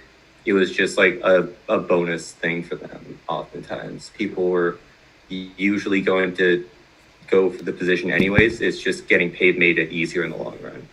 So I do think the perverse incentive argument doesn't really hold water in this specific case. All right, thank you very much, Councillor Karasik. We'll go to Councillor Sood and then Councillor Wan. Yeah, thank you. I just wanted to address Councillor Gunderman's concern that paying the counselors would provide would force people, would give them the wrong reasons to run for the position. It's just that we could try it out for the next few years and keep tab of the people who actually apply to be representatives. And if we see an upwards trend, we can always look at that later on. But I think that it's worthwhile. I think that we should give this a chance. And yeah, I'm just for this motion to pass. Thank you very much, Councillor Juan. Thank you. I'd like to keep this brief, and I think that the points brought up by VP University Affairs and others are very valid, and the intent of this motion, I think, is super fair. However, I personally will abstain because I plan on rerunning for the same position next year, and I think that that constitutes a conflict of interest. And I also urge everyone who plans on rerunning for a position within the Legislative Council or the Senate to also abstain due to the inherent conflict of interest. Thank you. All right, thank you very much. We have time for Councillor Gunderman and only Councillor Gunderman. Okay, so before I respond to some of the comments, I'd just like to say I would not be opposed generally to having some form of compensation, monetary or not. I just don't see that students should pay the salaries of the councillors and senators. And I also don't think that we should be considered intern, because I know the motion is based on that policy that SMU is opposed to unpaid interns. So in terms of some comments that were made, I think Senator Parsons mentioned, for example, that she works hard and she would like to be compensated. I don't doubt that any of you work hard, but so do some of the faculty executives, and so do a lot of the club's executives. And so I think we can make the same argument here. If you would like to increase accessibility and compensate people for their work, then why don't we compensate all the faculty executives and all the club's executives as well? I just don't think that argument holds up here. So yeah, that's just what I have to say. I don't see a reason why we should pay counselors for those reasons. Thank you. All right, thank you very much. With that, our time has been expended. There are two more questions, or two more interventions rather. I will take an amendment for 2-minute extension. That's it. Motion to extend by 2 minutes. Thank you very much. Thank you very much, Councillor Smith and Councillor Bonin. Is there any opposition? Hearing none, the 2-minute extension has been granted. I note there's 3 of you wishing to speak. If all of you can get through your interventions in less than a minute, we can try and get all 3 of you. Councillor Smith, then then Senator Parsons, and if there's time, Councillor Reid. Thanks, Madam Speaker. I just wanted to, take a stab at answering the Mental Health Commissioner's question. The reason why I would believe it's listed as French is required is just due to SMU's standing as a company in Quebec under La Loi 101. We are technically a French corporation, and that would be my reasoning why. I don't know if that helps at all. All right, thank you very much, Councillor Smith. Senator Parsons. Yes, thank you. To respond to Councillor Gunderman's about response about not paying execs as a reason to not compensate councillors and senators, I would like to say that is left up to each faculty and not up to SMU. So if we can get a small amount left up to SMU SMU can compensate their councillors and their Senate caucus. That's different from compensating executives. So when we talk about compensating executive, absolutely, I agree. I think everyone should get paid for the work that they do.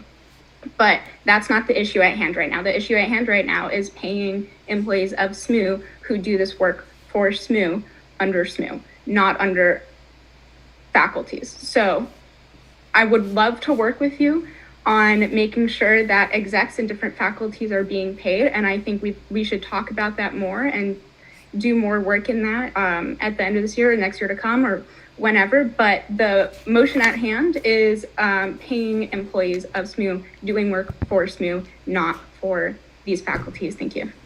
All right, Councillor Reid, take it away.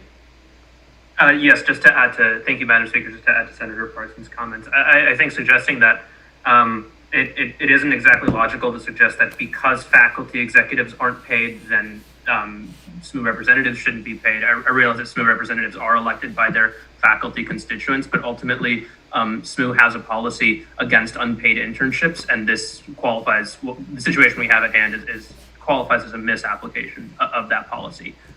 because it is engaging in essentially what the VP University Affairs described as a labor theft from senators and from representatives. So what's ultimately crucial here is rectifying, a fundamental and moral issue with SMU's internal policies. And as far as I'm concerned, this would address that in a way that is comprehensive and is ultimately the most agreeable situation or solution possible. Thank you. Thank you very much, Councillor Reed. And with that, we will go in to a vote. Just one moment, councillors. Councillor Juan? I'd like to motion to vote by roll call, please. Okay. That's very much in order. Can I have a second? Seconded. Thank you very much, Councillor Lee. Is there any opposition? Hearing none, the motion to vote by roll call has been approved. Wing, I'm just going to ask for you to get the attendance sheet up so that I can read the names accordingly. Hey, we're going to just begin on how they roughly appear on my screen. Obviously, when I get to the points where Senator Parsons and the environment and the residences rep will be called, I'll go back. But besides that, it's going to be the normal order as usual. So we'll begin with Councillor Collins. I'm going to note we have in favor, oppose, and abstain. It's a normal vote. So Councillor Collins? Abstain. Councillor Karasik? En abstention. Councillor Smith? In abstain, Madame la Présidente. Councillor Williamson? Abstain. Councillor Litvina? Councillor Litvina? Okay. Councillor Mulvaney? Abstain. Councillor Awan? In favor. Councillor Lee? Favor. Councillor Bullhose? Abstain. Councillor Kirksu? In favor. Councillor Reed? In favor. Councillor Page? In favor. Councillor Bonin? Abstain. Councillor Gunderman? Opposed. Councillor Kunzen?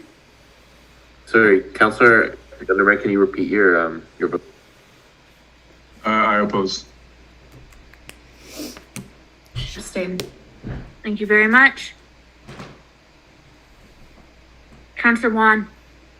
Abstain. Councillor Kodadati? In favor. Councillor G? Abstain. Councillor Morgan? Abstain. Councillor Fernandez? In favor. Councillor Sood? In favor. Councillor Zhang? Abstain. Councillor Senator Daryanani? So proxy? In favor. Senator Parsons? In favor, thank you. We'll go to Environment Representative. Hi, sorry, I was just looking for my compost bin outside. I'm in favor. Great.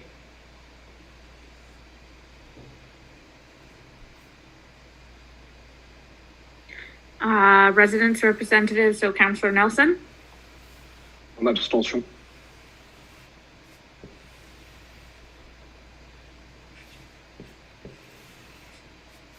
Services Representative. In favor. Social Work. In favor. SMU President. In favor. VP University Affairs. En faveur, Madame la Présidente. VP Student Life. In favor. VP External. Yes. VP Finance. Also yes. All right, I'm gonna wait. I know the outcome, but I'm just gonna wait until we can tally. Madam Speaker, while the parliamentarian is tallying, can I ask a point of information? Yep.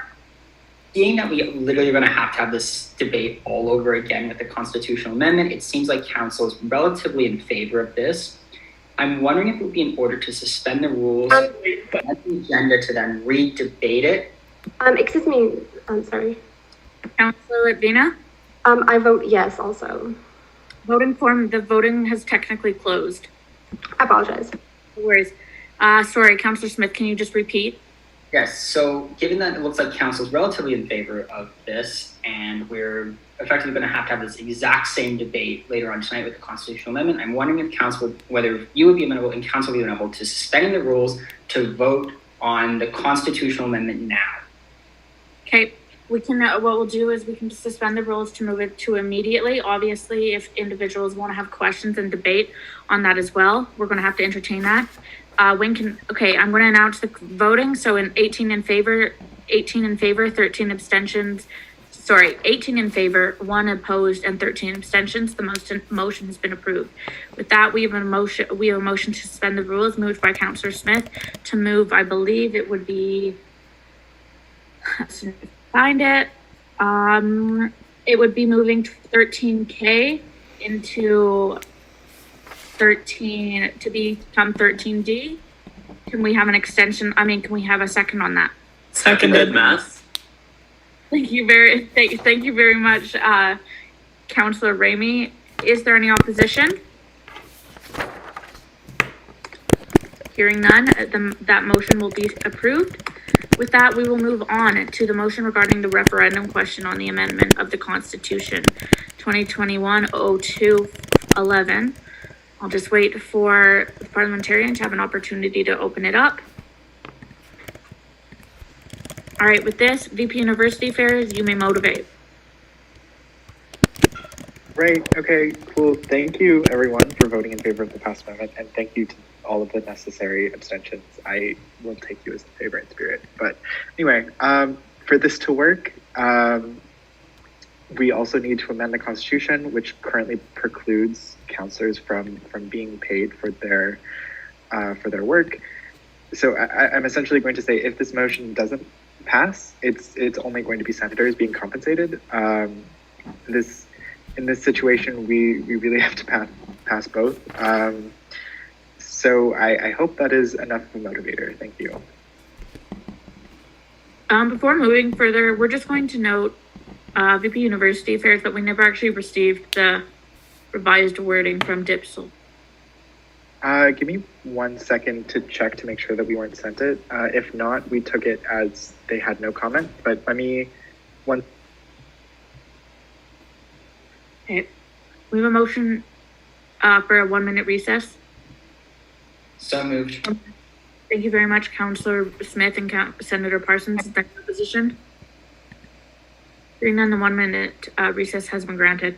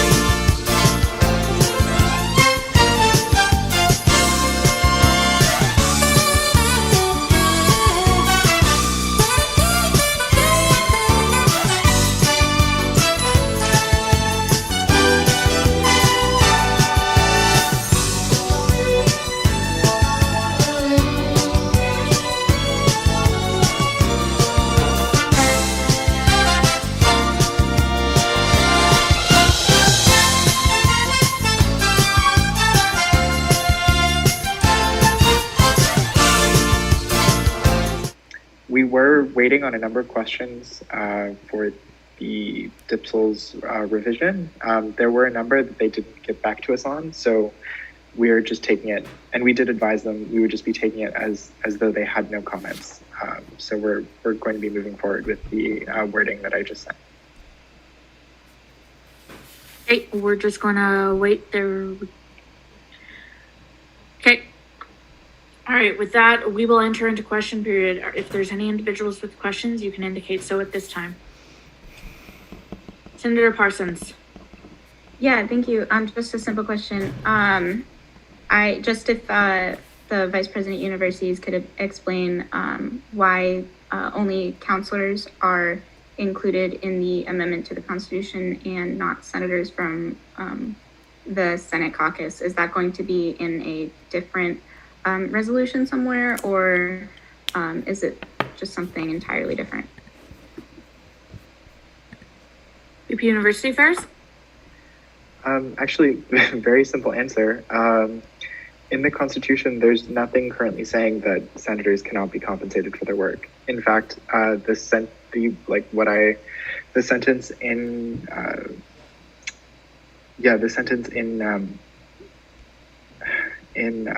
the current motion is actually like just the full article, I believe, from the Constitution.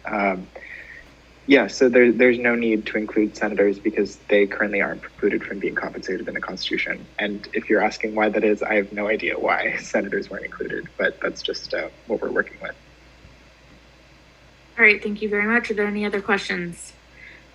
Senator Parsons. Yeah, sorry, just as a follow-up, here it says the board of directors may by, I'm not going to read it to you, but will the board of directors also be responsible for compensating or authorizing the reimbursement of counselors, or is it going to be a different body? UP University Affairs. Yes, well, that's, to be honest, that's kind of just a given for employees of the society. So I believe that was necessary. It was necessary to stipulate that the board could authorize the compensation of non-employees, but if it's the case that counselors are employees of the society, we don't need to specify that the board can authorize their compensation. Actually, I mean, in fact, even without this article, the board could already authorize their compensation. It was just for greater certainty, I expect.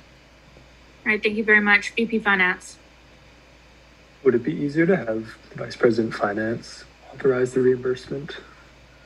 Or would you like to keep it as the Board of Directors? UP University Affairs. So to clarify, that article is just being removed from the Constitution. So there would no longer be anything specifying the procedures for compensating counselors. I'm going to assume it would just be the same procedure that's already followed for other SMU employees. Okay, thank you. All right, thank you very much. Are there any other individuals with questions at this time? Seeing none, we'll move on to debate. All individuals wishing to take part in debate can indicate so at this time. Councilor Krosek. Yeah, I just want to just reaffirm that it would be really silly to just not pass this one when we passed the last one. Like, it's just all I really have to say. Thank you very much, Councilor Krosek. Is there any other individuals wishing to take part in debate? Seeing none, we'll move forward with the vote. Motion to vote by unanimous consent. Is that in order? The motion to move by unanimous consent. Can I have a second? Seconded. Thank you very much, Councilor Williamson. Is there any opposition? Hearing none, the motion will stand unanimously approved.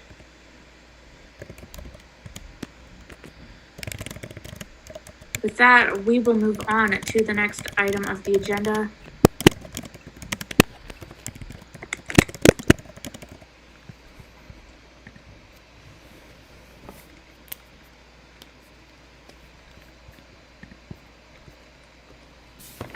We'll move on to item 13E, motion regarding referendum question on the renewal of the midnight kitchen fee 2021-02-11. To motivate this, wing parliamentarian, can you just scroll up, please? VP Finance. Yeah, thank you, Madam Speaker. So pretty straightforward. The Midnight Kitchen's been around with SMU for ages. They've been levying a fee with SMU for ages. Their opt-outable fee of $3.35. Sorry, excuse my roommate.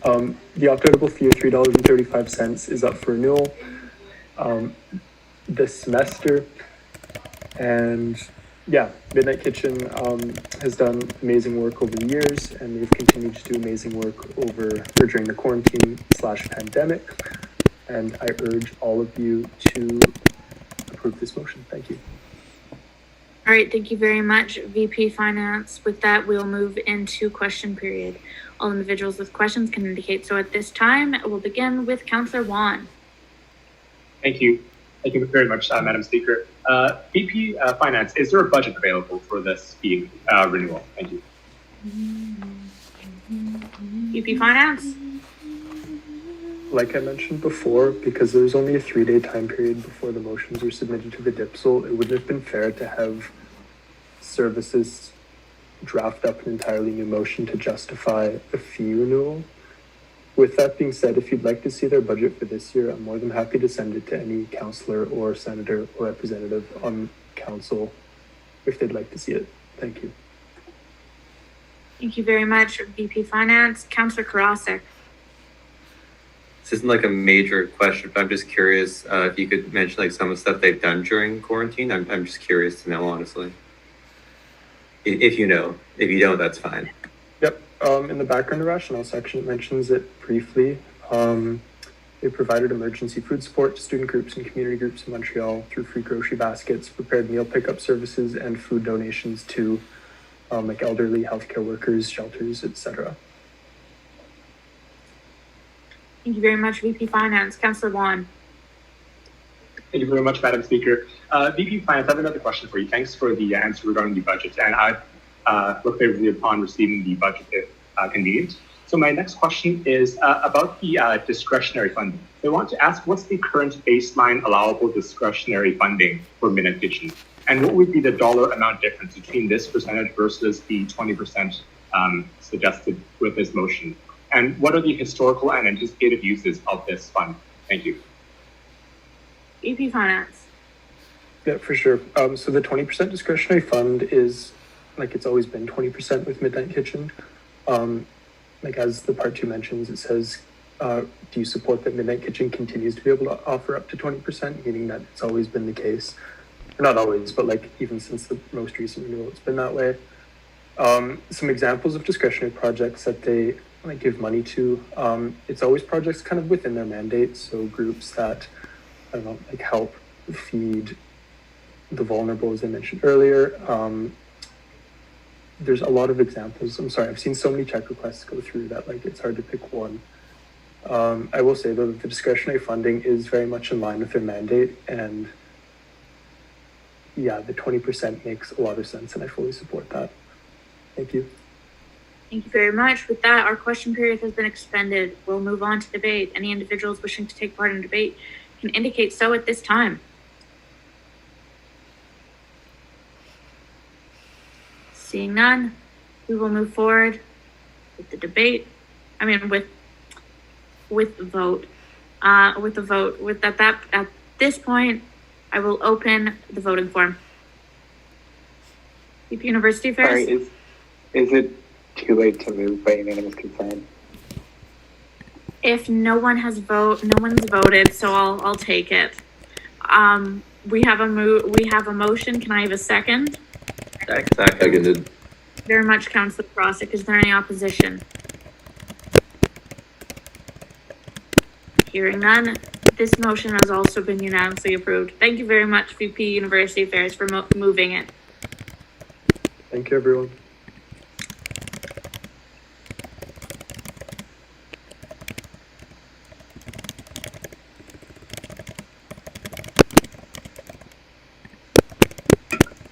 All right, with that, we will move on to item 13F, the motion regarding referendum question on the renewal of the safety services fee 2021-02-11. VP Finance to motivate.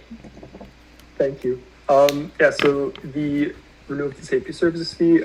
So just to clarify, the safety services includes MCERT, SATCOMs, Drive Safe and Walk Safe. So all of those are portions of the fee as broken down in the motion. So this fee of $3.97 is up for renewal and is non-opt-outable as determined by the most recent renewal. there was whispers and talks of potentially increasing this fee from a few of the services. They're not doing so this year. Obviously, as you all know, some of the services haven't been able to function to their full capacity, which is obviously, I guess, drawn some concerns. But with that being said, the renewal of this fee is still important because MCERT is working on projects to implement kits around campus to, I'm totally blanking on the name, but like defibrillator kits around campus. SATCOMS is working on a bunch of different initiatives, and they're also expanding operations to accommodate their surplus, drive safe and walk safe. They also have a bunch of initiatives in the works to, I guess, use up their fee for the semester, which are all very exciting. With that being said, it's important that we renew this fee instead of cancel it / decrease it, because they're all planning on functioning as services in the new semester. That's all. Thank you. All right, thank you very much, VP Finance. With that, we'll move into question period. Are there any individuals wishing to take part in debate? Councillor Juan. Thank you, Madam Speaker. So as per the Finance Commissioner and Committee's latest report, DriveSafe had rolled over a $26,000 surplus, which was 180% of the revenue. SATCOM's a $71,000 surplus, which is 168% of revenues, and WalkSafe a $3,800 surplus, 131% of revenues, and MCERT at $16K, which is equivalent to 45% of the revenues. Was any of this taken into consideration during consultations with yourself in the decision to maintain the same fee levies? And what's your opinions on this? Thank you. Thank you very much, VP Finance. Yeah, that's a very good question, actually. So you're right, the report did mention the surpluses of the services, and I had a consultation with all of them to discuss the surpluses as well as the renewal of their fees. And I mentioned to all of them, like, as they all knew, they're definitely informed about their surpluses. They're very aware of that. Like I mentioned, like SATCOMs, they're increasing their operations to accommodate their surplus, as well as the other services. So yes, it was taken into consideration, which is why this wasn't increased, which it has been, I think, the past few renewals. Yeah, I hope that kind of answers the question. But please feel free to ask me to elaborate if you need more. Thank you. All right, thank you very much. Councillor Reid.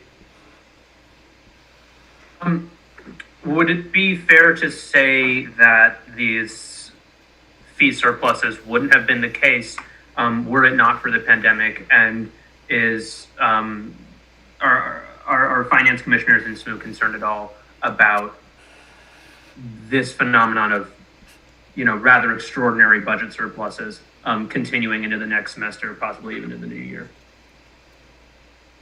VP Finance? Yeah, that's a good point.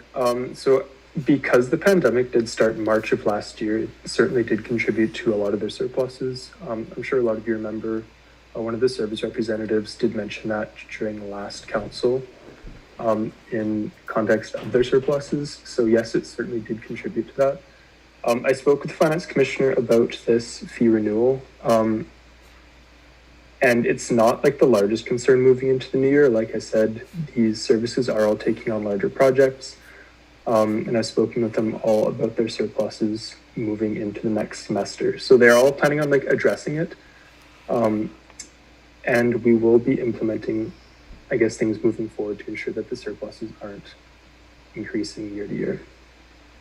All right, thank you very much, VP Finance. We have Councillor Juan and then VP Finance, and then we'll move on for question period. So Councillor Juan.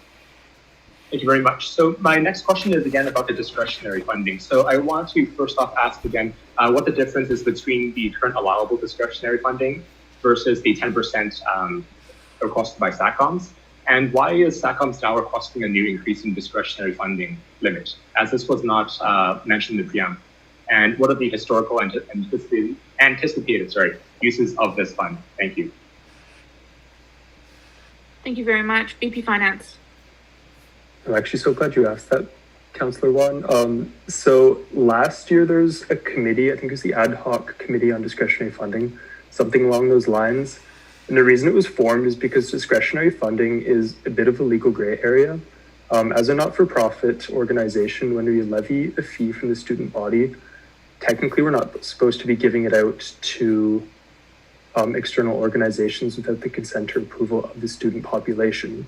With that being said, it has happened in the past, and the way they kind of, I guess, worked around it was they got approval from the service executives, but like from a legal standpoint, in my opinion, that's not really sufficient. We need consent from the student body, which is why this 10% is mentioned in the motion. So with that being said, like SACOMS has already been offering up to 10% of its fee budget over the past few years and as approved by previous VP finances. It's just now that we'd actually like to implement it in a motion to be approved by the student body, so then it's more legally sound. All right, thank you very much. With that, we will move on to debate. All individuals wishing to take part in debate can indicate so. Councillor Juan. Thank you very much, Madam Speaker. I'd like to suggest an amendment. So in the motion, I'd like to amend winter 2026 to winter 2022.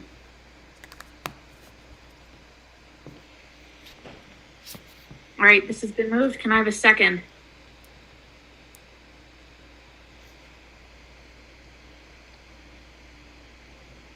I'll ask once more. Can I have a second? Seconded. Thank you very much, Councillor Lee. With that, we'll enter into debate. Councillor Juan, you may motivate. Great, thank you very much. So the rationale for changing the date from a 5-year timeline to a 1-year timeline is to force the fees to be consolidated at an earlier time point. I think in the meanwhile, while the clubs and services have, or the clubs and services outlined here, have 1 year to essentially have a grace period, this allows the finance committee to formulate a concrete plan for fee consolidation, which we are, I hope, all looking forward to. By providing only a 1-year extension, we're forcing the next year's legislative council to address and discuss this issue directly rather than pushing it off 4 years into the future. I believe that the problem with pushing everything currently 5 years into the future rather than rediscussing these issues next year means that the next group of executives and the following may not have the incentive to produce the required financial reforms. And I believe with our 1-year revisit, if anything, next year's legislative council can always vote to extend the current fees by another year or 2 years instead, if they require more time.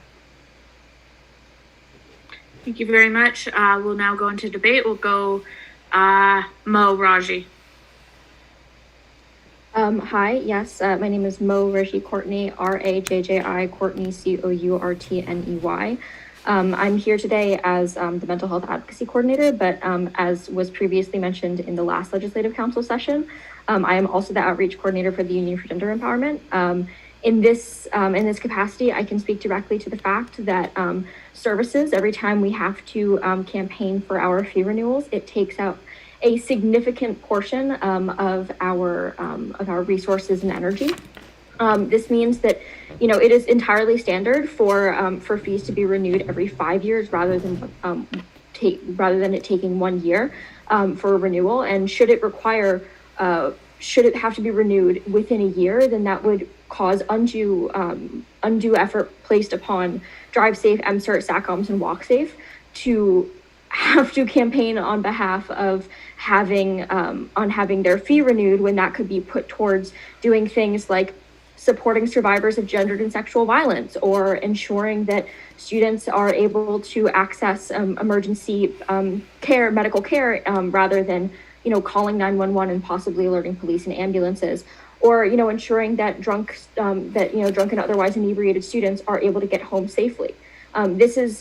These are all very important services that every single student at the SMU and just generally on campus benefit from. And by asking them to have to campaign for their continued existence 2 years in a row, that seriously takes away from the ability for them to actually provide these services. And in effect, this would be seriously damaging for the SMU to follow its constitution, which requires that the services be provided to the best of their abilities. Thank you. Thank you very much, Mo. We'll next go to VP Finance and then Councillor Morali. Yeah, thank you, Madam Speaker. Yeah, Mo put it very well. I would just like to emphasize the fact that I feel like decreasing it down to winter 2022 puts more of a burden on services than is necessary, whereas this burden should actually be taken on primarily the VP Finance, the Finance Committee, and the full-time staff team. So I'm against having it put down to winter 2022. In terms of consolidation, that is like still an ongoing project. In fact, I'm planning on mandating the VP Finance and Finance Committee next year to work towards consolidating the fees.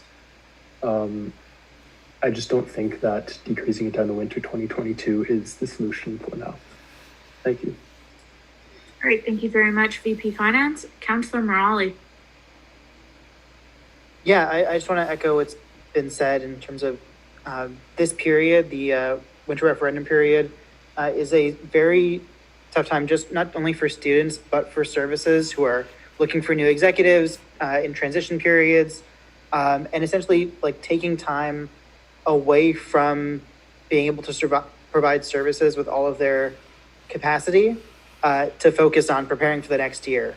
And so to put another thing onto service executives and service teams on top of these services who are doing their very best to continue to provide care to the SMU community, which is something that we've been seeing in the service review committee, where we're looking at all these services and making sure that they are doing everything they can to continue their quality of service.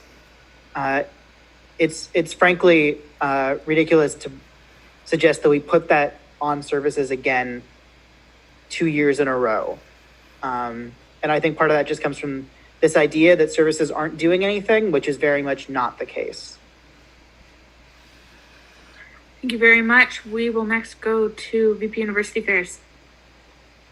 Thank you. I think while I appreciate Councillor Wan's interest in fee consolidation, I think it's important to acknowledge that extending this particular fee for the full 5-year period does not preclude us from consolidating fees next year, for example.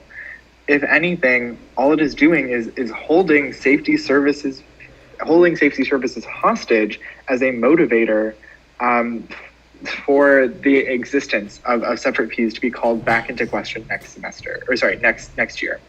And I think in doing so, we endanger the long-term financial security of these services. We deprive them of their ability to make long-term financial plans by limiting their financial security to a 1-year period, which understandably is going to pose some serious constraints on the long-term planning of these services.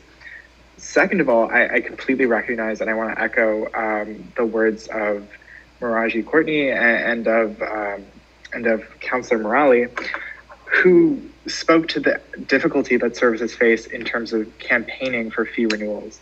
Like, as a former service coordinator, like, I can stipulate to the fact that it is difficult for services more so than for SMU as a body to campaign for fee renewals.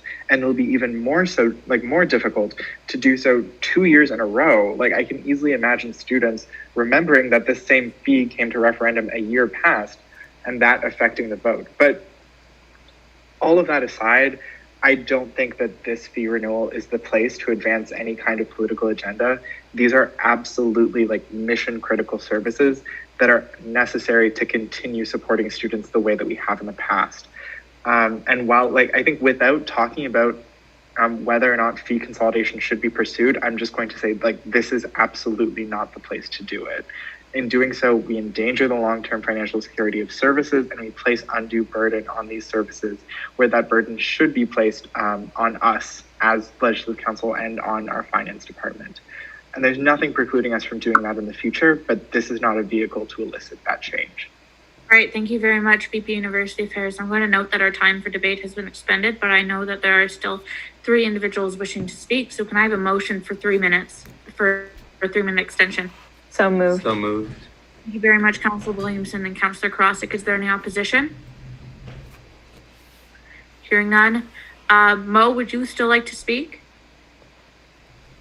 I just forgot to lower my hand. I'm so sorry for my lack of Zoom etiquette. We'll go then to Councillor Krosick. Yeah, I would like to echo a little bit of what's been said. I don't know if this is really the motion to try and go for this on, especially because as we get out of this pandemic, if we do, but hopefully we do, side issue, I think all 4 of these are going to see a significant uptick in their need. And I think it's definitely not something I want to have them have to worry about, not just dealing with this sudden new uptick of work they have to do, but also then planning for a referendum. I'd rather not have to make them do that. It which wouldn't really be fair to them, honestly, especially given the work they do is pretty essential, honestly. So yeah, I'm not sure this is necessarily the motion to do this on. It's similar to my stance on the daycare, actually. Thank you very much, Councillor Krosick, VP Finance. Yeah, two just super quick points. Whether or not this is renewed in winter 2022 or winter 2026, like Brooklyn mentioned, you can consolidate the fees in the meantime. You're actually going to see a motion later on, which is an example of a technique that we can potentially use to pursue fee consolidation. It's going to be the Peer Sports Center. And then my second point is, I'm pretty sure the DIPS law office requires that fees be renewed for a minimum of 3 years. So I should have brought that up earlier. My bad. All right, thank you very much, Councillor Krosick. I'm sorry, but we are out of time. Oh, that was accidental. I forgot to lower it. That's fine. That's fine. Okay, we're gonna ignore my telephone in the background. Okay, so I just got a message from Councillor Morgan asking to suspend the rules for her to give her report. Councillor Morgan, I'm just going to answer you here because it's quicker. We will suspend the rules to entertain your report as soon as we assumably. We will finish as soon as we finish this motion because I don't suspect there to be another amendment. I could be wrong, but in any case, we will get to that momentarily. With that, no other individuals wishing to participate in debate on this amendment. I'm going to first ask. I know there's going to be opposition, so I'm not going to ask. We're going to do a simple placard, everyone. All individuals in favor of the amendment can raise their hand. Raise their hand at this time.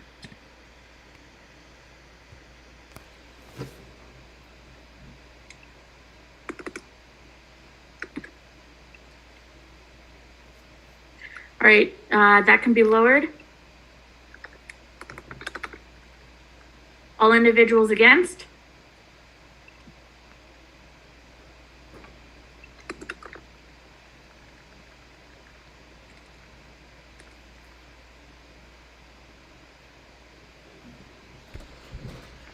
I'll give individuals like 10 more seconds.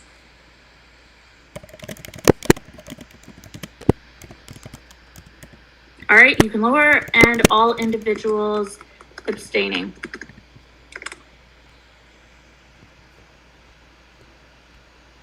I'm just going to remind everyone who voted opposed to please raise your hand so I have a better idea of who's abstaining.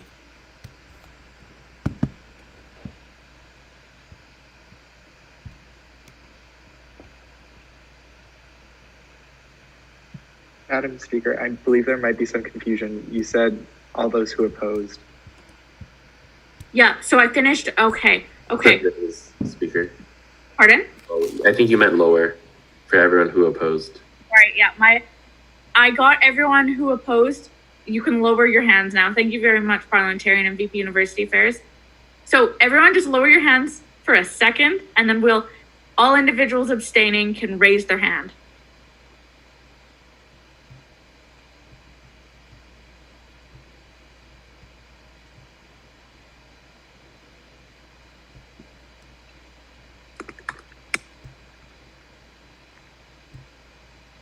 All right, thank you very much. You may all lower your hands now.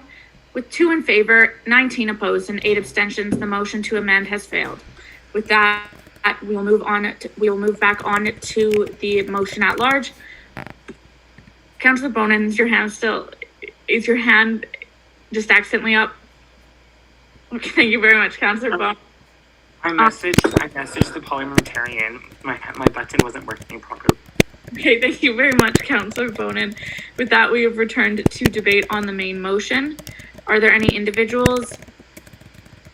Councillor Wan.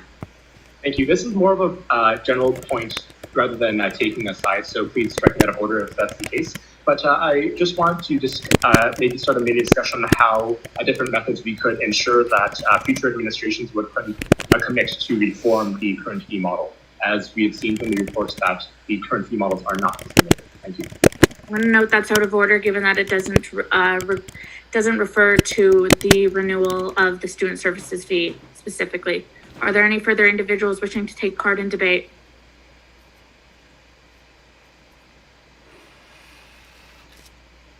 Seeing none, we'll move to a vote. Would someone like to move to see if it can be moved by unanimous consent?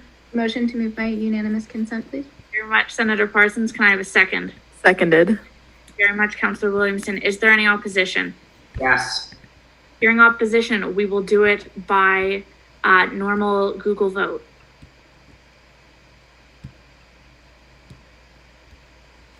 And the voting form has been opened, councillors.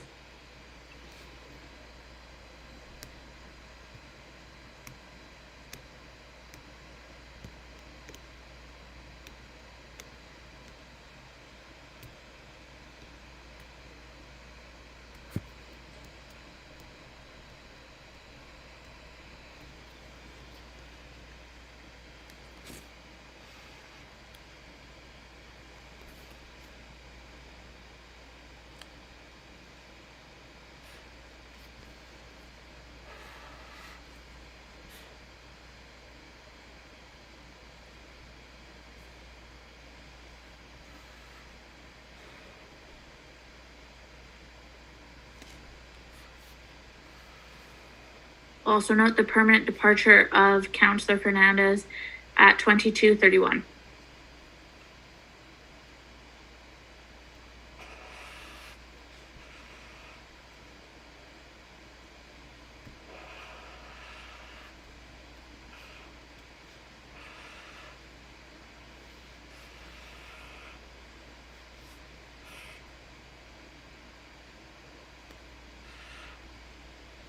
We'll give everyone 15 more seconds to vote.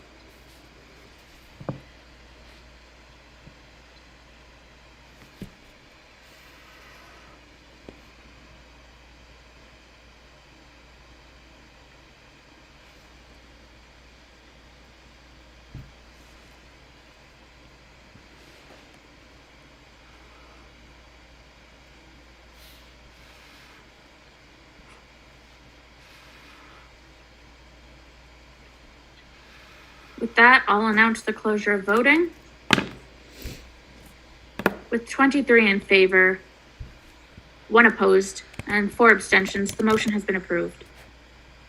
With that, can I have a motion to suspend the rules? Given that Councillor Morgan has a presentation first thing tomorrow morning, can we have a motion to suspend the rules to move up Councillor Morgan's presentation into immediately? So moved. Thank you very much, Councillor Williamson and Councillor Wan. Is there any opposition? Hearing none, it will stand approved.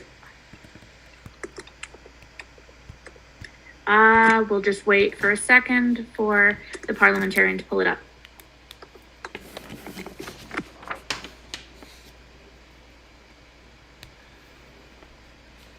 All right, Councillor Morgan. Okay, thank you, Madam Speaker, for this accommodation and for my fellow councillors. So my report is very short and sweet. For our POTUS updates, we have a new website that's up. The link is there. Our focus this semester is on building institutional memory. So documenting all the changes that we do and having kind of step-by-step procedures for other executives that would be coming on our POTUS council for the next semesters. And we changed a position that we had, VP Wellness and Equity, to be 2 positions, VP Wellness and a separate VP Equity.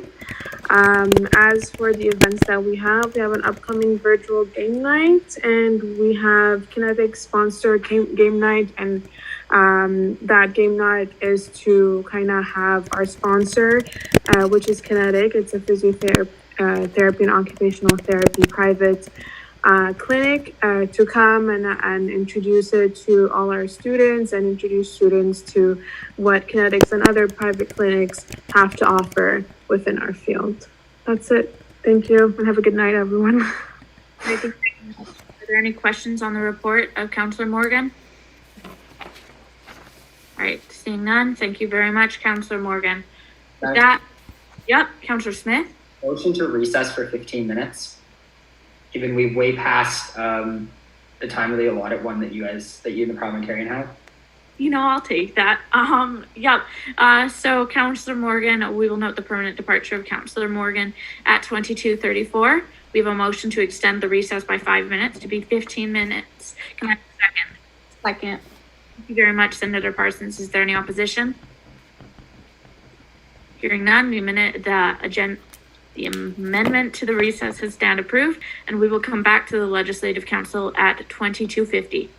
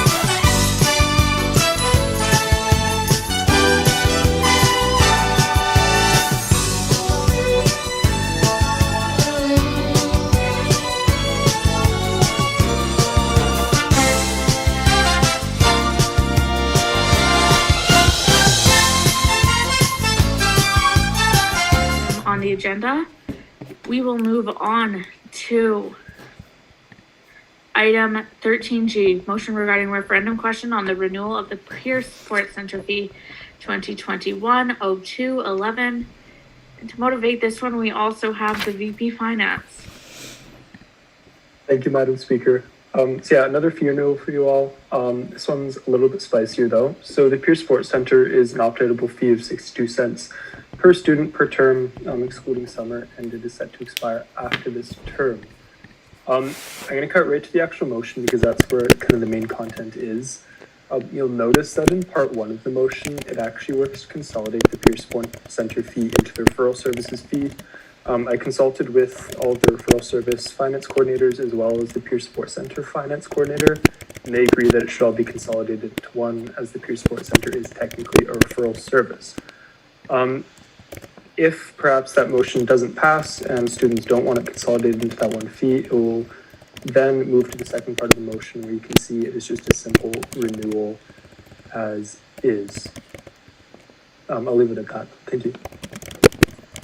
All right, thank you very much, VP Finance. With that, we will move into question period. All individuals with questions can indicate so at this time. Councillor Wan. Thank you very much, Madam Speaker. So as per the Finance Committee report that I keep referring to, the Peer Support Center rolled over a $45,000 surplus, which was close to 300% of last year's revenues. Career McGill, $22,000 surplus, or 93% of the revenues, and the UGE, $1,600 surplus, or 10% of the revenues. Was any of this taken into consideration during your conversations with you in the decision to maintain the same fees? And what are your thoughts on this, VP Finance? Thank you. Thank you very much, VP Finance. Yeah, thank you for the question. I'm going to emphasize right now that the priority of the fees right now, given the fact that there were 12 fees on this agenda, wasn't to lower them or change them dramatically. It was simply to renew them. Because, like, just to ensure that, I guess, the financial sustainability of the services of the society. So although the surplus is in the report and is something that will need to be taken into consideration moving forward, it wasn't heavily addressed during the consultations with the Peer Support Center for a few reasons, but mainly because the renewal of the fee was the priority. Thank you. Great, thank you very much, VP Finance. Are there any other questions? Seeing none, we'll move to a debate. Are there any individuals wishing to participate in debate?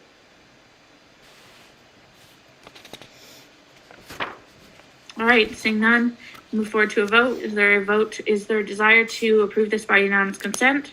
So moved. Thank you very much, Councillor Smith and Senator Parsons. Is there any opposition?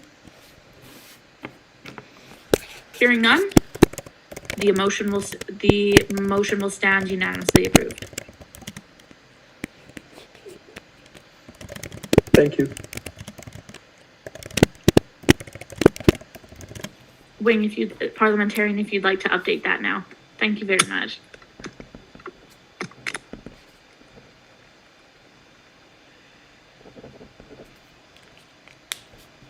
Moving on, we are now at item 13H, motion to approve the SSMU Committee Terms of Reference 2021-02-11.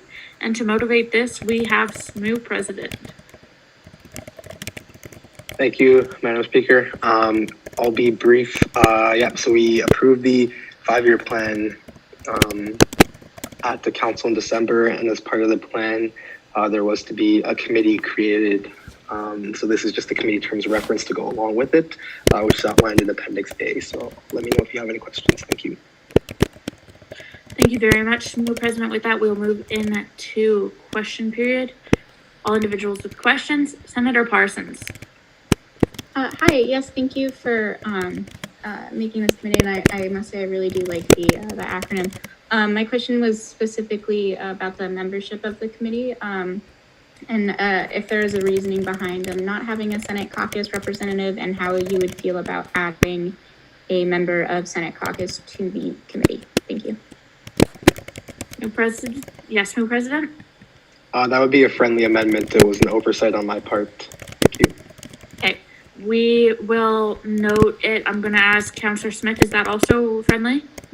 That is absolutely friendly, Madam Speaker. Thank you very much. We won't change it formally until debate, just because procedural, procedure-wise, but we will note that it's friendly. Councillor Karasik. Sorry, I misclicked for a second. Yeah, first of all, want to absolutely congratulate the fantastic acronym.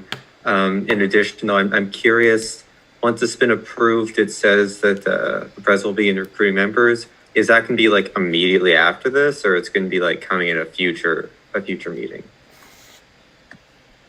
Mr. President?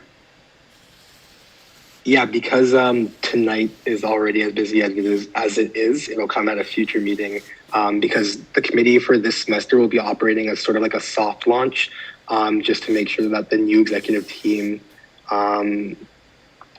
is able to work without starting from scratch. So it'll be coming at a future meeting. All right, thank you very much, Smooth President. Seeing no further individuals with questions, we will move on to debate.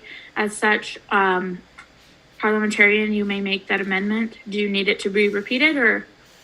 Yes, please. I believe it's an addition of a Senate caucus representative onto the membership. Yes. Perfect. Thank you very much, Senator Parsons.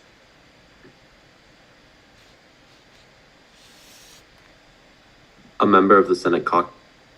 Yeah, member of the Senate caucus, maybe not Senate caucus representative, because that would only be in the other section, parliamentarian, below. Yep, sorry. Perfect. Thank you very much, parliamentarian. Are there any individuals wishing to take part in debate? Is there a second? It was friendly. My bad. Yeah, no worries. Are there any other individuals wishing to take part in debate? Councillor Smith. Just gonna say SAMOSA is the best acronym for a committee name. So good job. Thank you very much, Councillor Smith. Seeing no other individuals wishing to take part in debate, we'll move to a vote. Is there a vote to approve this by unanimous consent? So moved. So moved. Thank you very much, Councillor Wan. And I think VP Finance. I'm sorry if that wasn't you, but VP Finance. Is there any opposition? Hearing none, the motion has been unanimously approved.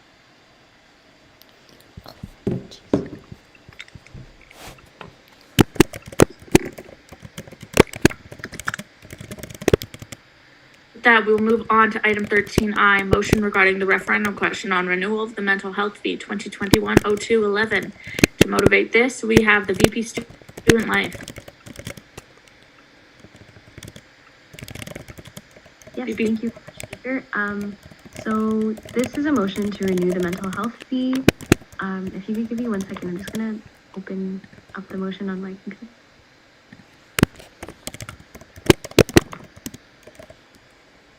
Yeah, thank you very much. So,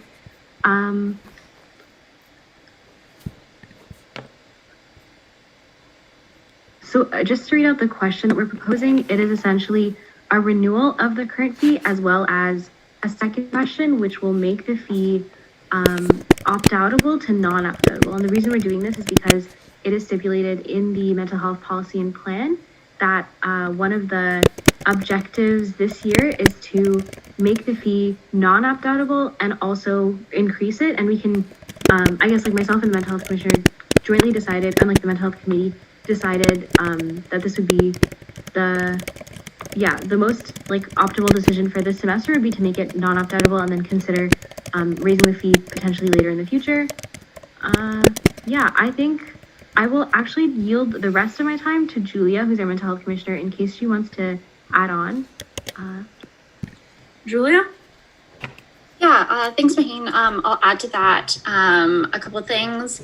In terms of the renewal, I think it's pretty widely accepted that students are wanting us to support their mental health and to take action. And as this fee is integral to funding the positions of the committee and the work we do, the need for renewal stands by that. In terms of creating the non-opt-outable nature of the fee, this kind of comes down to two elements, in addition, of course, to just it being in the policy and plan.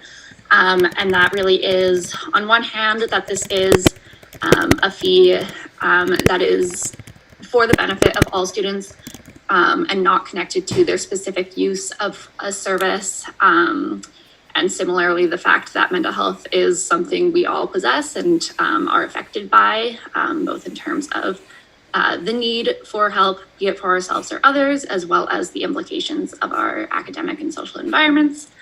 And then the other part of the non-opt-outable fee being that for long-term projects and larger scale projects, the feasibility of these are largely dependent on having predictable funding. And that in itself would require the non-opt-outable nature. All right, thank you very much, Julia. With that, we will move on to question period. All individuals wishing to participate in question period can indicate so. Counselor Juan. Thank you. I'd like to ask how much money the mental health fee is expected to gain by converting from an opt-outable fee to a non-opt-outable fee. Thank you. Either Julia or VP Student Life. I might actually defer that to Gifford if he's all right to answer that. Yep. VP Finance? Yep, for sure. So it'd be roughly $2,000. All right, thank you very much, VP Finance. Counselor Juan. Thank you. Is there a budget? I know that there was a bit of a time crunch, as has been mentioned earlier, but given that revenues will be increased substantially by $2,000 just mentioned, is there a budget available or a speculative, any sort of template, given that this conversion will result in relatively significant surplus? Thank you. Either Julia, VP Student Life, or VP Finance. Yeah, no, I'm happy to respond to that. So in regards to the question, like you said, due to the time crunch, we don't have an explicit budget. And that's also reflective of the fact that our usual activities have been so heavily impacted by the COVID situation. In our current rough draft of a budget, we already are coming over and into our surplus from last year. Of course, this is based largely on whether or not we get more applications for the mental health fund and find applications for our discretionary funding, which is something that really falls to our team and other members of the community to be pushing to the student bodies, since there is money available for projects. In discussing with the advocacy coordinator and other individuals, there's definitely interest and some really actually promising opportunities to take advantage of this money. So in addition to, the staffing hours and the way it's being used already that could harness the standardized fee, I also encourage everyone to think of it as the potentials that we're not yet able to do that will be enabled by the smaller increase that comes from making it non-opt-outable, but then also the role of that nature moving forward. I hope that answers your question. If not, let me know. All right, thank you very much. Are there any other individuals wishing to take part in question period? Counselor Juan. Thank you very much. Last question for now. So this question is for yourself, Mental Health Commissioner, or VP Finance. But I just wanted to ask your opinion on opt-outable versus non-opt-outable fees and the conversion of one into another and any challenges you might foresee. Thank you. Either Julia or VP Student Life.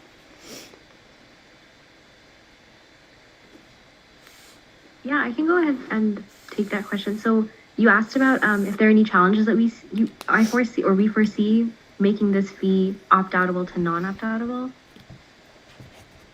Could you expand on what you mean by the nature of the challenges that you are referring to? Counselor Juan? Essentially, I'm asking about the rationale behind converting one to the other and your stance on what, or I guess this is specifically to the VP Finance, but his opinions on converting a fee from opt-outable to non-opt-outable in general. Okay, I see. Yeah, I'm happy to defer the question to Gifford if he wants to answer. Yeah, for sure. Thank you, VP Student Life. So as Julia mentioned, mental health does affect everyone, so it does make sense to make this fee not opt-outable. In terms of the complications, as I'm sure all of you are aware, some students aren't very keen on non-opt-outable fees. With that being said, opt-outable fees roughly see like a 15% opt-out rate. So it's not incredibly significant. And I would like to emphasize that mental health does affect all of us, and the initiatives that will be, I guess, pursued with a non-opt-outable change will be beneficial for the entire student body. All right, thank you very much, VP Finance. Are there any other? Councillor Juan. Thank you, and I'm very sorry about that. I have one last question. Do you see any benefits in increasing the base fee and keeping it as opt-outable versus transitioning it into a non-opt-outable fee? Thank you.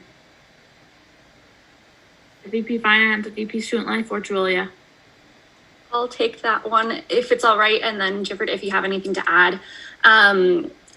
To give insight into the longer term plan with the fee as well, we are looking to increase it moving forward. The thing is we do not have enough information to make a educated increase to it at this point, as we're collaborating with student services and the other student governing bodies, to figure out what our contribution to various larger projects would be. So that's why at this point, it would be uneducated to do the increase to the fee, and rather focusing first on the non-opt-outable nature is the more responsible thing to do.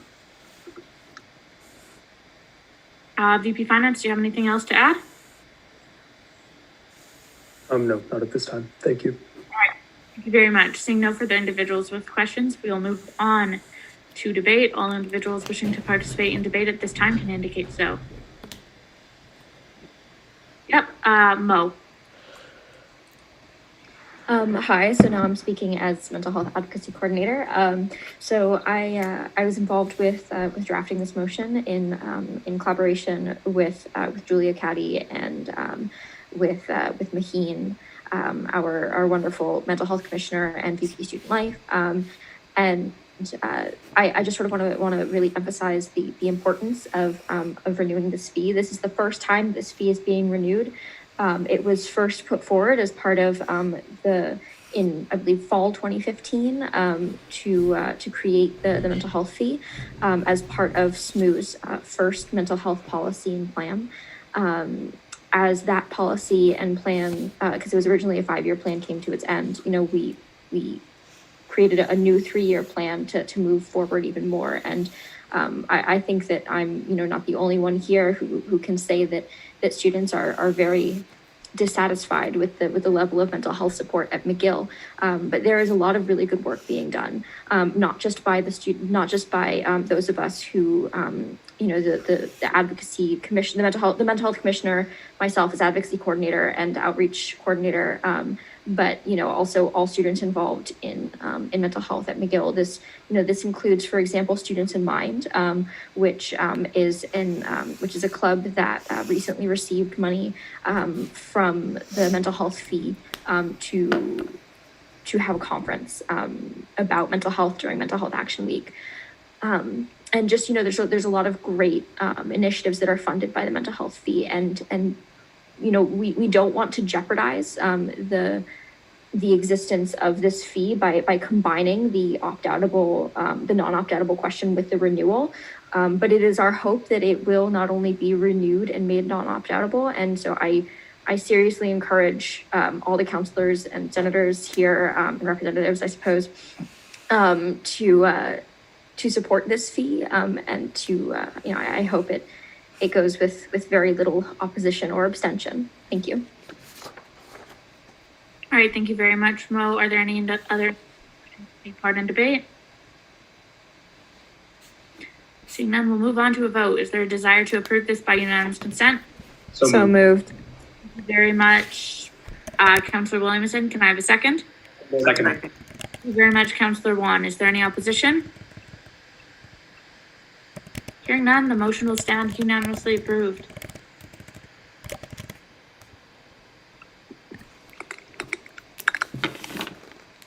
Moving on to item 13K, we have the motion regarding referendum on the creation of the Gender and Sexuality Advocacy Fee 2021-02-11.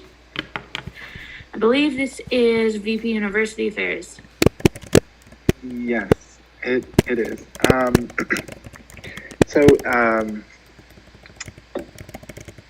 Just actually a point of, don't get mad, a point of parliamentary procedure.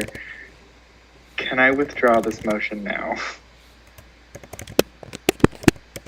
Is it going to come back? No. Okay, so what we'll do is we're going to do, okay, so we're just going to do a basic lesson in parliamentary procedures. What we'll do is we'll just do a motion to postpone indefinitely. So this basically just sends it off into the void, and then it's more correct. It's more procedurally correct than trying to remove it, given that it is already property of the floor. So VP University Affairs, would you like to move that? Right. Thank you. Thank you for that informative. Yeah, thank you for that information. Yes, I would like to move to postpone indefinitely. Second. Perfect. Thank you very. Is that VP Finance? Point of order. Yep. Councillor Smith. Didn't we already pass this? No, I believe we passed. No, this is 12K is the amendment to the Constitution with regards to paying council. It was renamed. It would look in the Chip. Look in the, sorry, Councillor Smith. The agenda, when we moved things around in the agenda, the motions in the drive didn't change the numbers, but in the agenda it changed. Okay, perfect. Yep. But regarding what was approved, I believe, so the creation of the Gender and Sexuality Advocacy Committee, that was approved, and that was approved during consent. But this is just the fee. So I'm just going to ask one more time. Can I have a second? Second. Thank you very much, VP Finance. Is there any opposition? All right. Can I? Yep. University first. I was going to ask if I was allowed to motivate just to provide a bit of an explanation. Oh, yep. Okay, thank you. So just so everyone knows, it's unfortunate because I think the motion and budget were quite succinct and detailed, but actually this good news, we have figured that the efforts of the Gender and Sexuality Commissioner and the Gender and Sexuality Advocacy Committee can actually be funded out of my casual staff budget for the time being. That wasn't the case initially. Actually, the Commissioner is currently covered by QM and UJ, but luckily we were able to find room in the operation budget, so there's no need to create a new student fee. And I apologize that this came so last minute. No worries. Thank you very much, VP University Affairs. With that, we'll note that this motion, that this has been postponed indefinitely. I'll also note the permanent departure of Councillor Kodadati at 23:13. I'll note that momentarily Councillor Kodadati's proxy will be arriving if he hasn't already arrived. And with that, we will move on to item 12L. 13L, my apologies. Motion regarding referendum question on the renewal of the SSMU Access Bursary Fund Fee 2021-02-11. For this, we have the VP External.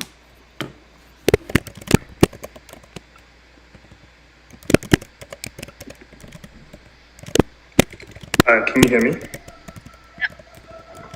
Okay, sorry, just give me one moment.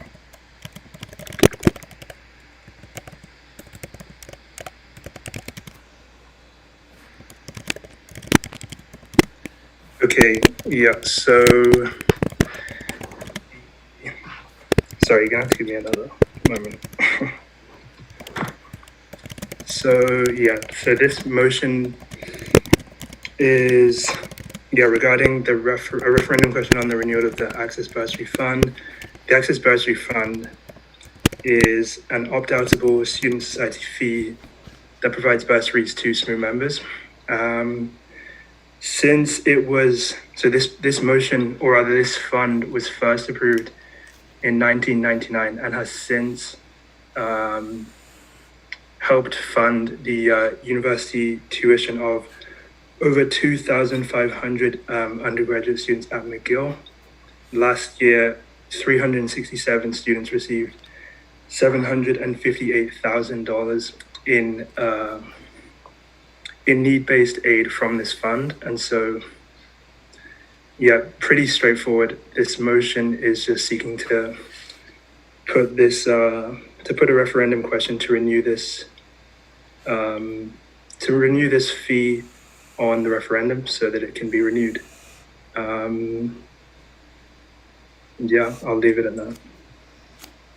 All right, thank you very much, VP External. With that, we will move into question period. All individuals with questions on the motion can indicate so at this time.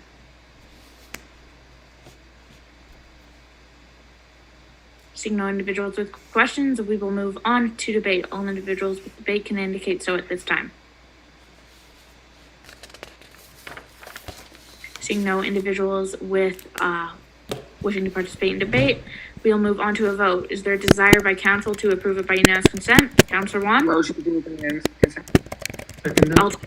I'll take Councillor Wan and Councillor Bonin. Is there any opposition?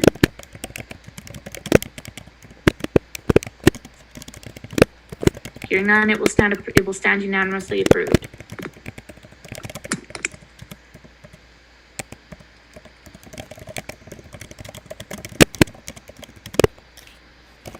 That we will move on to item 13M, motion regarding referendum question on the renewal of the university center fee for university center fee. I'm just going to note that this should 2021-02-11. All individuals, we're going to begin with motivation. VP Finance. Yeah, thank you. So the university center fee is a non-updatable fee of $8.02 for full-time and $4.01 for part-time. The fee goes towards funding the lease agreement with McGill, as well as some other costs associated with the building. And with the renewal of the lease up after this semester, it's important that we review the fee right now. Thank you. All right, thank you very much, VP Finance. With that, we'll go into question period. All individuals with questions can indicate so at this time. Councillor Wan. Thank you very much, Madam Speaker. VP Finance, I'd just like to ask how the amount of 5.6% was calculated when, for example, I believe residential rents have been increasing on average by 3%, and who was involved in the negotiation process with McGill? Thank you. VP Finance. Yep. So the lease agreement that we have with McGill also increases at a rate of 5.6% per year. So it's just to match that. The entirety of this fee goes towards funding the lease, as well as some of the other costs associated with the building. All right, thank you very much, VP Finance. We'll note the arrival of the proxy for Councillor Kodadati, Andrew Backer at 2318. With that, are there any other individuals with questions? Proxy for Senator Darianani. Thank you very much, Madam Speaker. My question is also for the VP Finance, and I'm just wondering if the cost of the lease of University Center is somewhat offset by the leases held by SSMU for some of the other services or organizations in the building, like the Legal Information Clinic at McGill. VP Finance? So just to clarify, you're asking if the other revenues generated by the building offset the cost? Yes, at least to a certain extent. Yes, you are correct. It does offset it by a certain amount. And this, like the fee amount in the motion, does account for that revenue. All right, thank you very much, VP Finance. Are there any other individuals with questions at this time? Seeing none, we'll move to a debate. All individuals wishing to take part in debate can indicate so at this time. Seeing no individuals wishing to take part in debate, we'll move to a vote. Is there a desire by council? Unanimous consent. Thank you very much, Councillor Wan and Councillor Smith. Is there any opposition? Hearing none, this motion will also stand unanimously approved.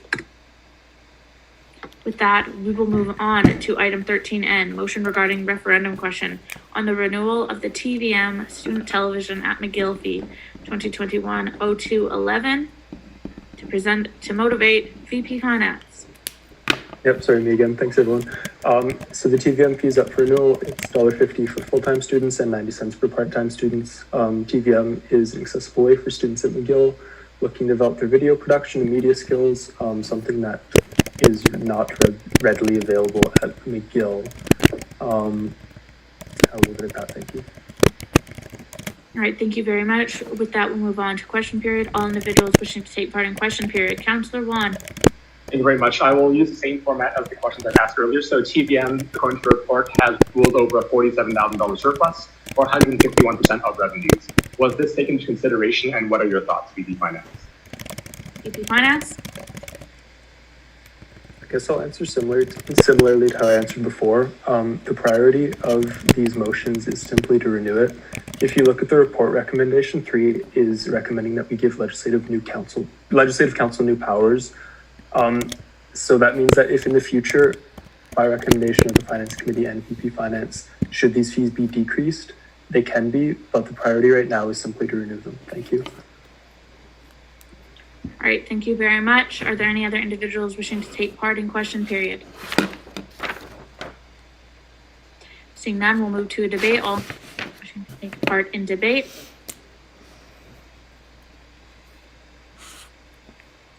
Seeing none, we'll move to a vote. Is there a desire by council to approve by unanimous consent? So moved. Thank you very much, Councillor Williamson. Can I have a second? Thank you very much, Councillor Juan. Is there any opposition? Yes. Hearing opposition, we will conduct it by Google Forms. The form will be opened momentarily.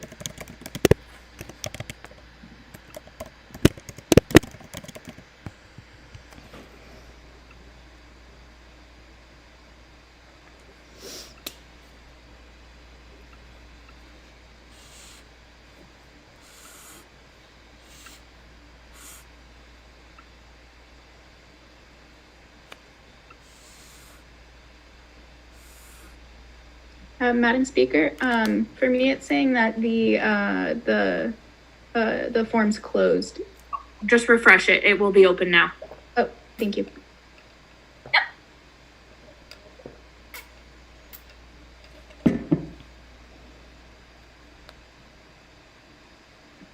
Madam Speaker, I apologize again. Now it's saying that I need permission. Are other people getting this, or is it just a me problem? Into a SSMU account? I should I can make a suggestion. If you go back and then go forward, it'll work. Yeah, that. Just click the original link rather than refresh. Yeah, if you refresh it, sometimes defaults you to your other Gmail account if you're logged into multiple. I'm sorry, everyone. Angel, thank you. Senator Parsons, I got kicked out of mine too last time we did it, so. Not surprised.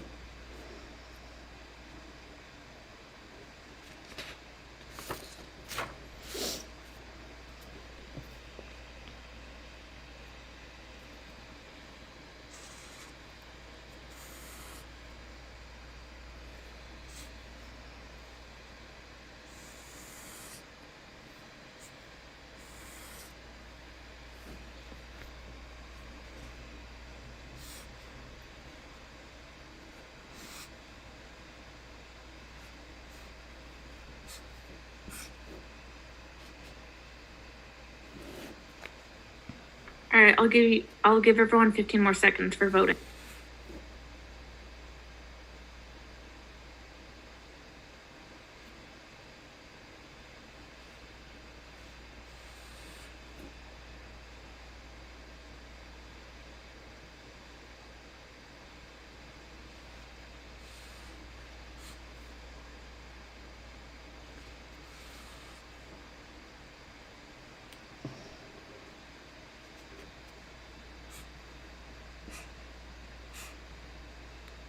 All right, with that, I'll announce the closure of voting.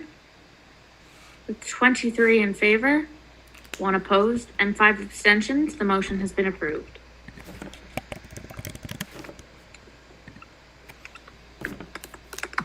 With that, we will move on to 13-0. Motion regarding referendum question on discretionary funding for Claire McGill, 2021-02-11. VP Finance. I think. Just wait, maybe not. Yeah, it is. Yeah, thank you, Madam Speaker. So Clear McGill would like to implement discretionary funding. That percentage is 10%, a percentage that they've already done in the past few years. But like I said before, for the other discretionary funding, it's more legally sound to have it approved by the student body. Thank you. All right, thank you very much, VP Finance. With that, we'll move on to question period. All individuals with questions can indicate so at this time.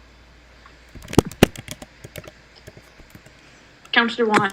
Thank you very much, Madam Speaker. Out of curiosity, what are some of the uses of the 10% discretionary funding in the past? And are these the same anticipated uses for the fee in the future as well? Thank you. VP University Affairs, is this in response? Yeah, I can respond. If you don't want, like, I just saw your question was up. If you have another if you actually have a question, I'm not going to put you on the spot if you don't. To respond. Oh, okay. VP University Affairs. Okay, thank you. So this caveat, this knowledge is a year old, so take it with a grain of salt. But from my experience, there were a couple things, like QM in the past had discretionary funding. It was unfortunately, it failed to be renewed at a past referendum, and so it was lost. But there is a strong desire within QM to undertake a lot more like philanthropic and charitable activities in the community, whether that involves like giving back or contributing to the initiatives of queer groups in Montreal, or like making charitable donations where necessary. There was also an initiative to provide financial assistance to students, whether that's with legal name changes, or in like acquiring any necessary like gender affirming products that aren't already offered by QM like as a service.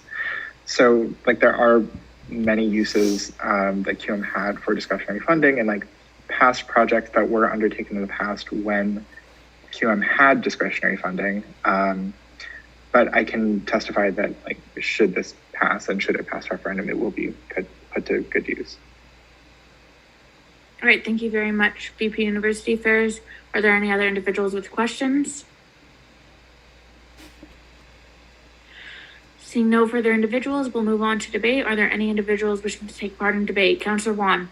Thank you very much. I'd like to suggest an amendment. So in the motion, I would like to suggest amending winter 2020 to winter 2021.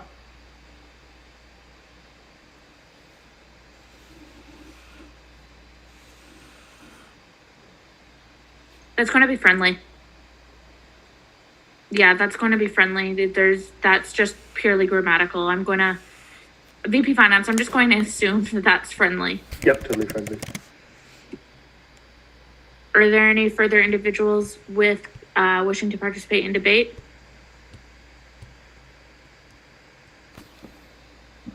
Seeing none, we will move forward with the vote. Is there a desire by council to approve it by unanimous consent? Yes. So moved. Seconded. Thank you very much, Councillor Smith and Councillor Wan. Is there any opposition? Hearing none, the motion will also stand approved.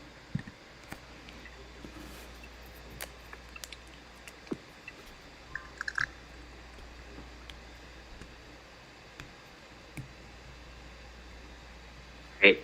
With this, we will move on to 13P. Motion regarding referendum question on the renewal of the Access McGill Ancillary Fee 2021-02-11. And to motivate this, we also have VP Finance. Yeah, thank you, Madam Speaker. So the Access McGill Ancillary Fee is, I guess, one of the oldest fees I've seen. So it was established at referendum in 1988, but most recently renewed in 2015. So the fee is collected by Ms. McGill to contribute to making the university more accessible to students with disabilities. and is used for direct student support, including coverage costs of invigilation for accommodating exams, assisting with requests made through OSD, and other initiatives to make McGill more accessible as a whole under the jurisdiction of the Director of the Office for Student Disabilities. So it is a non-updatable fee of $2 per student per term, excluding summer, and I am moving to renew it at $2. Thank you. All right, thank you very much, VP Finance. With that, we will move into debate. All individuals wishing to take part in question period. All individuals wishing to take part in question period can indicate so at this time. Councillor Karasik. Just want to again make sure I'm confirming, just like the last ancillary fee, this one wouldn't violate the moratorium? No, because it's a renewal. Thank you very much, Councillor Karasik and VP Finance. Are there any further individuals wishing to add? Are there any further questions at this time? Seeing none, we'll move on to debate. Are there any individuals wishing to take part in debate? Seeing none, we'll move to a vote. Is there a desire by council? Thank you very much, Councillor Wan. Can I have a second? Seconded. Thank you very much, Councillor Williamson. Is there any opposition? Hearing none, this will also stand approved. All right, on to 13Q. SMU President, I'm ultimately going to SMU President, did you end up getting a motion in doc format? Yes, I think the parliamentarian has. Yes. There might be a few more adjustments that need to be made, but SMU President, I'll leave that up for you to look over. Yeah, thanks. Yeah, sorry. I'm just going to note that before this can be entertained, can we just have someone preemptively second it? Second doesn't mean that you automatically have to. Yeah, I'll second. We'll go with Senator Parsons. Just Councillor Smith, you've been on the ball with all the other ones for us. And for the mover, we'll have SMU President. Thank you. So WASC is like a nonprofit organization that sponsors refugee students. I think they with their funds right now, they are able to sponsor 3 per year. So this is a motion to renew that fee. There's also a motion to increase the fee. I think it's by $2, which will allow them to sponsor 1 or 2 more students. Personally, I've been able to both meet with and interact with many of these students throughout my time at McGill. And it really is a unique and wonderful opportunity to allow them to come to McGill to study throughout their degree. So I definitely believe that the mission is great with this not-for-profit organization. They've also completed their consultations with Scholarship and Student Aid Office. So yeah, I'll leave it at that for the moving, and I'll stand for questions. All right, thank you very much. Before going to question period, I will note that this motion, though it's not as is obvious, it's not perfectly formatted. I will ask that council be considered in this manner. It would be much more productive if anyone needs any deciphering on which part goes where, to either ask the president, myself, or the parliamentarian, as opposed to postponing it for it to be reformatted. Following, if it is approved, we will reformat it so it fits the normal template. But what is shown by the parliamentarian is the be it resolved clauses and the actionable resolutions with it. I am going to note the temporary departure of Councillor Sood at 23:33. With that, we will enter into question period. All individuals with questions can indicate so at this time. Councillor Wan.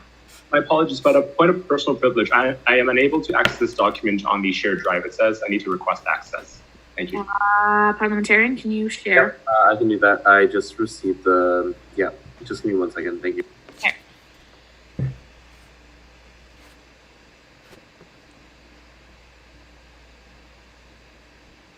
Okay, I lied. I can't. I'm going to add council. Yeah. I'm Can we get Election SMU to give us the editing access? Well, I can make a copy. I'll try to make a copy actually right now.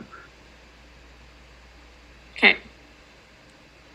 Also, what I can do is I can upload the PDF again, and you can read through that. Yeah, let's do that. That's easier. Okay, we'll just be a moment. In the meantime, are there any further individuals with questions?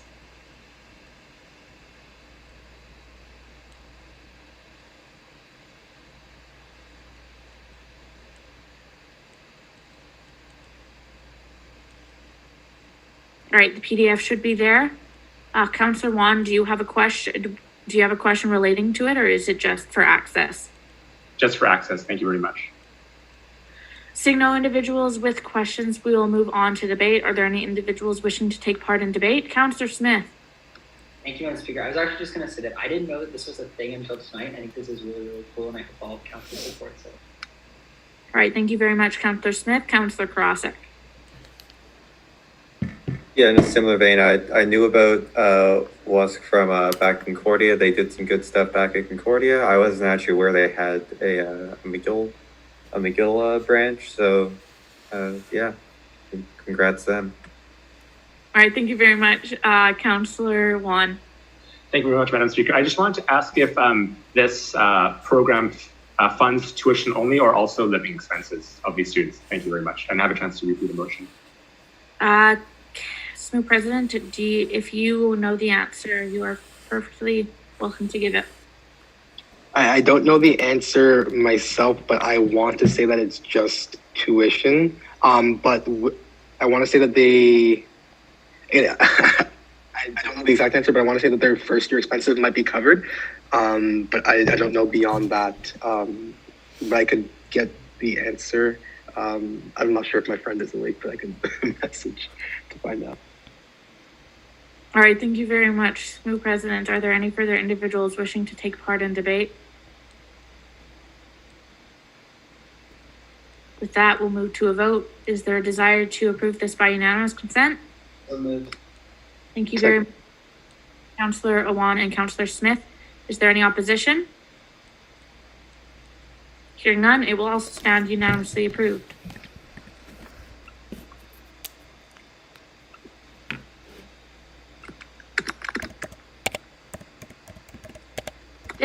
We are on our last motion of the night, everyone.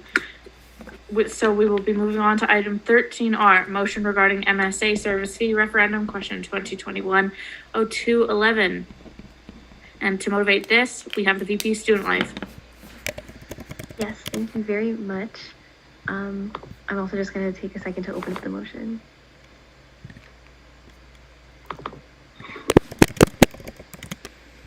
So at our last Services Review Committee meeting, which happened yesterday, the Services Review Committee approved the MSA as a service. And so that report is actually on the agenda later on for approval. The reason for this is because the MSA, which stands for the Muslim Students Association, is currently a full status club that provides a lot of services to the Muslim student community at McGill, and also just the general student community at McGill, such as a prayer space every single day, as well as like weekly prayers that happen, resources, events, programming, social events, and additionally, one thing that they're hoping to do with the new fee for their service, if passed, is also offer a chaplain service or a counseling service to not just Muslim students but all students at McGill, and like open to all students at McGill. Additionally, in terms of like the impetus for this fee is because it would allow the MSA to serve a lot more students. It would allow also stability of the MSA's budget and their finances, and so as it's a service, and since all student services have fee levies, I think that was kind of the reasoning for why they put this forward. And if the motion really goes more into detail on this, but I suppose I will stand for any questions if folks have them. And I can also pull up the service application as well if folks have questions about like why we wanted to make the MSA service, sort of what they're offering and things like that. All right, thank you very much, VP Student Life. With that, we'll move into question period. All individuals with questions can indicate so at this time.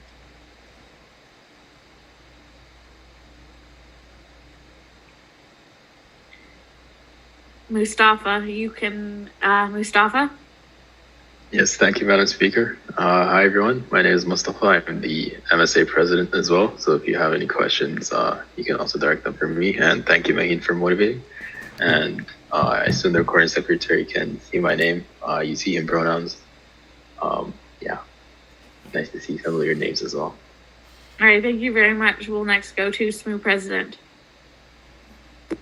Yeah, I just had a question. I know that before this new building had closed for renovations, the MSA had prayer space that was provided on the ground floor, and I'm pretty sure it was provided free of charge. I just wanted to make sure that that would still be the case, even though this fee is coming to question. Either VP Student Life or Mustafa? Yep, I can take that one. And Mustafa, if you have anything to add, just let me know. But I think that space that they have on the ground floor will be retained. However, every year we'll do like sort of, the idea is to do a review of all the spaces in the UC, and if there's another space that is potentially more suitable for them, or we can also accommodate for that. But the plan is currently, yes, they will retain their same space, and they will also have additional access to the ballroom. And so the ballroom is where they hold their Friday prayer service. And as a service, they'd have additional entitlement to be using that space on a regular basis.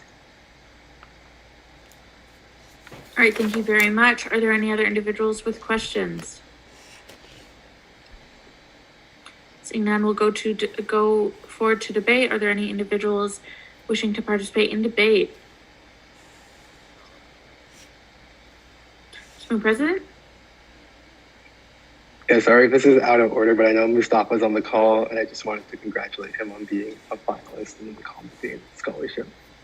But also in terms of this motion, I hope that council approves it. The MSA does a lot of good work. Again, that was already mentioned in the motion, and I definitely am in favor of this motion and hope that council feels the same way. All right, thank you very much, SMU President. VP Finance.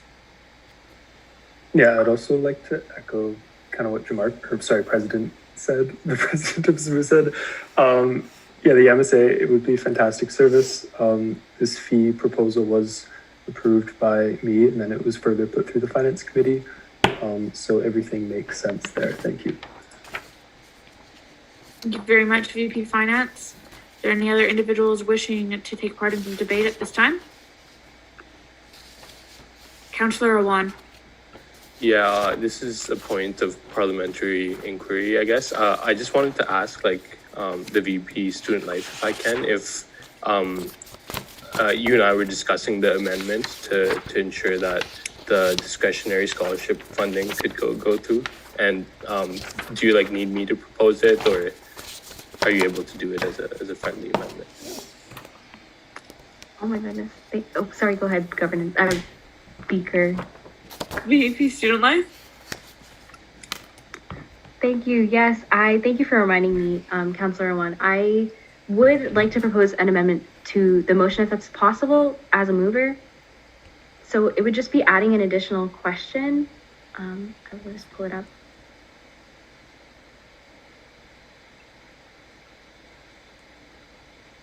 And so the question would be, do you also agree to the allocation of $2,000 of the MSA discretionary toward individuals for the purpose of providing students with financial aid? And I can send that to in the chat to the parliamentarian. Okay. Yeah, through private chat, that'd be good. Thank you. Okay.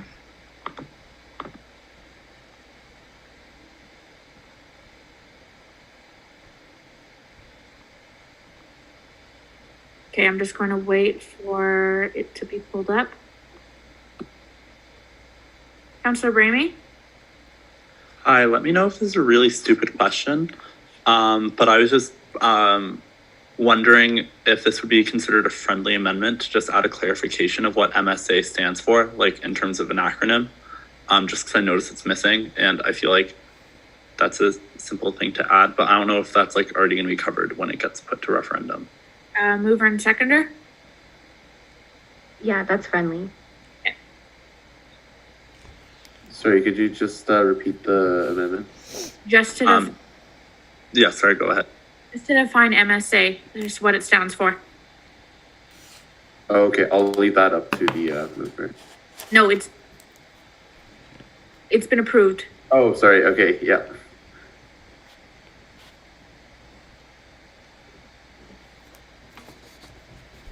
Has the other Yeah, I have it now. okay. Give me 1 second.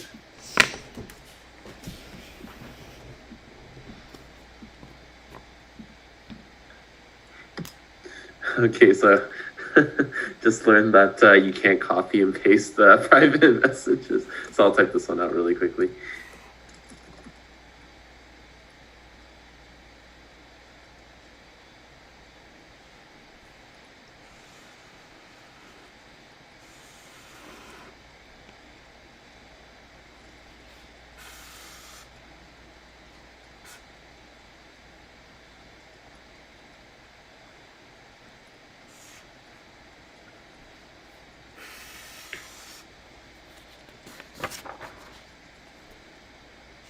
Also parliamentarian, I'm going to note that after you're done, you either have too many zeros or the comma is in the. Yep, sorry, I just couldn't see the. No worries.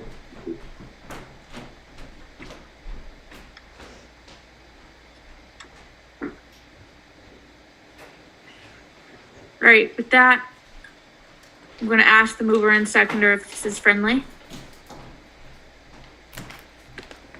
Yes, it is friendly. Okay, and I'm just going to ask, is there any opposition from the council at large? Hearing none, it will stand approved. With that, we'll move back to debate on debate at the motion at large. VP Finance? Sorry, maybe I should have done this before. Could you scroll back up super quickly? I'd recommend instead of saying $2,000, you simply keep it as the 5.16%, just given that the fee will fluctuate year to year. Mover and seconder, is this acceptable? Yes. Perfect.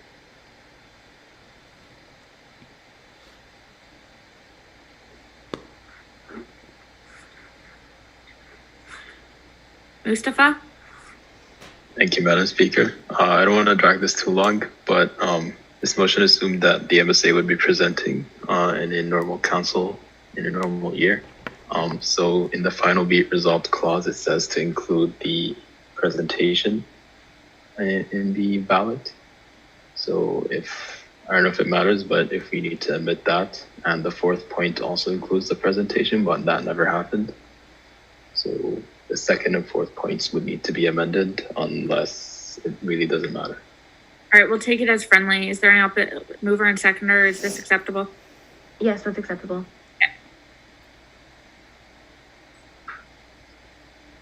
Like this? Yeah, parliamentarian, you can just delete it. Not the second point, just the presentation part of the, no, sorry, I meant the fourth point. Okay. The presentation part. Yep, that's only that. Thank you. Is the second part correct, Mustafa? Yeah, it's perfect now. Thank you. Perfect. Thank you very much. Are there any other individuals wishing to take part in debate? Motion to call the question. Thank you very much, Councillor Smith. Can I have a second? Seconded. Thank you very much, Councillor Williamson. Is there any opposition? Hearing none, the question has been called. That is there a motion? Is there desire by council to approve this by unanimous consent? I'll take Councillor Awan and Councillor Awan and Councillor Wan. Is there any opposition? Hearing none, it will stand unanimously approved. Thank you.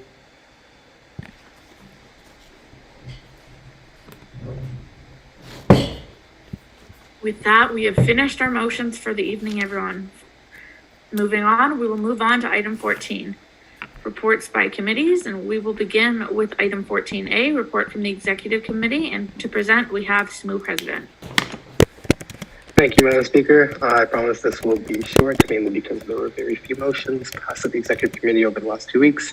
So we hired a new Sustainability Commissioner, GM, so General Manager, Assistant, SLACOM Special Event Coordinator, Service Finance Coordinator, and then the pay grade for the Sustainability Commissioners changed, but that was sort of retroactive because of the change, I think, back in August or September. And then we also signed on to an open letter in solidarity with Silverton and to call for the divestment of the CGL pipeline. And then the last part was we amended the job description for the Francophone Affairs Commissioner so that they can assist with the translation of the listservs. That's all. So I'll stand for questions. All right, thank you very much. Are there any questions on the report of the Executive Committee?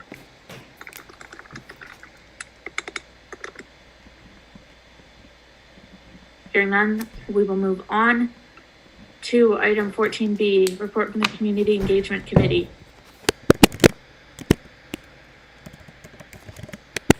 VP External? Yes, thank you very much. Background to this committee. The Community Engagement Committee at SSMU has been pretty kind of slow going since the closure of the University Centre in 2018. That was compounded by the closure of the SEED office of McGill, which kind of coordinated McGill's community engagement efforts. So the Community Engagement Committee, like to chair for the fall 2020 semester, due to primarily the years-long absence of a Community Engagement Commissioner, who is defined as the chair within committee terms of reference, and the temporary leave of the VP External, myself. Further, the COVID-19 pandemic has severely limited community engagement opportunities. So that said, some important community engagement initiatives have been developed or are presently in the works within this committee. So examples are a club's community engagement database that has been in the works with the VP Student Life, and Le Plateau, which is a residents' assembly in Le Plateau, Montreal, is in the process of planning for its next annual assembly. So looking forward, ensuring that the SSMU can actually provide meaningful opportunities for community engagement will require the reinstatement of the Community Engagement Commissioner, which is planned for the next year for the next VP External, and which could and should be funded by the community engagement fee. Furthermore, the Community Engagement Committee should and will this semester study the feasibility of involving other executive offices within this committee, specifically the VP Student Life and the VP Internal Affairs, because both offices interact on a more regular basis than the VP External with important university stakeholders such as CLAY and the IRC. So that is the report. All right, thank you very much, VP External. Are there any questions on the report of the Community Engagement Committee? Seeing none, we'll move on to item C, Funding Committee. VP Finance. I believe the Funding Committee report was postponed until next council. You're very much correct. With that, we'll move on to the new 14C, the report from the Mental Health Committee. VP Student Life? We may not have a report from the Mental Health Committee for this council session. Is it possible to postpone to the next session? Can I have a motion to postpone? Motion to postpone. Thank you very much, VP Finance. Can I have a second? Seconded. Thank you very much, Councillor Williamson. Is there any opposition? Hearing none, it will stand postponed. That will move on to item 14D, Services Review Committee. VP Student Life. Yes, thank you very much. So this report is a recommendation that was made yesterday at our SRC meeting, wherein we approved the Muslim Students Association as an official service of the SSMU. And so they provided us with their constitution, their budget, which actually went through the Finance Committee as well for approval. And within their application, they detailed a list of current offerings to students that they provide, and also new offerings that they would be able to provide if they become a service. And so the MSA has a long history of serving students, and we believe that it is a unique service, and it has a unique mandate and provides unique opportunities and like activities for students, and is also like an extremely valuable resource to have to the McGill student community, and deserves some financial stability. So we are moving this recommendation, and I think it requires a 2/3 approval from council for the MSA to officially become an ISG, or sorry, a service. You're very much correct, VP Student Life. So with that, we'll go if there's any questions on the report. Seeing none, we'll move to a vote. VP University Affairs? Can I move to adopt by unanimous consent? Yep, thank you very much. Can I have a second?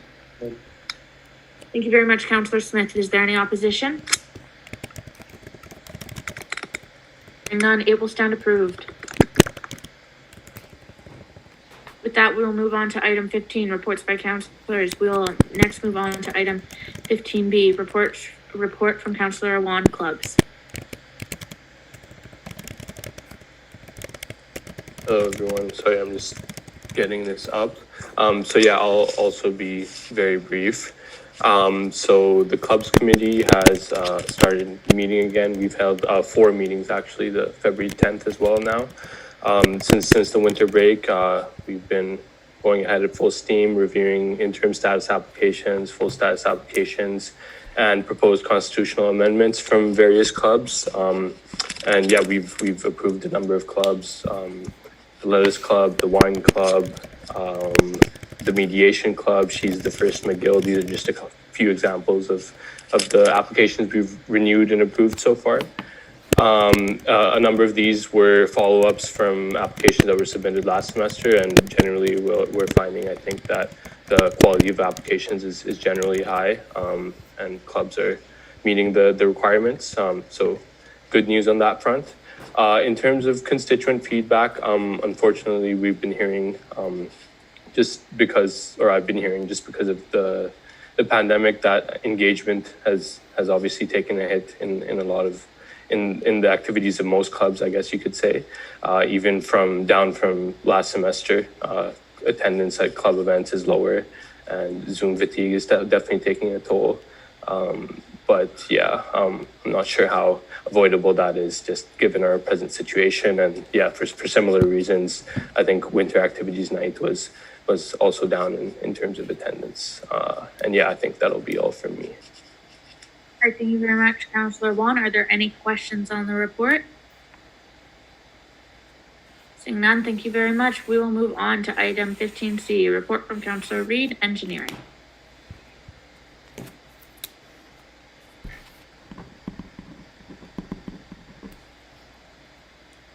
Councillor Reid?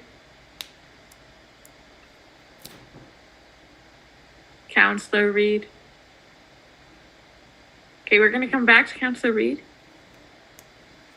We're going to move on to Senator Darianani, so proxy.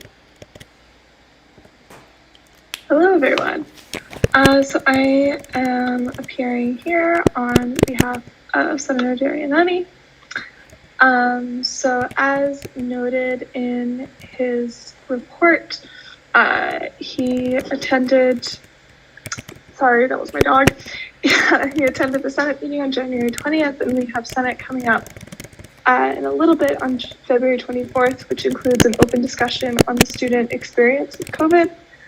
The questions are there. I would absolutely invite you to reach out to Senator Darianani, Senator Parsons, the SMU president, or the VP University Affairs, if you or your constituents have anything to add with regards to those questions. Moving on to the subcommittee on teaching and learning, there was a meeting on February 9th, and Adrienne, Senator Tessier was also there, so I can update this verbally. Much of the focus of that meeting was on a presentation by the wonderful mental health commissioner and mental health advocacy commissioner on the SMU student wellness plan, which was received by the committee. And then a little bit of discussion about planning for fall 2021, and it was emphasized that there needs to be clear, steady, and soon communication from the university about what that term will look like. Beyond that, I will invite you to peruse this report yourself, as it's pretty thorough otherwise, and I now stand for questions. Right, thank you very much. Thank you very much, Proxy for Senator Darianani. Are there any individuals with questions? Seeing none, we'll move on. Well, Councillor Reed, are you available? Okay. Can we have a motion to postpone Councillor Reed's motion? Motion and Councillor Reed's report. Thank you very much, Councillor Smith. Can I have a second? Seconded. That's Councillor Williamson. Okay, I'm so sorry, everyone. Is that objection from, is it Shakespeare, Lauren? Or No, Grace, she wants to be rubbed, and I'm not paying attention to her. Okay, thank you very much for approving the postpone. With that, we will move on to item 15E, and we have a report from Councillor Gunderman, Management. Thank you, Madam Speaker. So, is it? Yeah.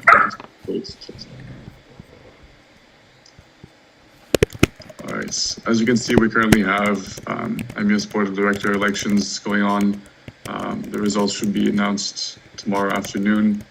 You can see on your screen which positions are up for elections.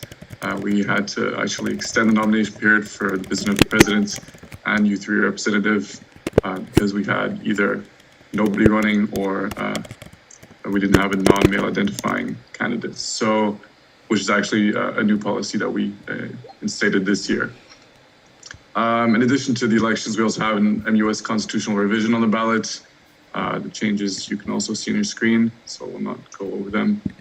The Couche-Tard finally opened in the Bronfman lobby. I definitely recommend all of you to go look at it. There's a section of Couche-Tard where you just walk in, you scan a QR code, you walk in, you pick the items you'd like, and you just walk out. The cameras track you, and you get a receipt 10 minutes later in your email, which is quite impressive. We unanimously approved the Digital Pride Network, whose goal is to build a network of LGBTQ plus students at Digital for students and alumni. The winter involvement package with all the involvement positions will be released in March. In terms of the Dean Appointment Committee, the company Miguel contracted has a list of potential candidates. It's about 15 to 20 candidates long. So the committee is now in its final stages and will recommend a candidate quite soon. We have a new speaker of the MUS Council, Ariel Locke, because the outgoing speaker graduated. In terms of events, I want to give a big shout out to our VP competitions, Frédéric Bouchiana, because our delegation secured a record 9 podiums at the Jeux du Commerce.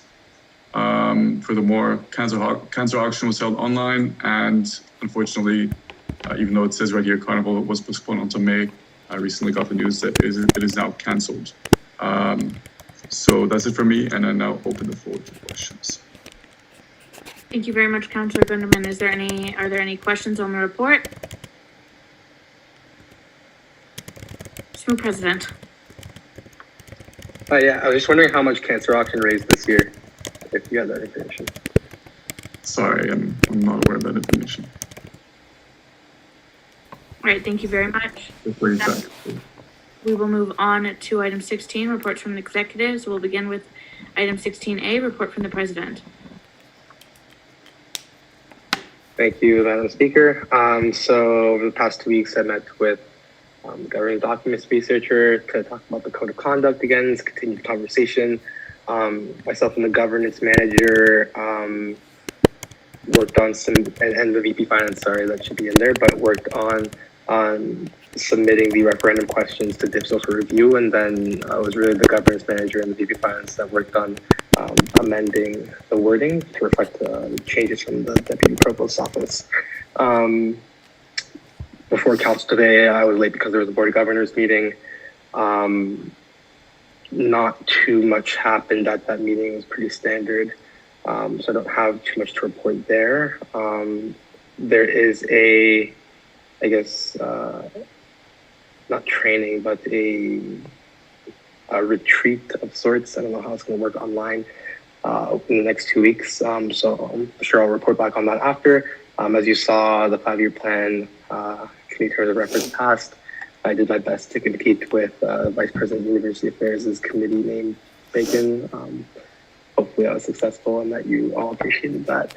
There was a President's Roundtable meeting last Saturday, which was good. We were just able to touch base because we hadn't spoken, I think it was a couple months now. But I think constituents' concerns are still pretty much the same in terms of, I guess, lack or Zoom fatigue rather. And then there were also questions about the last-minute contract and the contract that we have with Sleeming as well. But I've forwarded those to the appropriate people. McGill Advisory Council sustainability, again, it was a pretty standard meeting. There wasn't really too much to report there. I attended Bacon, which I'm sure the VP University Affairs will talk a little bit about. And then VP University Affairs and I had a meeting with Deputy Provost of Student Life and Learning where we talked about a few things. One was, I guess, in terms of the on-campus, the resumption of on-campus activities or the increased on-campus activities with new Quebec government guidelines. We were just wondering if anyone would be if it would be mandatory for anyone to come back to campus anytime soon. They had informed us that that won't be the case and that there will always be, at least for now in the summer, there will be an optional component for the online if people can't come back. Also for international students who are returning back to Montreal with the new guidelines, they have to, I think it's quarantine in a hotel that's 10 kilometers away from the airport. As of right now, McGill's engaging in ongoing conversations with the government to see what can be done specifically about that. There might be a possibility that students may be able to quarantine closer to campus, given the distance between the airport and where we are now. Not sure if I missed anything with the DIPSO, but I'm sure if I did, VP Affairs might pick that up. Edge Leadership was it's a student group that's trying to set up chapters at each university. They had requested a meeting with me. I had forwarded them directly to the management department because they seem to be a sort of like leadership opportunity primarily targeted towards management students that's focused on like diversity in leadership. So I haven't heard back from that, but hopefully that went well. And then again, I met with the Dean of Students about the evictions in the first year residence. And also we had a follow-up meeting with the first year council because they also had some questions for him. I guess there was a lot to sum up there, but if I can try and sum it up in a few points. The first is that McGill isn't evicting students who have no place to go. In those specific cases, they're going to be confined to their rooms. Second is, I think there was in the news, we'd seen that students are being evicted at 10 a.m. But given that Airbnbs and hotels don't open up until I think it's the afternoon or evening, that's not necessarily the case. They're given until they're able to find a place, and if they need a day or 2 days or whatever it is, that will be McGill will accommodate that. They're not going to send anyone to the street who has no place to go. And I guess the other part there is that I think there was a new regulation that was imposed, but prior to that, students who are evicted are students who are on a prior disciplinary warning. It's not first rounds. It's not first, I guess, warning students unless they were students who were at 30 to 40 person parties, for example.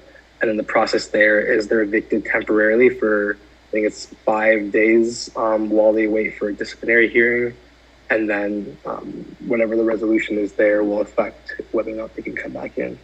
And then I have also met with Organization for Lifeline Tech. Essentially what they are is, you've seen the charging stations in the library for your phones.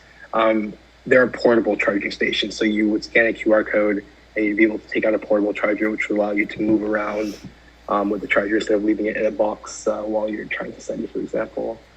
And then for events, I had a town hall with the Green Party Canada, just about how COVID's affected students. The SSMU team met with the SSMU executive team from 1989, which was a really cool and unique opportunity. A form will be coming out within the next week for SSMU hoodies. I know there's been a lot of questions about that. Hopefully we can get all of that done before the end of the terms. And then the SSMU executives attended the interviews for the training. But I will stand for questions now. Thank you. Great, thank you very much. Councillor Smith? Thank you, Madam Speaker. I just wanted to, this isn't a question, this is more of a comment. I just wanted to give a huge shout out to the SSMU president on his town hall with the Green Party leader. I managed to tune in for about 10 minutes in the middle of McMahon, and it was really, really well done. So, good job. Thank you very Thank you very much. Thank you very much, Councillor Smith. Councillor Karasik.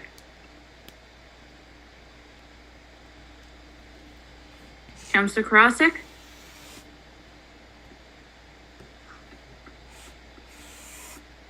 Oh, sorry, I didn't realize that I was muted.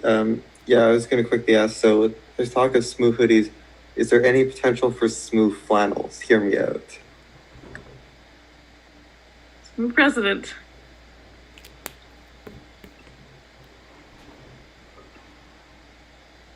SSMU President. Sorry, my headphones died. I was wondering if Councillor Karasik could repeat that. Councillor Karasik? Sure. So there's talk about SSMU hoodies. I was wondering if there's any potential for SSMU flannels.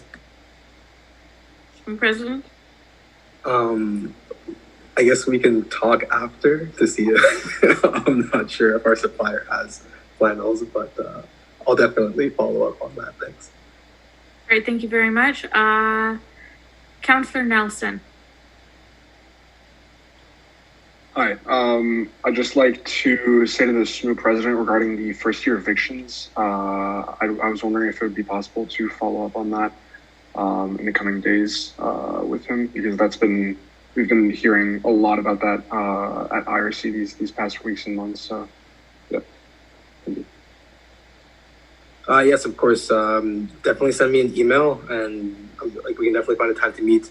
If IRC also wants, because I was looking for a contact, but I couldn't find one. But if IRC also wants, I can definitely set up a meeting between IRC and the Dean of Students or whoever else you want to meet up on the team. So yeah, just send me an email and we'll set that up. Thank you so much.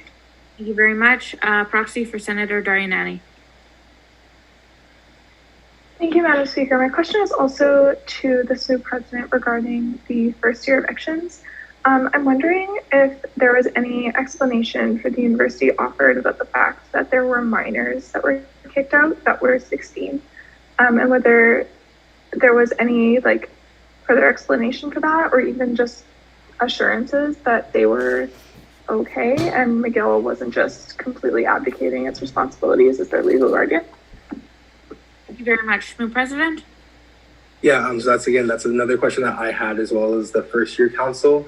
And I don't know if I mentioned it before, but again, McGill wouldn't, according to the Dean of Students, the university would not evict students, minors or not, if they had nowhere to go. So there's supposed to be someone who's assigned to them from the university side that would follow up with them throughout this entire process. So they first get the notice that they're evicted for 5 days.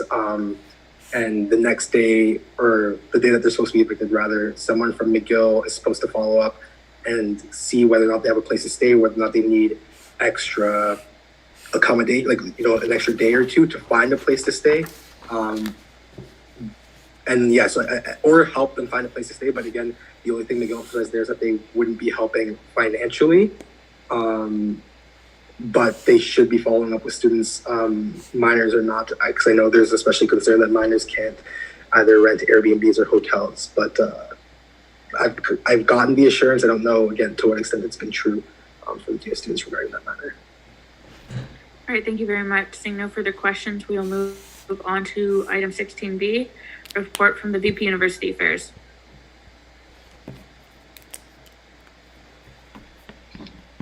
Hello, everyone. Okay, you're gonna have to bear with me while I quickly open my own report because I forget to do this every single time. Okay, so it's a relatively short report, although I can promise you it was actually quite a busy 2 weeks. Starting off with University Affairs and Research. So the USAP Policy Working Group met again. This time we discussed rereads of assessment and exams and rights around that. Next meeting is going to be the 15th. The Committee on Student Services met on the 1st. We discussed the revisions to the CSS terms of reference and finalized some supplementary documents for the planned Senate open discussion on COVID student experience. And the mandate revision working group actually met today. So McGill NomCom met on the 4th to approve a bunch of committee nominations and revisions to the terms of reference of the Senate Steering Committee and Joint Board Senate Committee on Equity. I've been working with the law senator, who's here, hello, on a motion to institutionalize Queer History Month. That was delayed to allow for some further consultations. We'll actually be meeting with the Associate Provost of Equity and Academic Policy tomorrow. And then the next Senate meeting is actually planned on the 24th. So there's planned reports from the ombudsperson and Student Life and Learning Report, and as I said, the open discussion. Senate caucus met on the 2nd and 9th weekly to review Senate agenda items and the recent student evictions, as the president mentioned. There was the first meeting of the Senate Caucus Advisory Board, SCAB, working title on revisions to the internal regulations of representation and advocacy on the 4th. So there are a bunch of undergraduate representatives to university committees that were added to the advisory board, and we've gone through IRs 1 and parts 1 through 3 of IRs 2 of the internal regulations of representation and advocacy. And so excited that I can finally tell this to all of you, that the preferred names use reports has been completed and it has been sent for proofreading and graphics. This is it. I have been saying that this report is almost done for like so many council sessions now, but it is actually done this time, and I can fully confirm that. And hiring for the Indigenous Equity Researcher is ongoing. For equity and advocacy, the board ad hoc committee on naming met a couple times, actually met with the deputy provost, student life and learning, and the vice principal university advancement yesterday to discuss the renaming of the university center. And there are actually some like really, really interesting plans in the works that I unfortunately cannot talk about now, but that unfortunately prevented the renaming question from being included in this regular winter referendum. We're planning on hosting a special referendum at some point later, but that is coming. And for equity infrastructure, the vice president external and the ABCs and I had a follow-up meeting with the Reese founder to further explore implementation options. For those who don't know, Reese is an online sexual violence reporting tool. The Gender and Sexuality Commissioner was actually hired on February 5th. I have a onboarding meeting tomorrow. Very excited for that. I assisted the VP External with External Affairs Coordinator interviews, and equity policy revisions are ongoing. So we actually did some very, very major restructuring of the policy, including specifically the complaints resolution procedures. So far, we've revised in detail the background, interpretation, scope, and definitions. And I've been working with the Indigenous Affairs Commissioner to restructure and expand that portfolio. So we're currently drafting a master plan to hopefully, at some point in the future, expand the portfolio into 7 distinct positions, which I think is incredibly exciting. For academic resources, we had our bi-weekly meeting with library administration on the 4th, and we just reviewed a bunch of library improvement fund applications. But there's still plenty of resources in the fund. So of course, if you have any ideas for how you would like the library improvement fund allocated, any ideas for library improvement or improvements to the spaces or services offered, you can contact the library improvement fund commissioner. And that is actually it. I told you it was a short report, but I stand for questions. And if there are no questions, thank you all for your time. All right, thank you very much. Senator Parsons. Hi, thank you for your report. At the last Senate caucus meeting, there was discussion surrounding changing the acronym for SCAB. I was wondering if there are any updates on the new name. VP University Affairs? I can say that I have not come up with a better name yet. Technically speaking, the full name is Scabrera, Senate Caucus Advisory Board on revisions to the internal regulations of representation and advocacy. So I hope we can agree that SCAB is like technically like slightly better than the full name. That being said, I feel like I should, like, I'm the naming person. I came up with bacon. The bar is set so high. So if anyone can come up with better names for SCAB, I am so open to hearing them. Thank you for that question, Senator Parson. All right, thank you very much. Are there any other questions at this time? Seeing none, we will move on to item 16C, report from the president. Sorry, I think I already did. Madam Speaker, you said Sorry. report from the president. Sorry, my apologies. Sorry, I've been having a disconnect. It's fine. We'll move on to the real 16C, VP Finance. Thank you, Madam Speaker. So I'll start with general finances and accounting. So the 2020-2021 budget revisions, part 2, they're underway right now. So McGill has provided us with the financial reports based on opt-out rates and enrollment numbers. So we're planning on having those revisions done based on the forecasts by the end of the month as per the internal regulations of finance. So the numbers that we received, they're very similar to the numbers that we predicted, like eerily similar. So it's nice to know that our calculations are working. And like I said, done by the end of the month, and then a presentation will be prepared for council for approval. Finance Committee continues to meet. As you all know, we discussed some proposed new fees and approved them. And we have discussed next steps for the committee, which includes reviewing the investment portfolio. Updates on next year's budget. So it is essentially complete, believe it or not. Just a few minor edits will be made between now and February 19th, and the final review is on February 15th with me, the general manager, comptroller, and finance team. For fee renewals, those are done. Thank you everyone so much for your help with those, and thank you everyone for sitting through all the fee renewals. I don't know why they lined up this year, but they did. There were a lot of them, so I appreciate that. And then for the finance website, it's still under construction. I'll be honest, I haven't had a lot of progress the past 2 weeks, but it's still one of my active projects. Moving on to funding. Not a lot to say here. Funding committee continues to meet. The list of approved funding applications can be found at the bottom of this report, like always.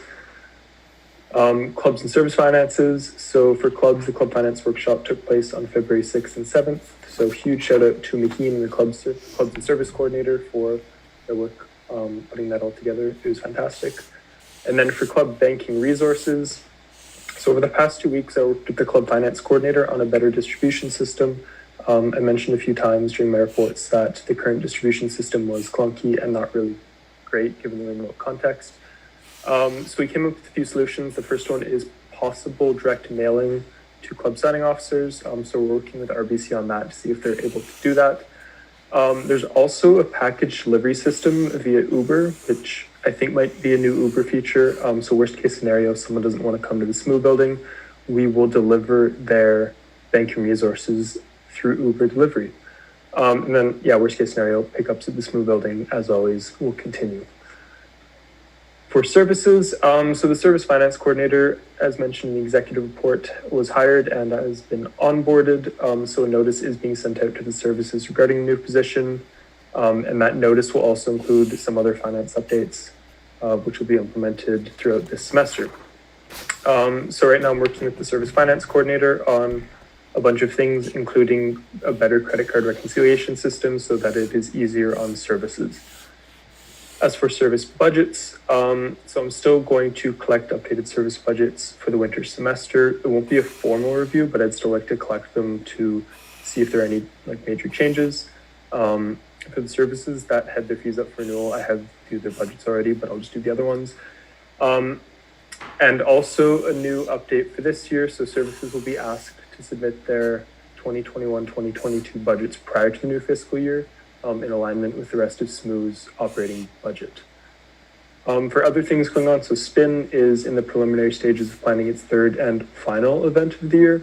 So I worked with one of the SPIN members at large on the budgeting, finances, and potential sponsorships. And things are going well there. That is the end of my report. As always, if you have any questions, let me know. Thank you.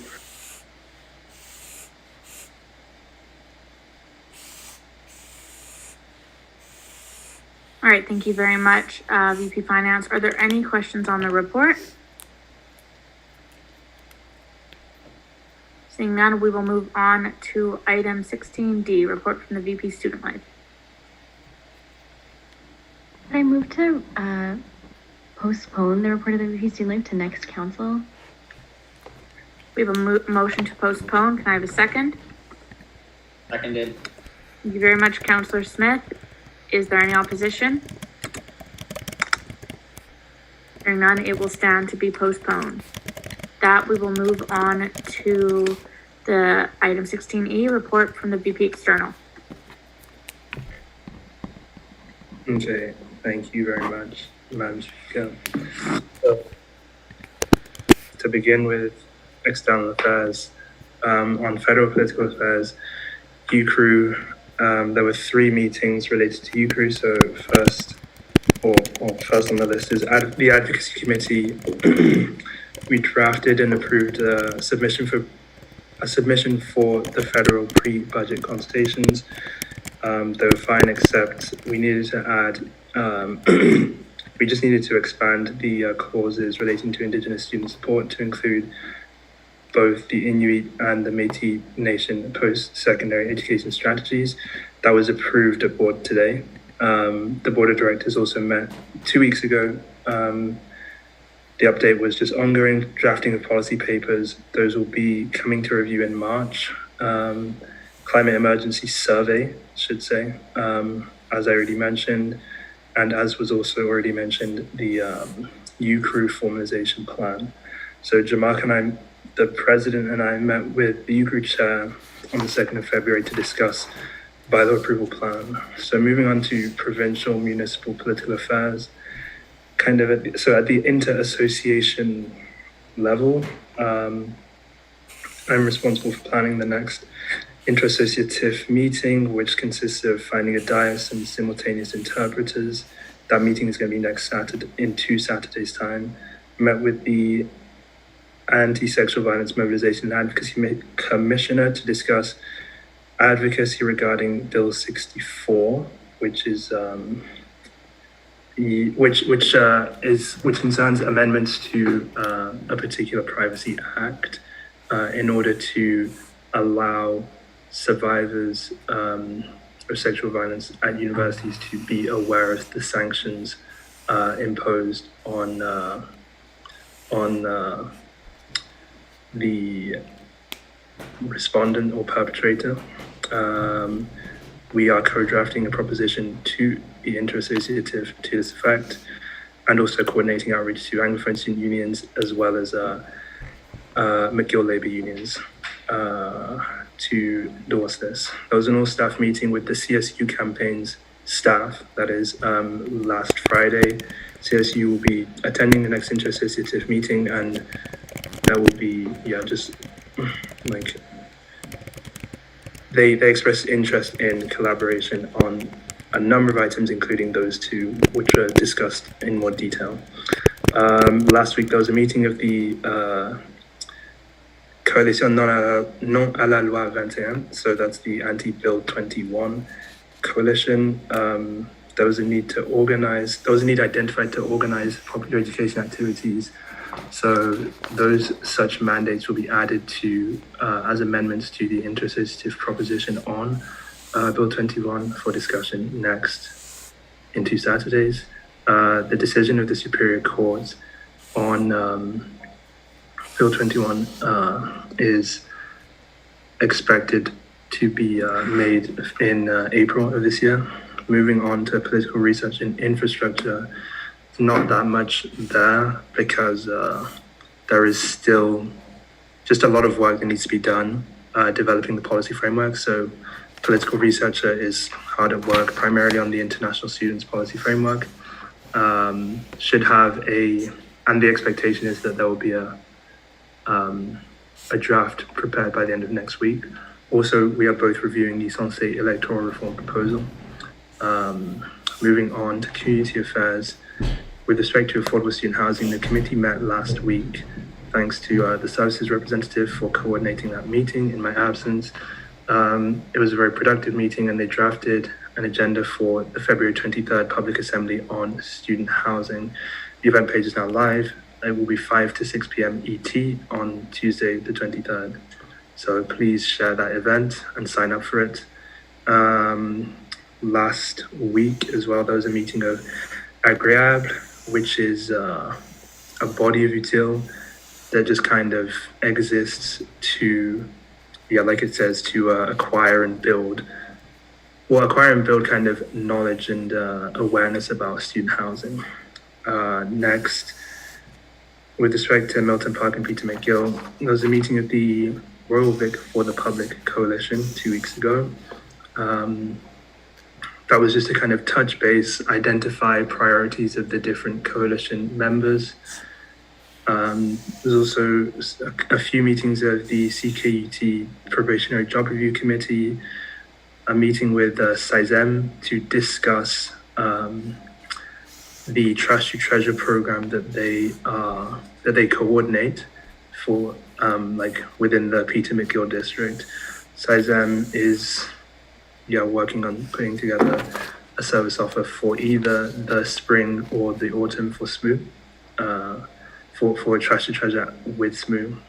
Onto political campaigns. I completed the guide to political campaigns, which is especially good because there are a few new political campaigns that we have mandates to support. With respect to climate justice, I drafted a letter to, we as SSMU executives signed on to this Araton GNL campaign, which is a student coalition bringing together 290,000 students throughout Quebec. And I also wrote a letter to Jennifer Macaron, who is the MNA for Westmount St. Louis, as part of this campaign to communicate this position and to request a meeting to discuss this further with her. Other campaigns, beginning conversations with CSU regarding campaign support for the unhoused population of Montreal, and we'll be meeting with the McGill Corporate Accountability Project next week, or at least the campaign's coordinators will, to set objectives for that campaign. With respect to union affairs, I've been in contact with Amuse regarding the residents' eviction situation, so I mean, that has been talked about already. From Amuse's end, they expressed concerns about McGill's sudden change towards a no warning eviction policy, which has made it just, significantly more difficult for them to perform their role as direct supporters and also providing emotional labor to the student residents. I also met with Munaka just as a kind of check-in earlier this week. Then lastly, within office and governance, we finished the hiring process for the Community Affairs Commissioner and External Affairs Coordinator. They'll be starting next week, which is wonderful. Met with the VP Finance 2 weeks ago to discuss funding sources for the Black Affairs Commissioner and just had some check-ins with casual staff. With respect to governance, met with the governance manager to discuss some items about the Constitution and the IRs of governance, as well as the executive progress chart, which will be up on the website soonish. Met with the VP Finance to discuss the renewal of the Access Bursary Fund fee. Also met with the GDR earlier this week to discuss amendments to the Constitution and IRs of governance. Helped draft a diverse motion for the winter 2021 GA upcoming. And then some office varying. So that's it. I stand for questions.